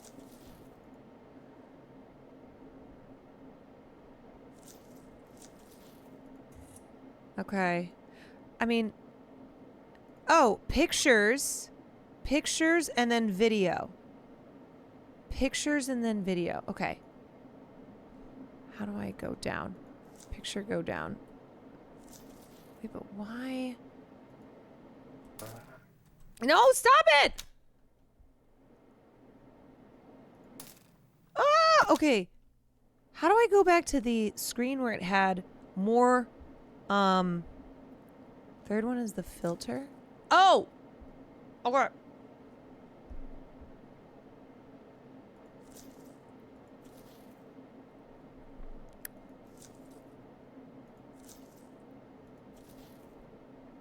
Oh my god, I feel like the game is going to be me understanding what the hell these things are. The controls. Yeah. Okay. Look at the years. 1968. 1969, 1972, 1999, 19... Okay, wait. So I got it.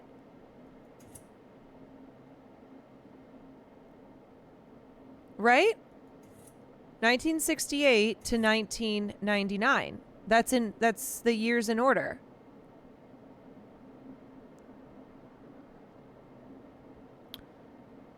Is that the game? Okay.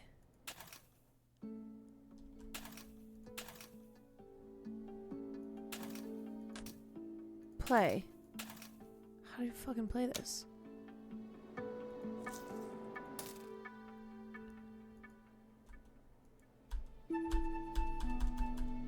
Now keep... Oh, you have to Oh, you have to restart it. Rewind.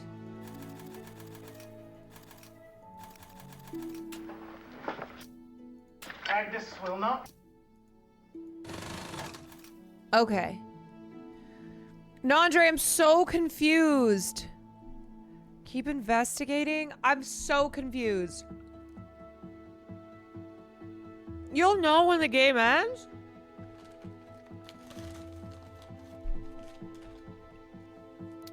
The game is watching the clips, unlocking more clips to understand the story.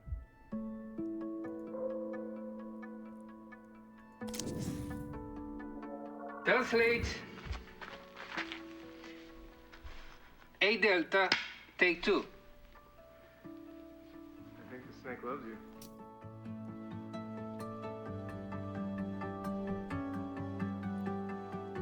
My God.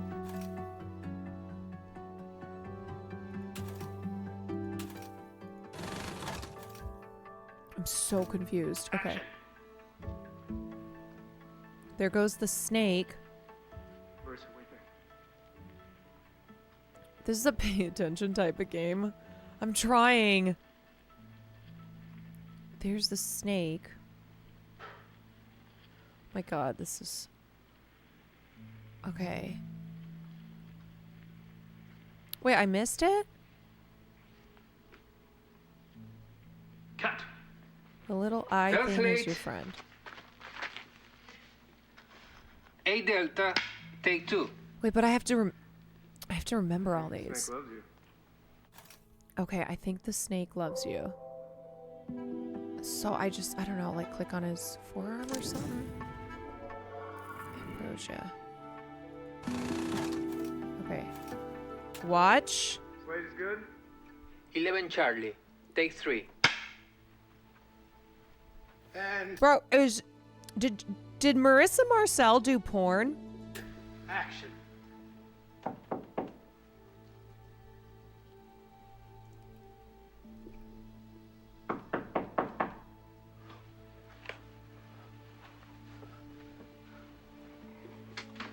Are these pornos?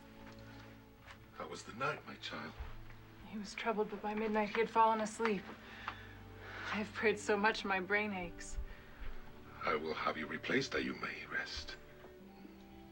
You will make yourself ill, which would compound our sadness. His Is that sleep John has Goodman? calmed.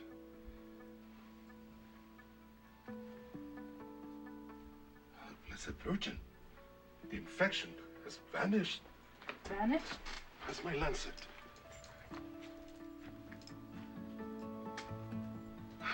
It is clear. The venom has gone. Oh, he got bitten by a snake. Father Okay. Ambrosio, Father Ambrosio got bitten by a snake. St. Francis be blessed. Please. I feel I slept overwhelmed. What day is it? Miracle. I feel weak. But now he's recovered. Otherwise, Maybe. You should rest. You have recovered from the poison, but I suggest 2 more days to restore your strength. Why is a priest built like that? Gotta be sexy for Jesus. Rosario, you should sleep. I will have Sebastian take your place. No need, Father. This miracle has restored my energies. I will remain by Ambrosio's side until he walks again. Yeah, the boom mic. I cannot argue with the effectiveness of your prayer. If you need help, call.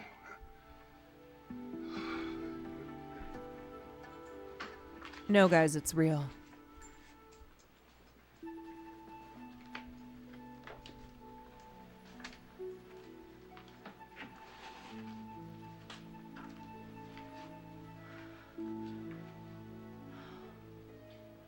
She got that miracle coochie. That's right.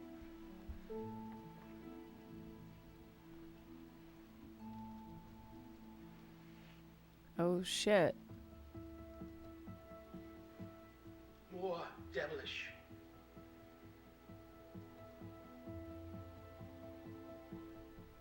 Now try one concerned by her imminent death. Oh my god, acting. But she knows it's She's not real. pretending. Perhaps in case Ambrosio sees it's part of her act. Chin up. Cut. I like the devilish one, but it might be too early. Make this out of bone. Okay. Okay, eyeball. Yo, she did a lot of movies.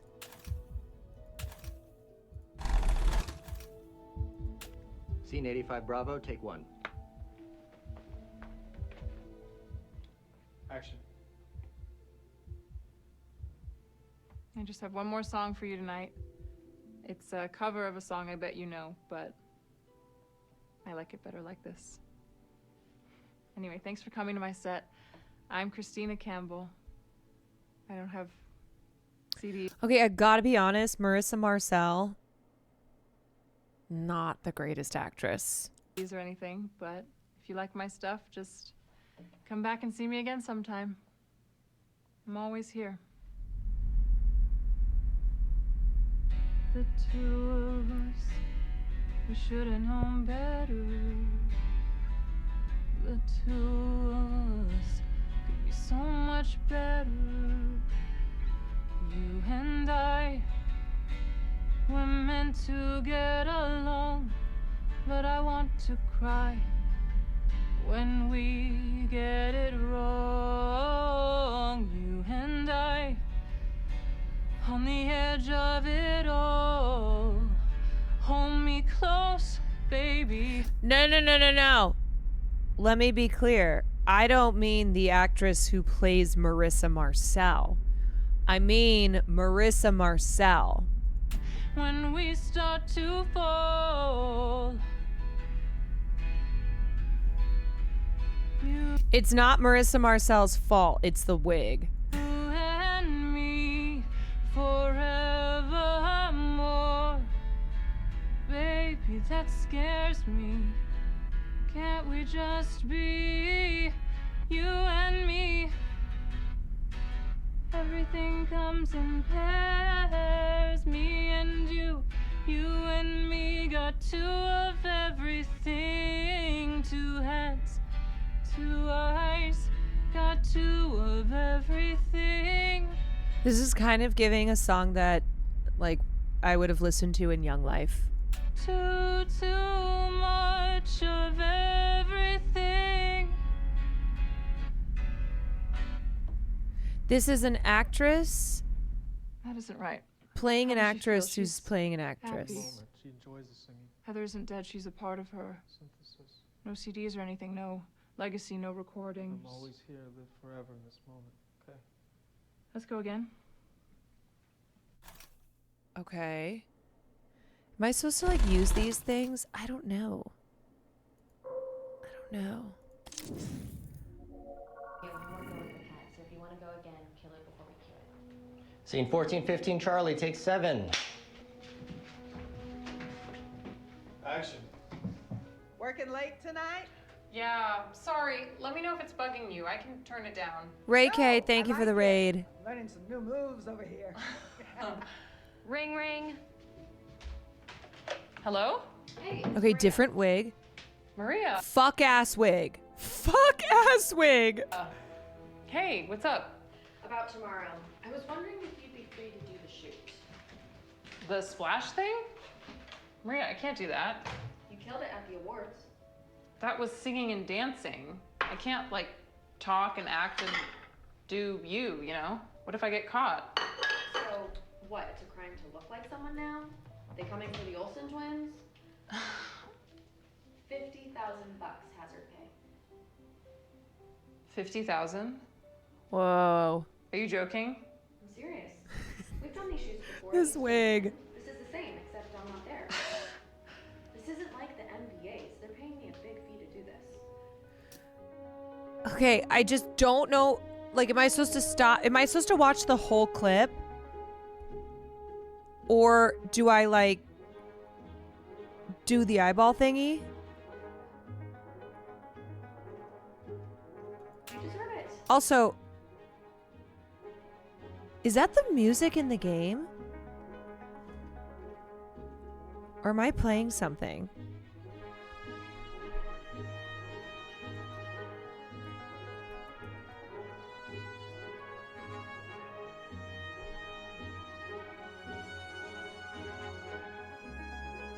Wait, it's the music in the game. Okay. It's like Atonement, it's about the little things. Okay. Okay.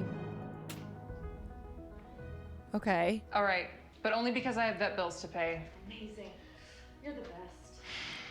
Maybe it'll be fun. Of course it will. You get to be Maria all day long. Maria. Look what you made me do. Oh, you damn cat. You hungry? Too many divas in my life. Cut, okay, let's try it without the cat in the shot. Let's go again. Okay.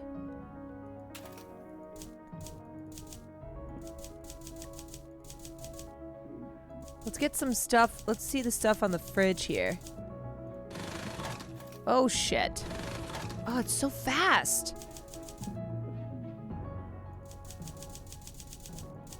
It's so fast. Like, how do I pause? How do I pause? Oh, you damn cat. Okay, let's get the cat.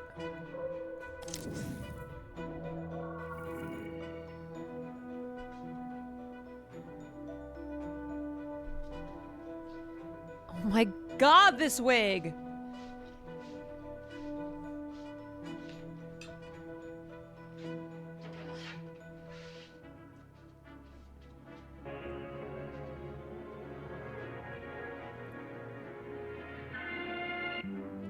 It is comically bad. Percocet, a deadly combination with alcohol and a late night swim. Wait, what? The NYPD Maria found dead in New York City.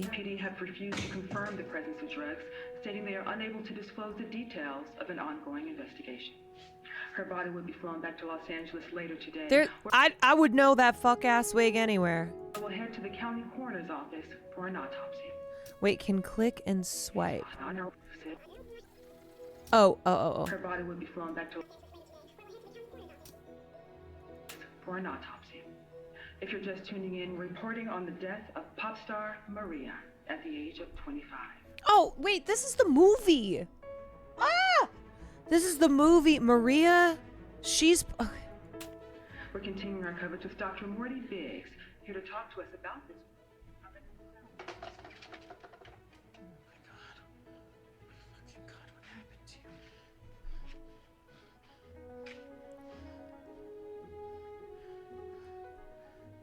Gary, it's Heather.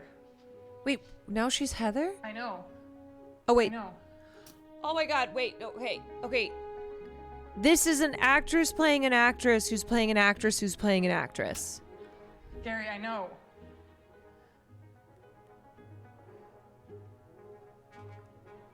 Gary? Maria's dead. Maria? But I thought you...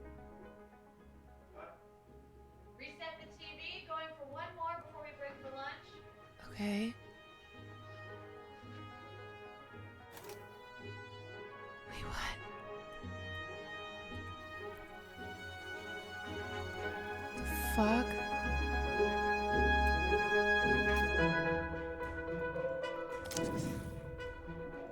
Maria found dead. Oh! Shit. Minsky. Scene 8A, take 2. Settle down.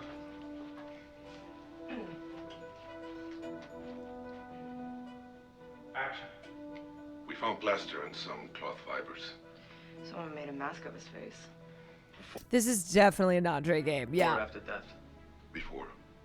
They usually have a tube. We figure he let himself be cast, but the killer cut off the air supply. The penis was cut off post-mortem, though the condition of the corpus cavernosum and the amount of blood does suggest it was erect when this happened, so probably soon after death. Jesus. When does a crime scene begin? A crime scene begins at the point Cut his where cock the off. suspect changes intent into action. And who had the intent? What's in there about our muse? Well, nothing incriminating. Some of it's in code, though. Might just be doodles. Always has his head in a book, missing what's right in front of his eyes. I think he really thinks you didn't do it. I think he wants to fuck her. I don't think Goodman fucks. Cut! Oh my god, I forgot. It's... He's alive! Is that Bryan Cranston? Okay, wait.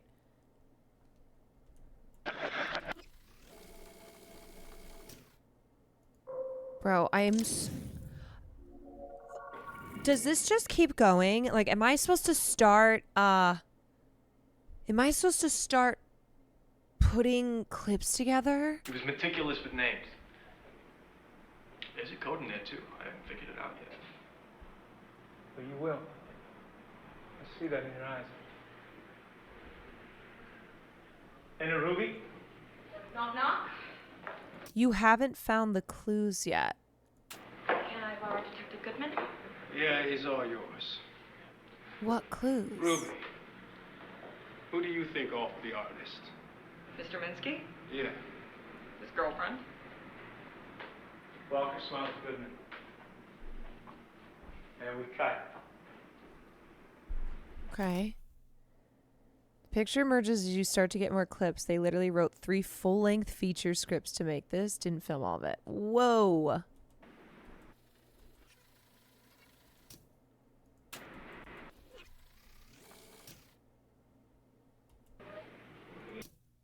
Enter Ruby. Okay, I'm gonna zoom in on this little... I'm gonna pick the details. What is that little detail? Cut.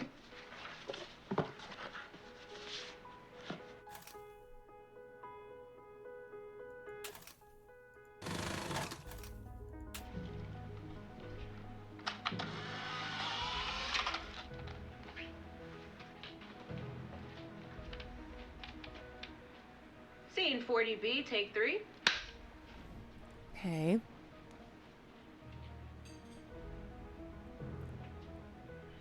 Nothing. No, have you ever played this game? No. Will you save some for me?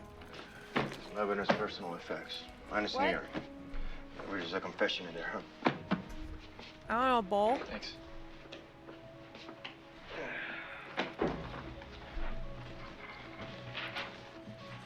Should have clicked on the wig to see if it falls off. True.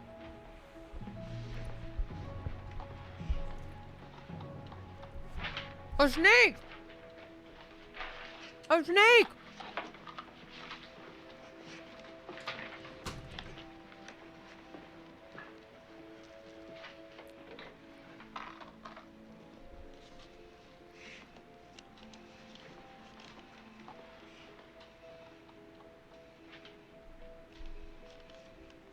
Okay, I'm gonna go back to the snake.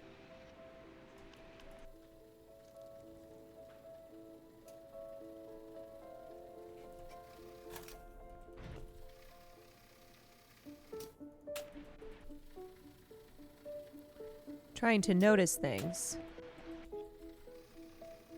Okay, snake.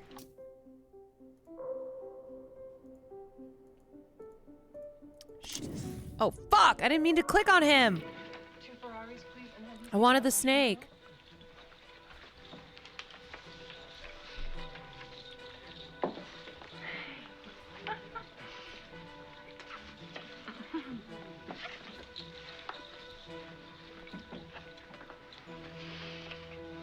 This does feel A room Lynchian. full of your deviance. Minsky knew you had to become the thing you were trying to understand. Also, art is an intellectual exercise. It requires distance. You still think art is about ideas. Wait, you guys, people are gonna come in and think that this is Atonement. You've...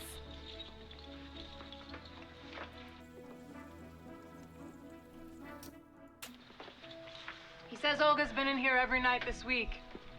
She usually comes in around 9, so we've got some time to kill. Time to kill.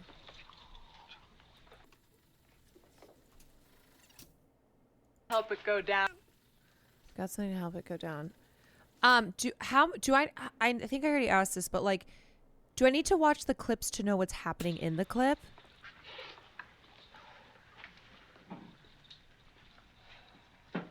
Is there a snake? Benzoylmethyllecinin. Inspiration. Oh, drugs. Okay. Okay.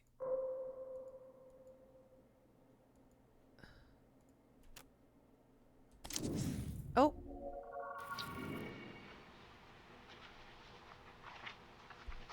Oh, hey, Tony. I got a table for you right over here. Yep, right here. I'll get you some coffee, okay? Some coffee. I'll get some coffee. No hard feelings. All's fair in love and war. It was a draw. Jesus. You're the deviant. Ugh. Anyhow, I don't date cops. Ring, ring. Hey, Goodman. Phone call for you. Okay, we're back to Goodman. Cut. That's good. Ready to move on to the standing close-ups? Miss Perkins, you can Tony. split with Carl now. Okay. Hey, you need some change? Buy your brother a shirt. Okay, Tony. Oh. C2B, take 4. Okay. Hey, coffee. Oh my god, this movie again. Nice.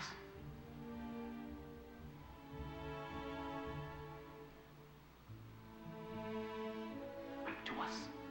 Back to us. Cut.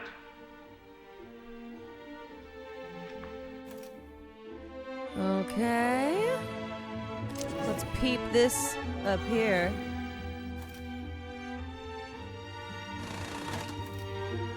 Ambrosio. 23 apple, take 1. Okay, so here's the movies so far.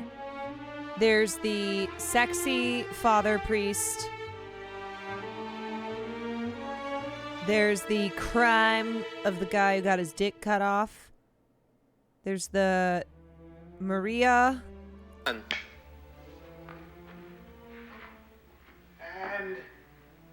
action. Minsky, that's the name. Minsky, Ambrosio, 2 of everything. Hey.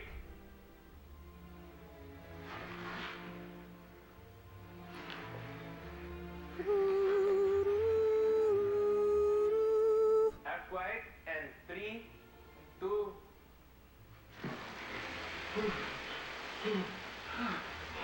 Dios mío.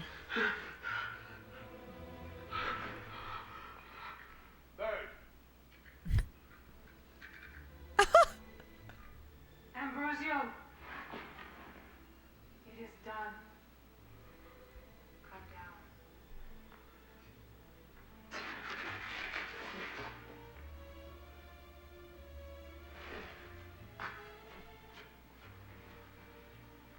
Cat, get me a real bird.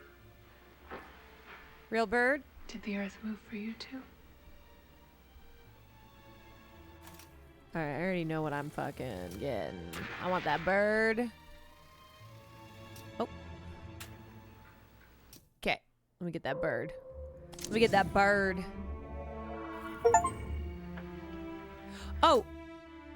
I just got a notification. Devil with wings collected. Okay. Okay. Action. Slap. What have you done? Is what I suspect. Have you crafted your own destruction? I've sacrificed a pebble and saved a diamond. The same poison that once circulated in your veins is in me. Father Pablo said he was ignorant of a cure, but I knew of a way. I hesitated not a moment.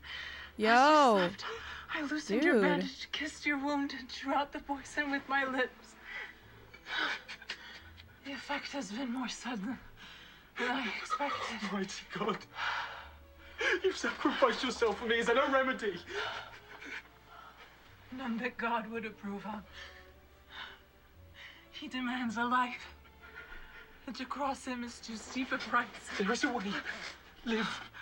Live for me.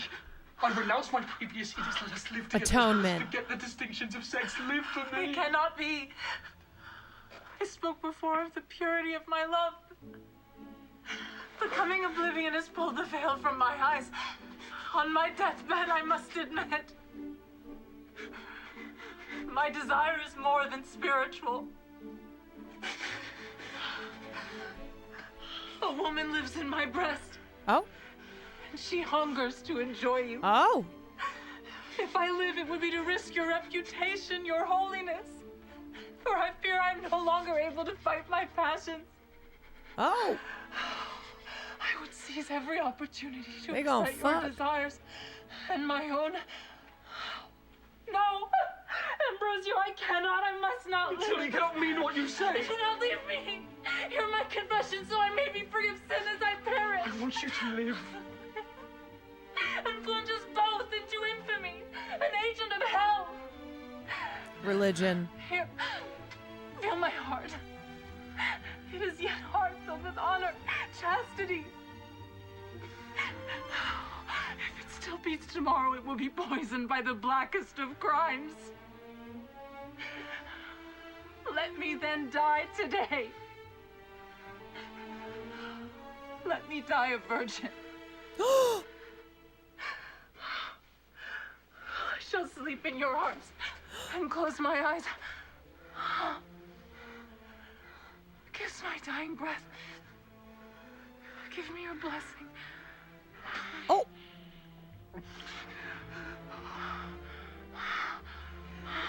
Oh. Oh. Ambrosio. Oh, my Ambrosio. Fuck me before I die. I will fuck you into heaven. What? Can we say fuck? Marissa wants to say fuck. Marissa can say fuck. Fuck me into heaven. Hey, yo. Okay.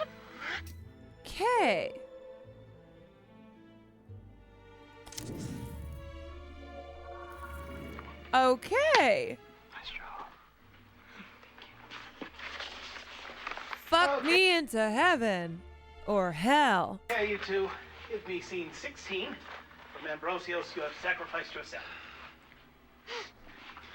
You sacrificed yourself for me. Is there no remedy? None that God would approve of. God demands a life, and to cross him is too steep a price. If there is a way, live. Live for me. For me. I renounce my previous edicts. Let us live together as brothers. Forget the distinctions of sex. Wait, live brothers? It cannot be. I spoke before of the purity of my love for you, but the coming oblivion has pulled the veil from my eyes. On my deathbed, I must admit, my love for you is more than spiritual. A woman lives in my breast. She hungers to enjoy you. If I live, Did they just throw something at her? it would be to risk your reputation, your holiness. For I fear I am no longer able to fight my passions. I seize every opportunity to excite your desires and my own no. Ambrosio, I cannot. I must not live. Matilda, you cannot mean what you say. Oh, do not leave me. Hear my truthful confession so I may be free of sin as I perish. Can you stop that? It's impossible. There we go. That's the passion I want to see. Keep Yeah, going. that's acting, baby. Now go right into it. I want you to live. Live and plunge us both into infamy, an agent of hell. Here. Feel my heart. Feel my heart. It is yet a heart filled with honor, chastity. If it still beats tomorrow, it will be poisoned by the blackest of crimes. Let me then die today. Let me die a virgin. I shall sleep in your arms and close my eyes. Kiss my dying breath. Give me your blessing. She said to kiss her. Mr. Jones has kissed a lot of women, so you are in safe hands, my dear. Oh.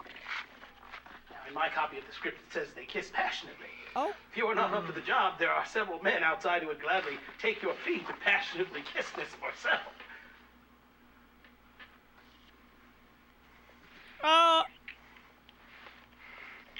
You know what? Let me die a virgin. Well, I think that concludes our chemistry test. There is something there, but it may require some heavy drilling to bring it to the surface.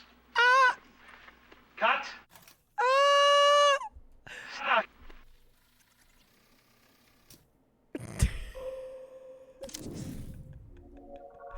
Oh.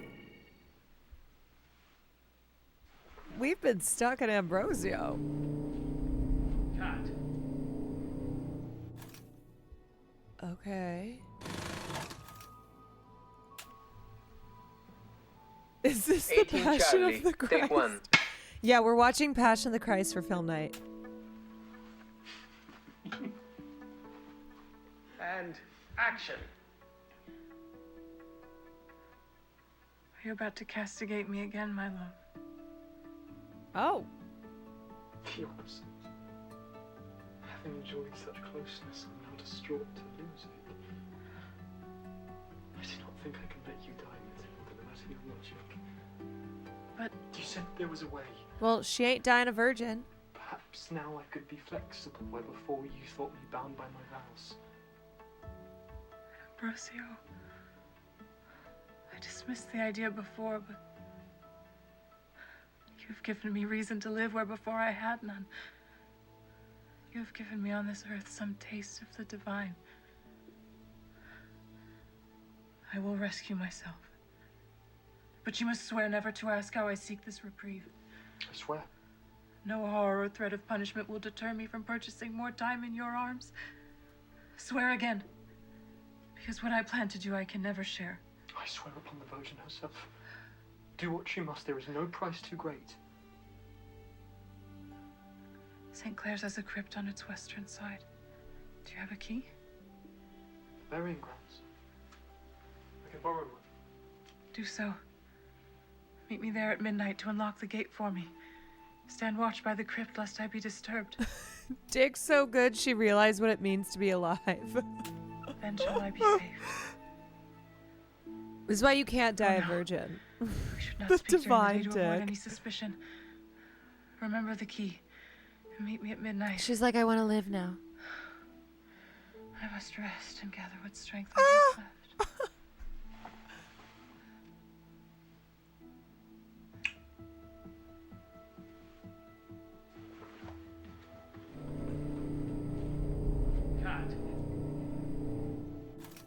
She's defying virginity.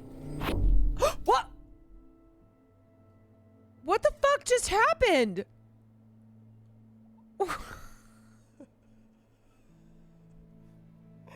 Wait, why did this just happen? Why did I actually snatch the wig? Wait, how did I just snatch that wig? I'm so confused. I can sleep with my eyes open. Who is this? If I have them closed, you can't tell if I'm awake or not. Who is this? Most animals lack eyelids and sleep with their eyes open. Some prey animals sleep with half their brains still awake. How did I scrub this clip? I don't get it. Yeah, well, smear it with half. How did I do that?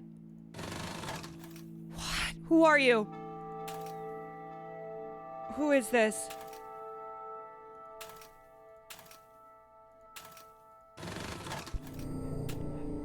Wait, what the fuck? Some prey. Yeah. Why is she bald?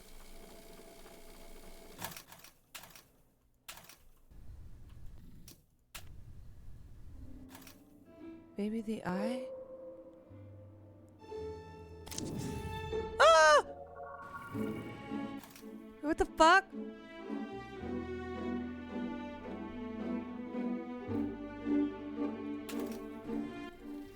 You can't just ask someone why they're bald.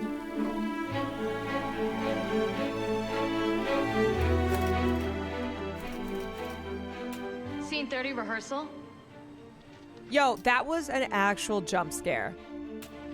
Heather as Maria walks with her roller bag through a throng of paparazzi and adoring fans. Okay, Heather Bouncers as clear the way Maria. to a secure door, which takes her to the airside counter. Then after a beat, we notice Mark. Mark? Hey, baby. Are you coming with me? No, I just wanted to see you off. Gary got me in. I'll miss you. Oh, I'll only be gone 3 days. Too long. Damn. I could just eat you up. Now give me a kiss. Oh.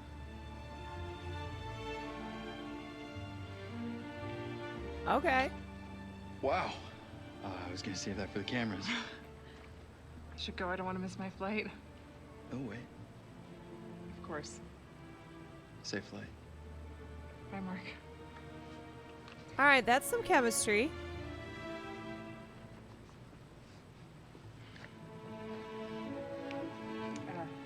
Christina Campbell. Maria. Beep. Leave the bag here. We'll take care of it. Have a good flight. I'm a big fan. Thank you. Oh, they'll take you out to the plane. And cut. Should I know that the kiss is different? I mean, is it a better kiss than with Maria, a different kiss, or do I sense nothing? It's just a good kiss. How did it feel then? How did it feel? I was surprised. I don't usually kiss in rehearsal. Oh. It was a hot kiss. Okay. Kiss involves more senses than penetration. It's a magical thing. Give me surprise and hotness on the day, and that works for me. Okay. What the hell? Is this how acting is?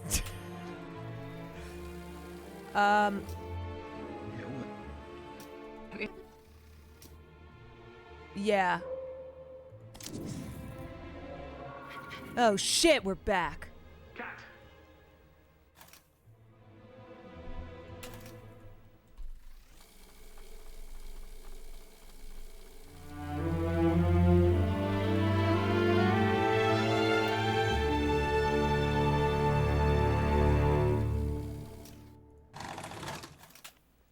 Ambrosia. For the apple, take 2. Okay.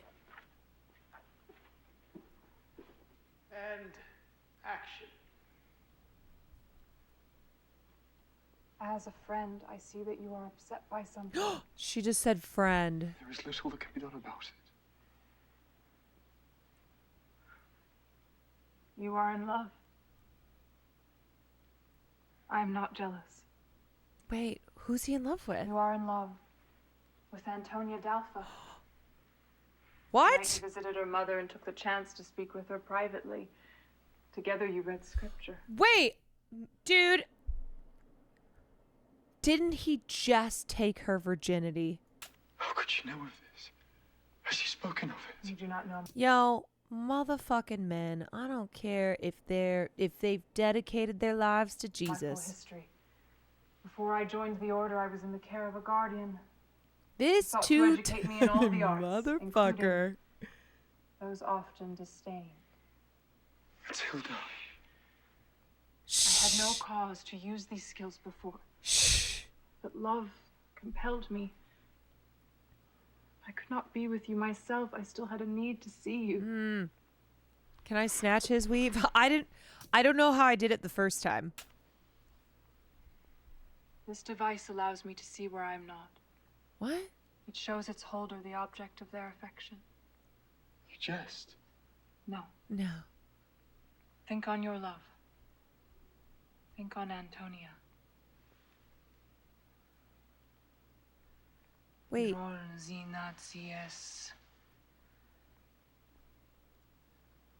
What? And react. She's a The same magic that powers this lens can also grant you what you wish. What is happening? You remember the night that I was to die, when we took to St. Clair's sepulchre? That night, I performed a rite. I summoned a fallen angel to aid me. What have you done? I admit I trembled before the act, but there was nothing to fear. The rite protected me, and the demon obeyed. I did not sell my soul to a master, but through my courage, purchased a slave. What? His power has shown you Antonia. Can also put her in your arms. I will not employ Hell's agency. Is your mind so feeble it falls to Yo, childish is she with the prejudices? devil now? How is it that I, a woman, have the strength to wield this power, but you do not? I will not be God's enemy. And are you his friend now? You have already broken your vows. You are bent on the seduction of an innocent. Do not reject my offer out of false piety, if it is simply cowardice that restricts you. My cowardice may yet prevent my damnation. I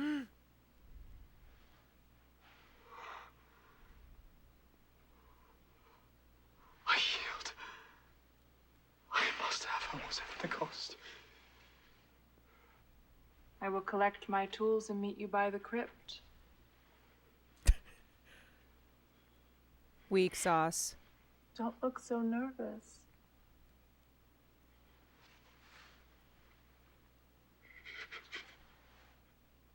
Cat. Okay.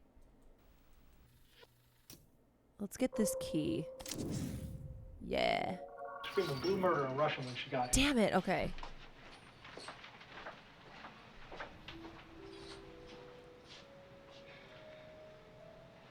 Jesus fucking Christ! Cut. Jesus Christ. How do I keep snatching wigs?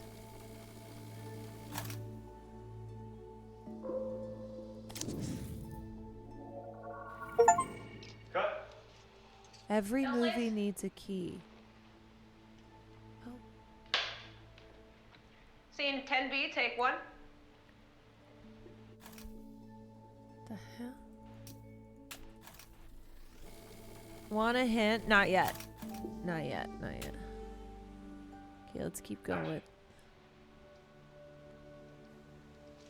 Let's keep going with these keys.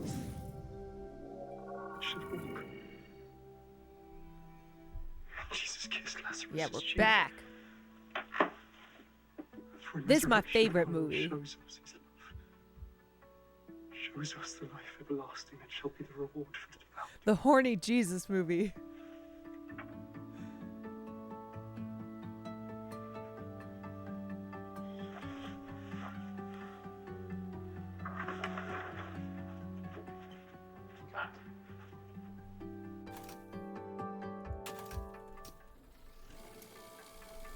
Okay, snatch his wig.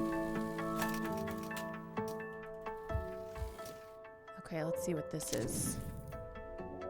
See the few kids left, this big pile of flowers, teddy bears, handwritten signs. In we come. You see, it's Maria. She stands. Why does she kneel? God, that wig. She's a ghost at her own funeral. Is she ready to acknowledge his death? Or must she still keep distance? I decide later. I think now I'm processing. First Heather. First the child, then she can heal the adult. So we stand. Then leave. I'm gonna see Around the if corner. I can snatch this one. And cut. Snatch! Oh shit. Snatch. Snatch it. You ignore. Shit.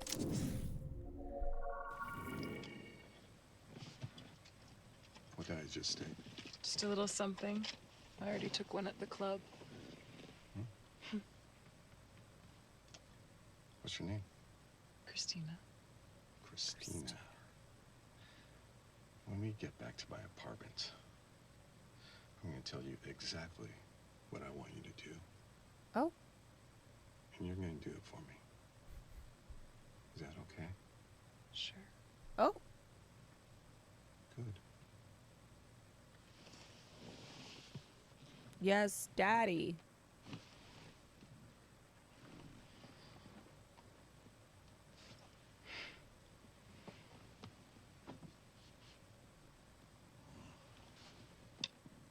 Cut. What did I just take? Candy. Andy. Really? Okay. Maybe something with the booze. Oh. Or maybe I go back to Kiss. Hold on.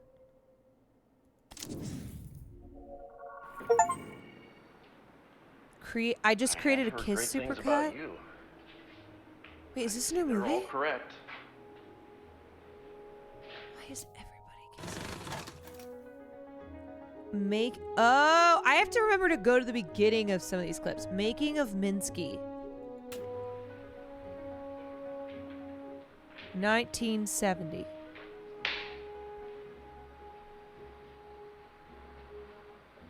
A lot of kissing. Miss, is it true you never posed for paint? No, never. Oh, you are a natural. That Just portrait's don't so kill me bad. like you do the artist in this movie. You'll have to cut that out. Oh, is that a twist? I like to keep things ambiguous. Speak of the devil, artist himself has arrived. Good to see you, John. Hello, everybody. Thought I'd drop in to Take a look at my handiwork.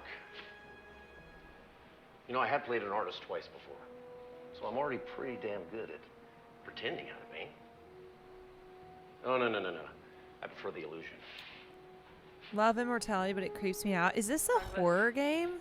Enchanted. You know, I will take advantage of you being frozen in place to steal a kiss. Oh. Ew. I have heard great things about you. Steal? What do you mean? I'm just gonna steal a kiss. I can see they're all correct. You know, John, I did meet Picasso once before. It's very short and rude. He did do me a sketch on a napkin. I'm just waiting for him to die, so it'll be worth something. You don't care for it. Oh, no. I am not a fan of cubism. It just seems inherently wrong to take a beautiful woman and turn her into a bunch of triangles. Got that from your documentary? I don't want to be dismissed as a cultural heathen. You know, John, I was thinking, I'd like to make a few requests. Since this film is named after you. That's Hollywood, baby.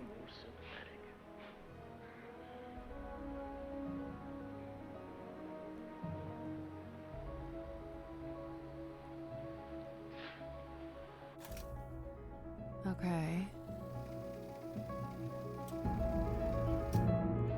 Got that?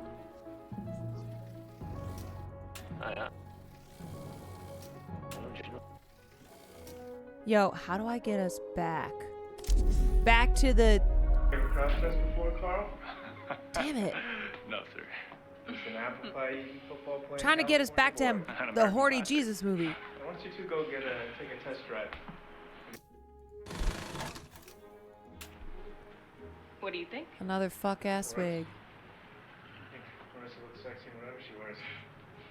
I need to pull these off pretty quick in the scene. I can loosen them up for that scene or have a second pair. The top works great, though. What about a princess? Ready?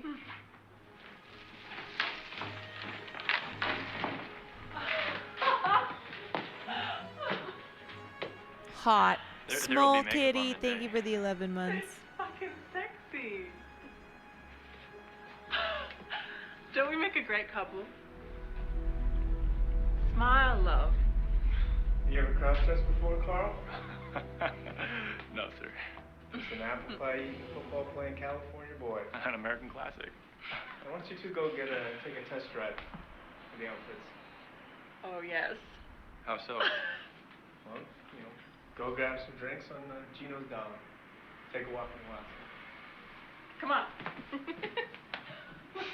This is like that Pacino movie when he infiltrates eat gay him alive. clubs.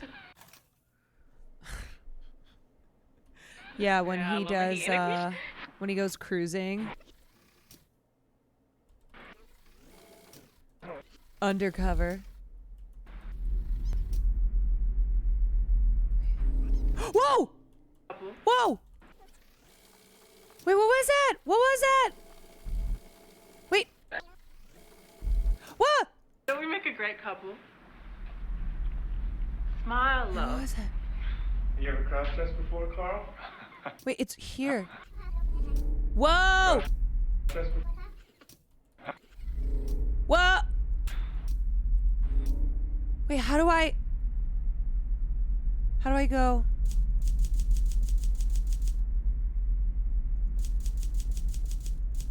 Was that Joe Biden? Yeah. You ever Fuck. cross? God! No. It's not working. It's not working. Is it Picasso?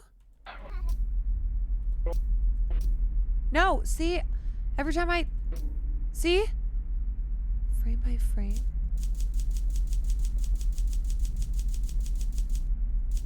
No, it's not popping up if I go frame by frame.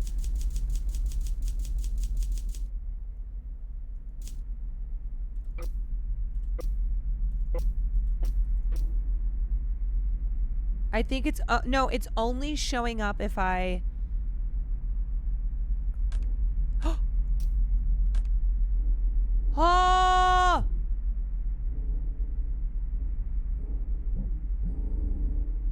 Okay, what do I do? What do I do?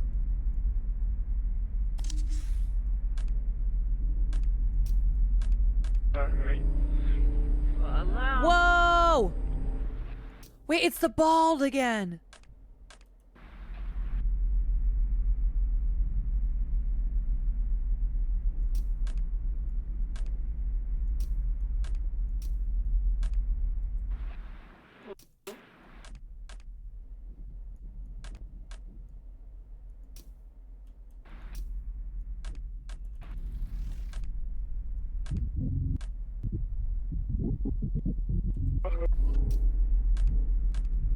Okay, now how do I do this? Fuck! All right, read. Bro!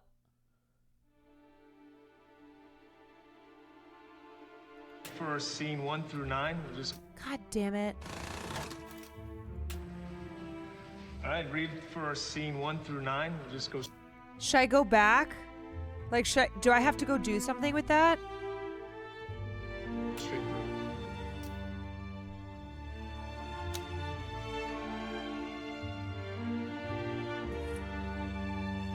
Process before Carl. Okay, but like, okay, there it is. There it is. Now what do I do with it?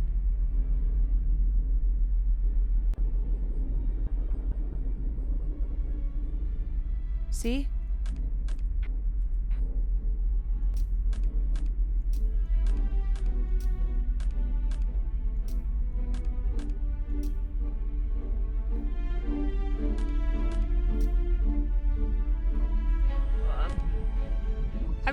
I'm trying to scrub it. I'm trying to scrub it.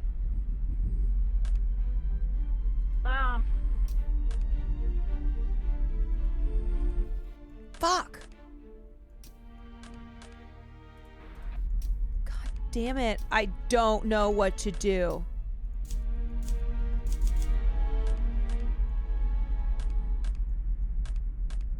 Scrub. Nandri, what do I don't get it. What do I do?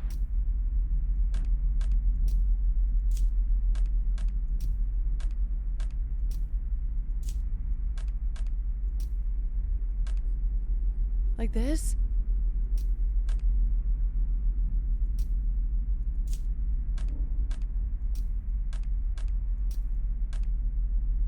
Smile.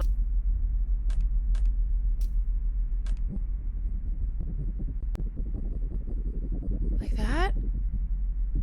You found something, but what do I do with it? Okay. Oh. What's happening?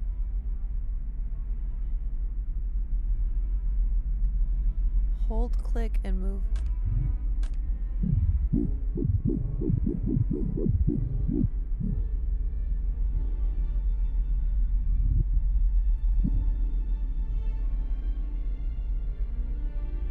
Is this it?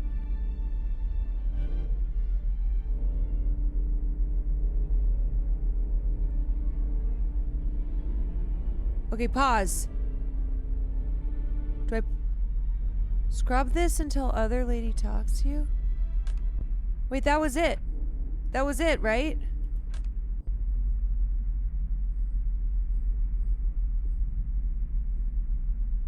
Just left or right?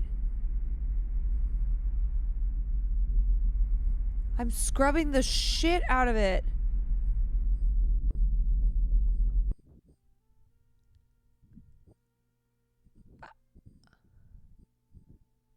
I'm scrubbing the shit out of it.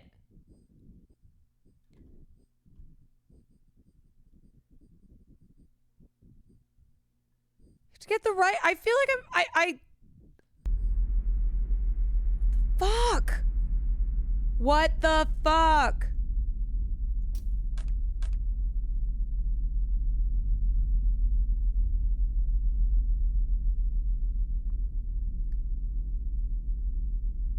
What the fuck?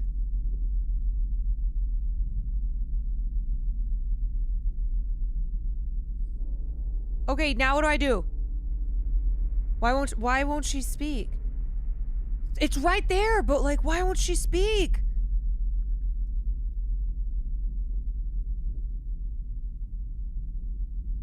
What the fuck? Fuck. Couple. What the hell? Oh my god, I hate this so much. Now it's gone. Okay. If you rewind.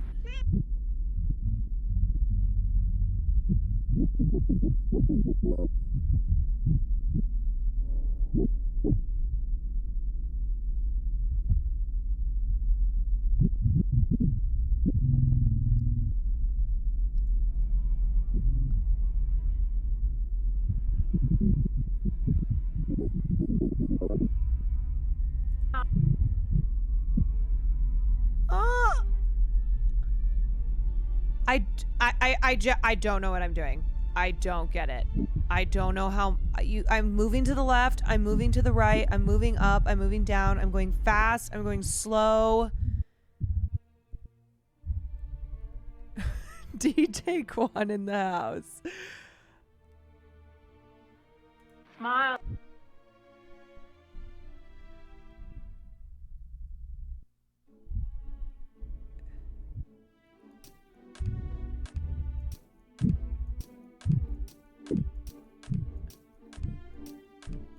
Like this?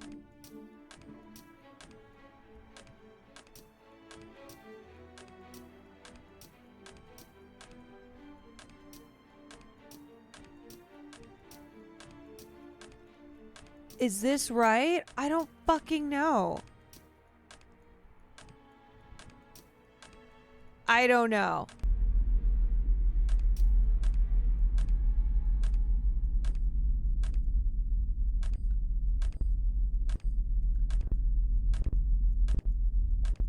What the fuck?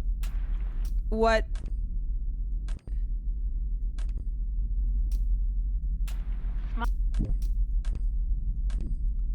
Bro, come on, dude!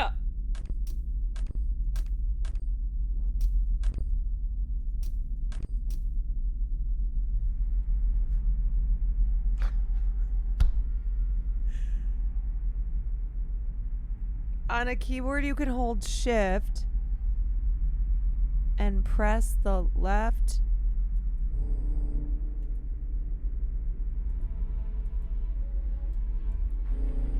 Bro, I literally don't understand this at all.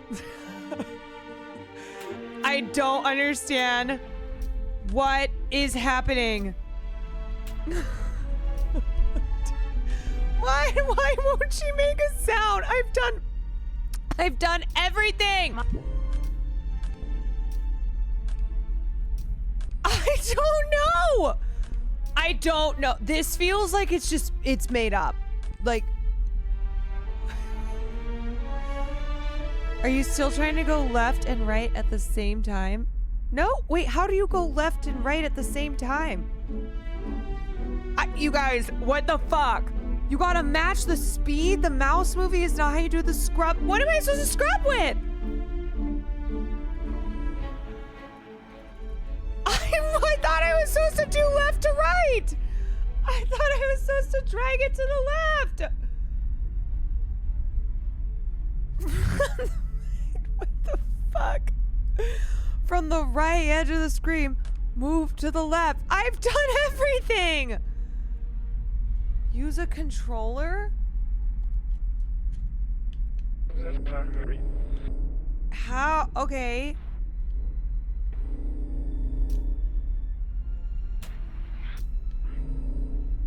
The Great War. Oh!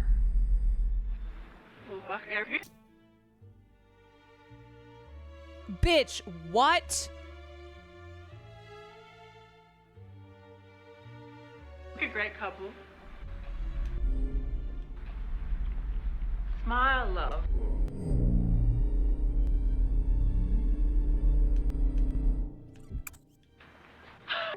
Couple.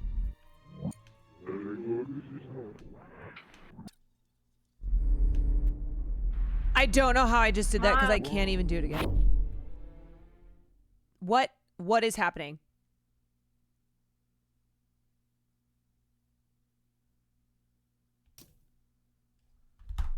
What is going on? I don't even know how I did that. I should have said it's easier on controller. My bad. Okay, here it is, but there's no sound. Bro. What? It's possible. Wait, now there's sound. Profit from the dark times. Ride the chaos. But it's the... Who is this lady?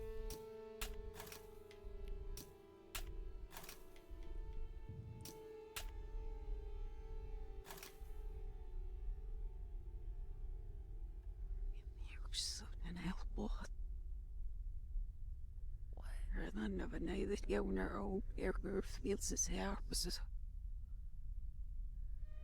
What albums as a lot of therapy rest and certainly it set up the albums. Is this right?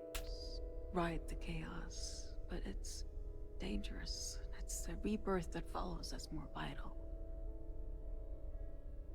It was a surprise to sleep through a great war and wake to the end of another. The whole planet was screaming.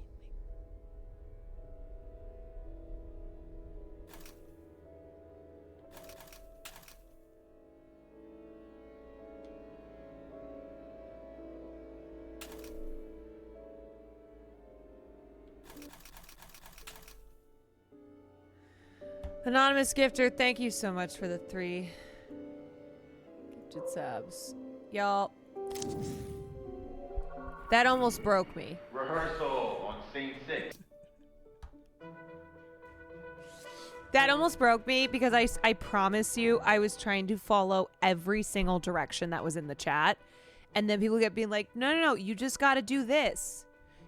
And I would be like, okay, I'm doing that. And they'd be like, no, you got to do this. And then it gets to a point where you're like, I feel like everyone's fucking with me.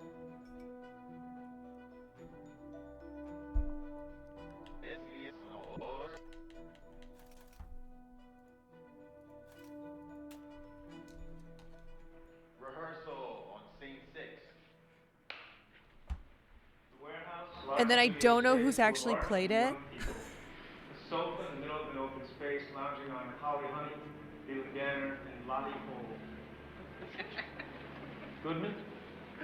You want Franny's alibi to check out, and you let your guard down because more people like you.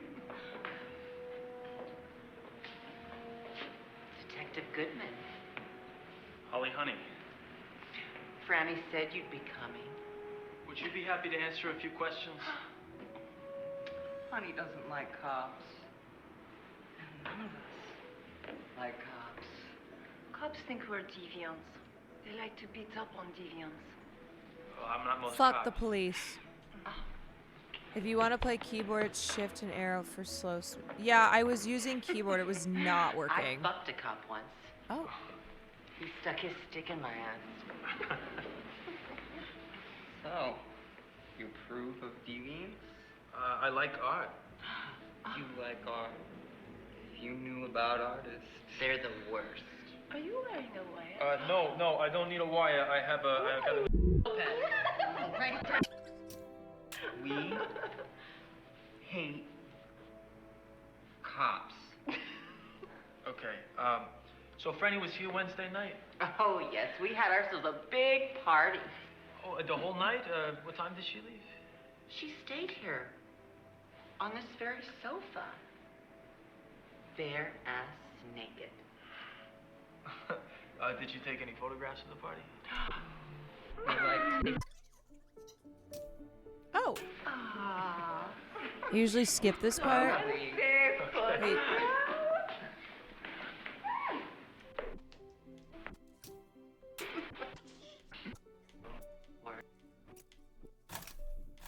Okay. Oh my god.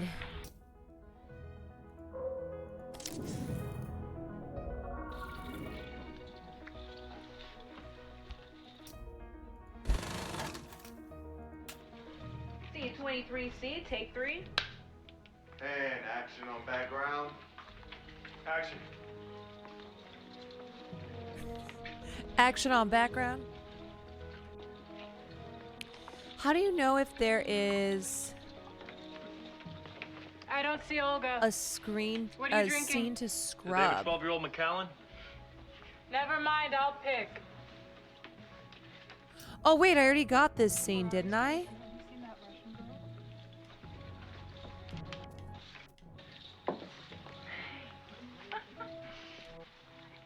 Yeah, I did. Okay. Okay.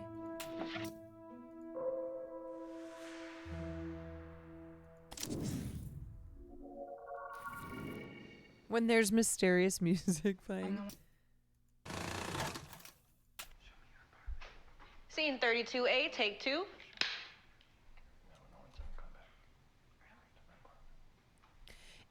Will it vibrate? Action. I don't have visitors very often. I mostly just sleep here. This is not what I was expecting of a cop Scrub department. scenes have a towel, what a hint. You running a racket on the side? I inherited it from my parents. Is it that it Clothing vibrates? stores, but they died when I was a teenager. So you're rich. Oh, so you rich. And you chose to be a cop. Oh, Detective Goodman, you're more fucked up than I thought.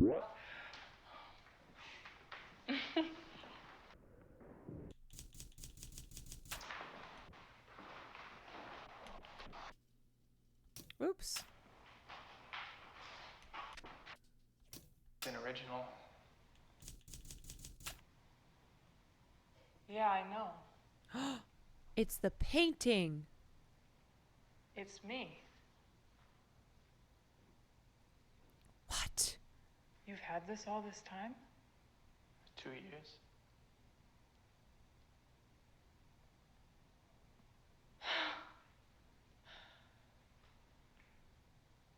I thought I was seducing you. Have I ever been more to you than this? You're seeing me through Minsky's eyes. Oh, that's a coincidence. Who were you fucking 2 hours ago? I was fucking you. And who do you think I am? You're you. Huh, what am I? You're Franny. I don't even know your first name. You don't know who I am. You don't know anything about me. I know you. No, you don't. You want to know who I am?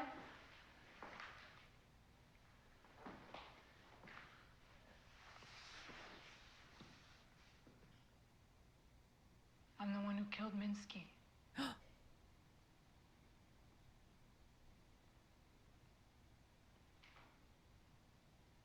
told him I was going to leave him. It is giving Clute. He told me I could only leave him when he said.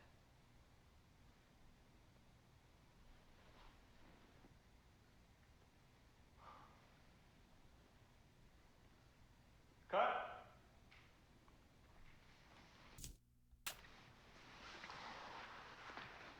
Damn, okay.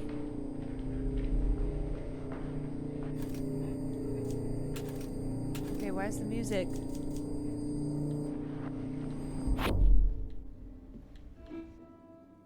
Woo!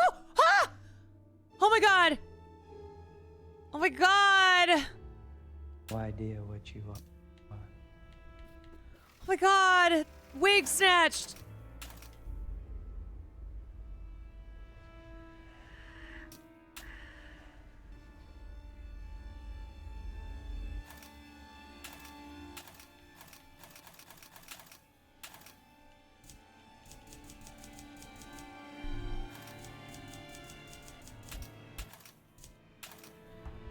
Go back. Picture go back. Go. Wait, play.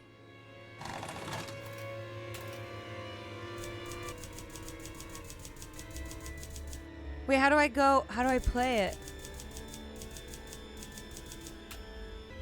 Oh, there we go. Fuck.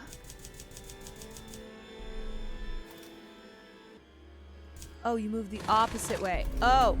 Oh, it just vibrated again. Oh my god.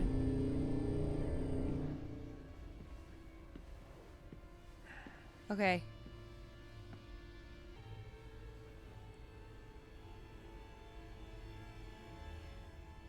He has no idea what you are. He thinks you're his. What is this?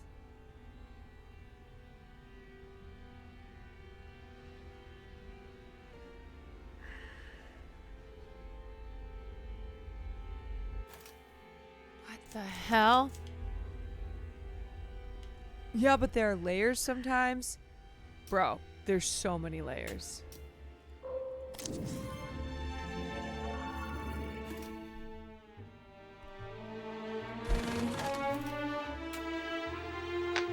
Oh, thank God we're back. First day of filming. How do you feel? I'm excited and nervous. I want to justify Mr. Fisher's casting me. This is such an incredible opportunity, and Matilda is such a challenging character.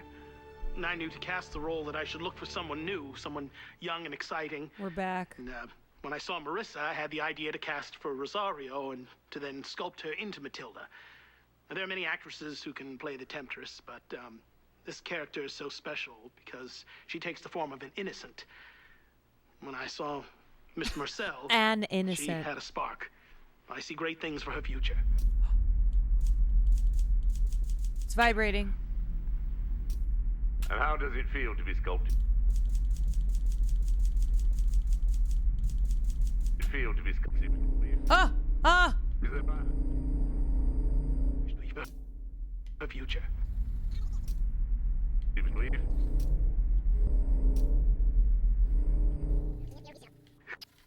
She great.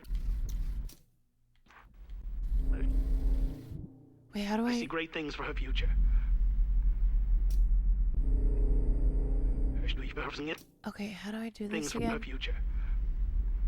And how does it feel to be sculpted by Fisher?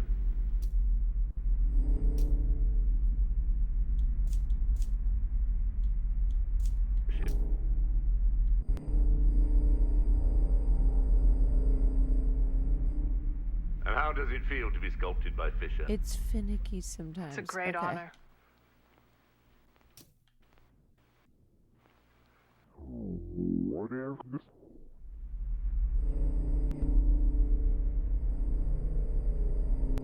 Okay, there we go. Here's what I will say. It is so much easier to do it on the controller. The keyboard is extremely difficult. Now I understand. Now I get how to scrub it.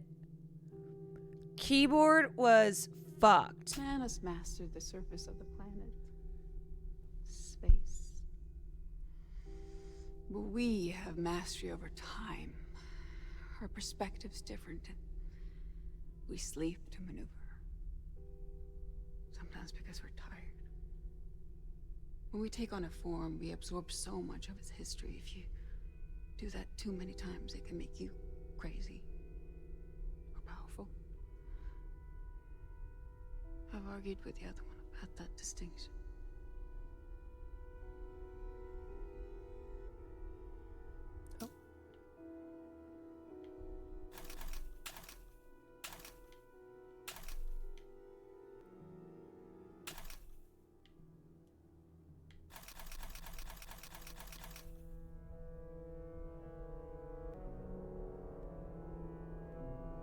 She gets it at that one with the other one about that distinction.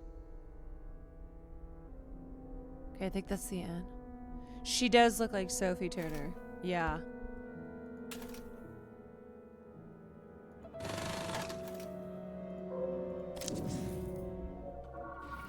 All right.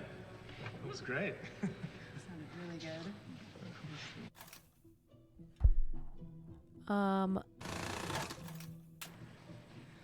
All right, read for scene 1 through 9. We'll just go straight through. Over black.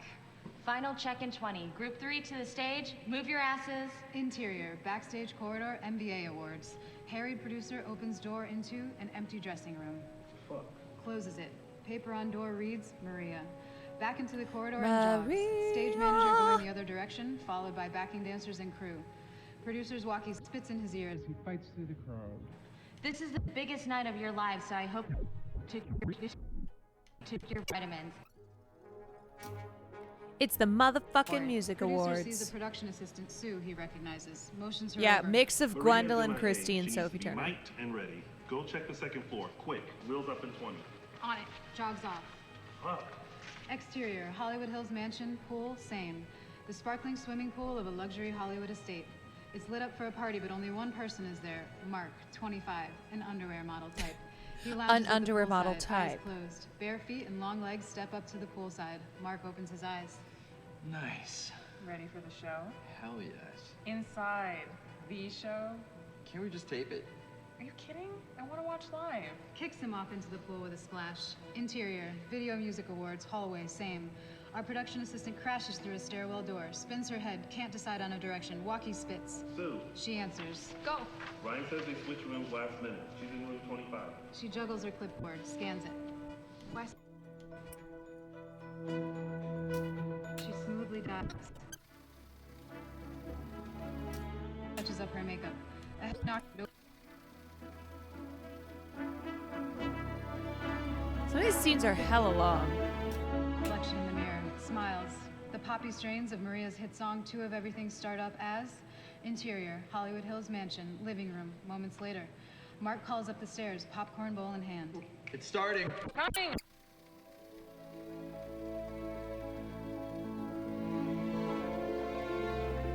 Maria clicks her fingers, loud music drops.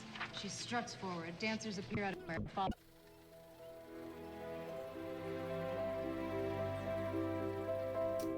Two Marias is better than one.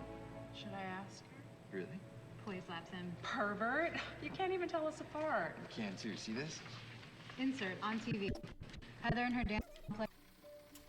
You're low-key invested in this one. Meant to get along, but I want to cry when we get it wrong. You and I, on the edge of it all. Hold me okay. Stupid to pick a double who was a worse singer than me, right? Smart. I should get a fake you, one that's more respectful. Impossible. Haircuts. Babe, I could find 10 more of you without even leaving this zip code. You are sweet, though, and it would be time-consuming to house train another, so stick around. I love it when you demean me. Oh. They kiss passionately. Maria peeks at the TV as applause breaks out. Insert on TV. And Oh. Oh. There she is. Hold on. Oh. Snatch. Wig snatch.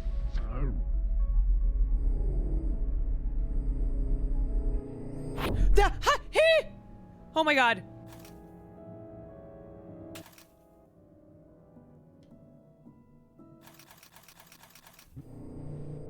Wig snatch.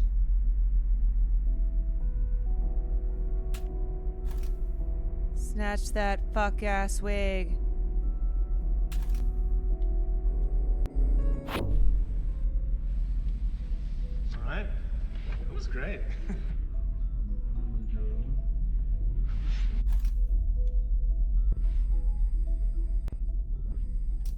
really good.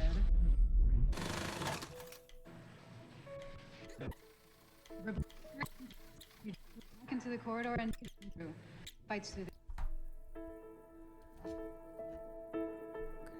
ball.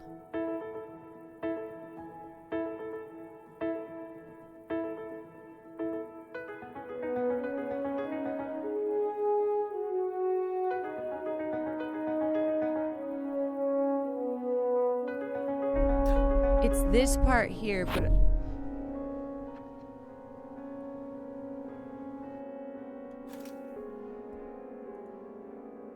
why is she staring at us like that? I don't know.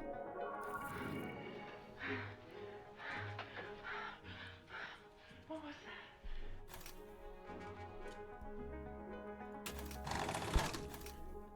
that? Scene 24A, take 1.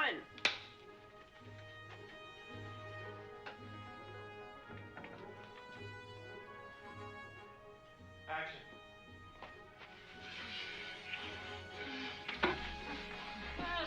Oh shit. Oh. Oh. Oh.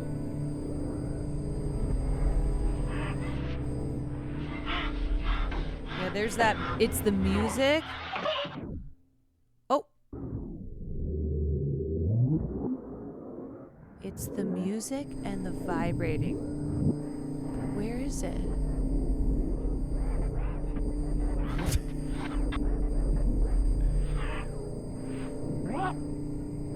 Where is it though? Nothing's popping up. Nothing's.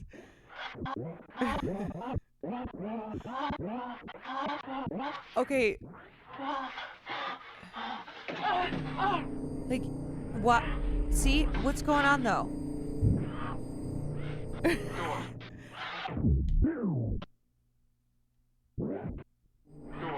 But where?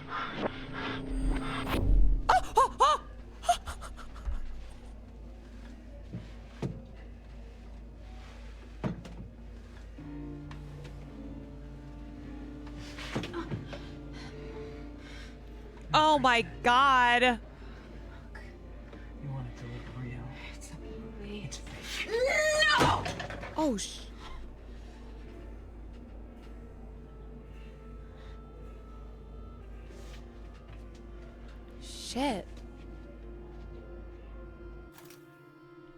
Shit.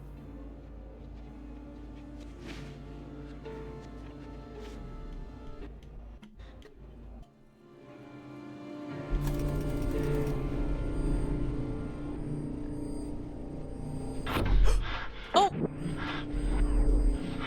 Okay, wait, do I need to go back? Sorry, I'm really not doing this on purpose.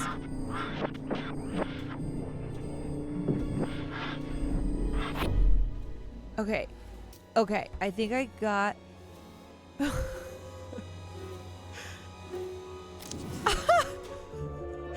I watched it fully. Okay. I hate to stand in for her in shoots and rehearsals. That's how I know. When you're having sex and you shift dimensions. I thought you were her sister.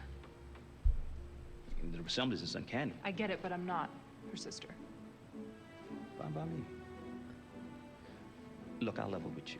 Look, I'm an editor, okay? Chief has been pushing hard for this whole case of this. I gotta look at everything. What you're giving me here would be reason to open things up again. Really? Great. I'll give you a statement or whatever. So fast.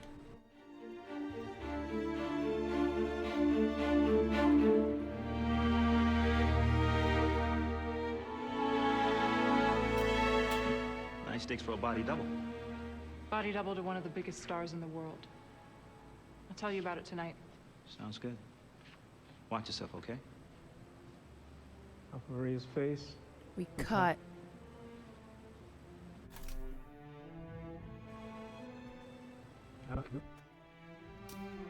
Okay. Watch yourself.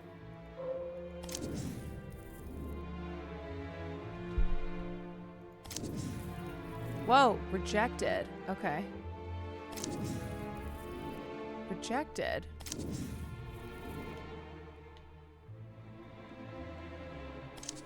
Yourself, okay?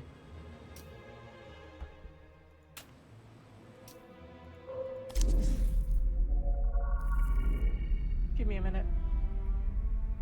Yeah, damn, he's...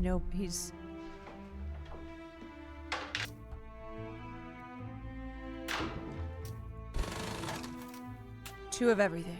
Scene 41, Charlie, take one. They're like, sorry. You can only be in one movie. Action.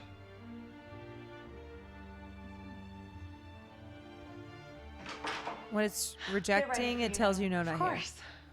God, this fucking wig. Where's Frank? You've been assigned someone new. Union rules in New York. We gave Frank the night off. Okay. It's so far down her forehead. Keep rolling. I want to go straight into another one.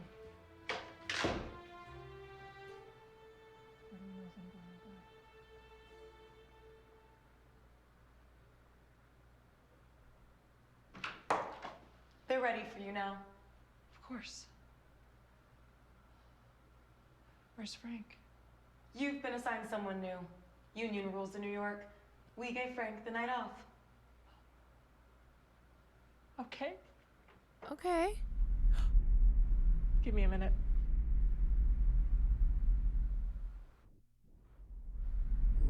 Oh my god. Yep. When I Yo, I got this shit down now. The last time I was under chaos. I was weak and confused. I walked down through the villages. I found her in a field. She was still alive. She was beautiful. The choice was made for me. She wanted to know what I was. It was an ange. I took her Français? to a farmhouse and devoured her. Her memories are still in here. She hadn't seen much of life, so the horrors of her last years dominate. She hadn't yet been kissed. She loved the woods, particularly that patch to the Kahile, which she would stick to her brother's back. In English, it's called robin round the hedge, or sticky willy, goosegrass, cleavers. Her favorite meal was crêpes avec endive. Crêpes avec endive. Petit noir. Although I don't feel hunger, I still crave them from time to time.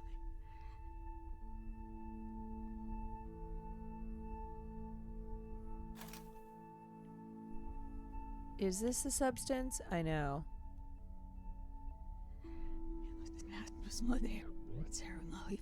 When I would walk.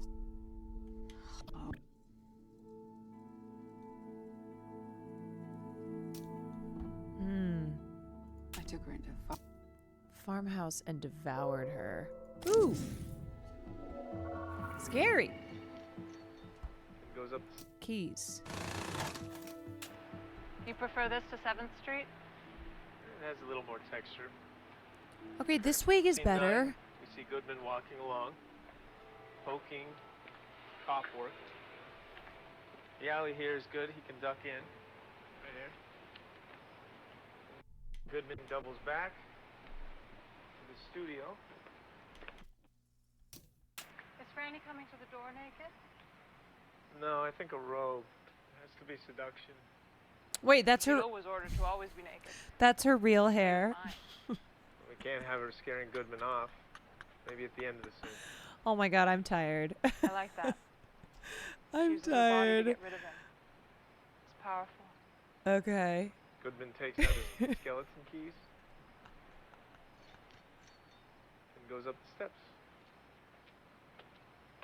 I'm Evie. Yeah, okay, it's coming out of her scalp. Then we cut. I can't see inside. anything. My I like eyes are the street, blurry. but I prefer the door on the other one. You probs won't beat this in one stream. Took me 2. All right. I also started this at like 6 hours into this, or 6.5 hours into the stream after dinner movie. All right. Pause. We're gonna pause. We're gonna pause there. We're gonna pause there because it's late, and I am starting to get bleary-eyed. My look at my eyeballs. Look at my eyes. Oh boy, oh boy. Whoo-wee. Oh my god, I'm at 8 hours and 16 minutes.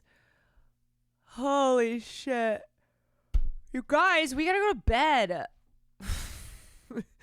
Or start the day. I don't know.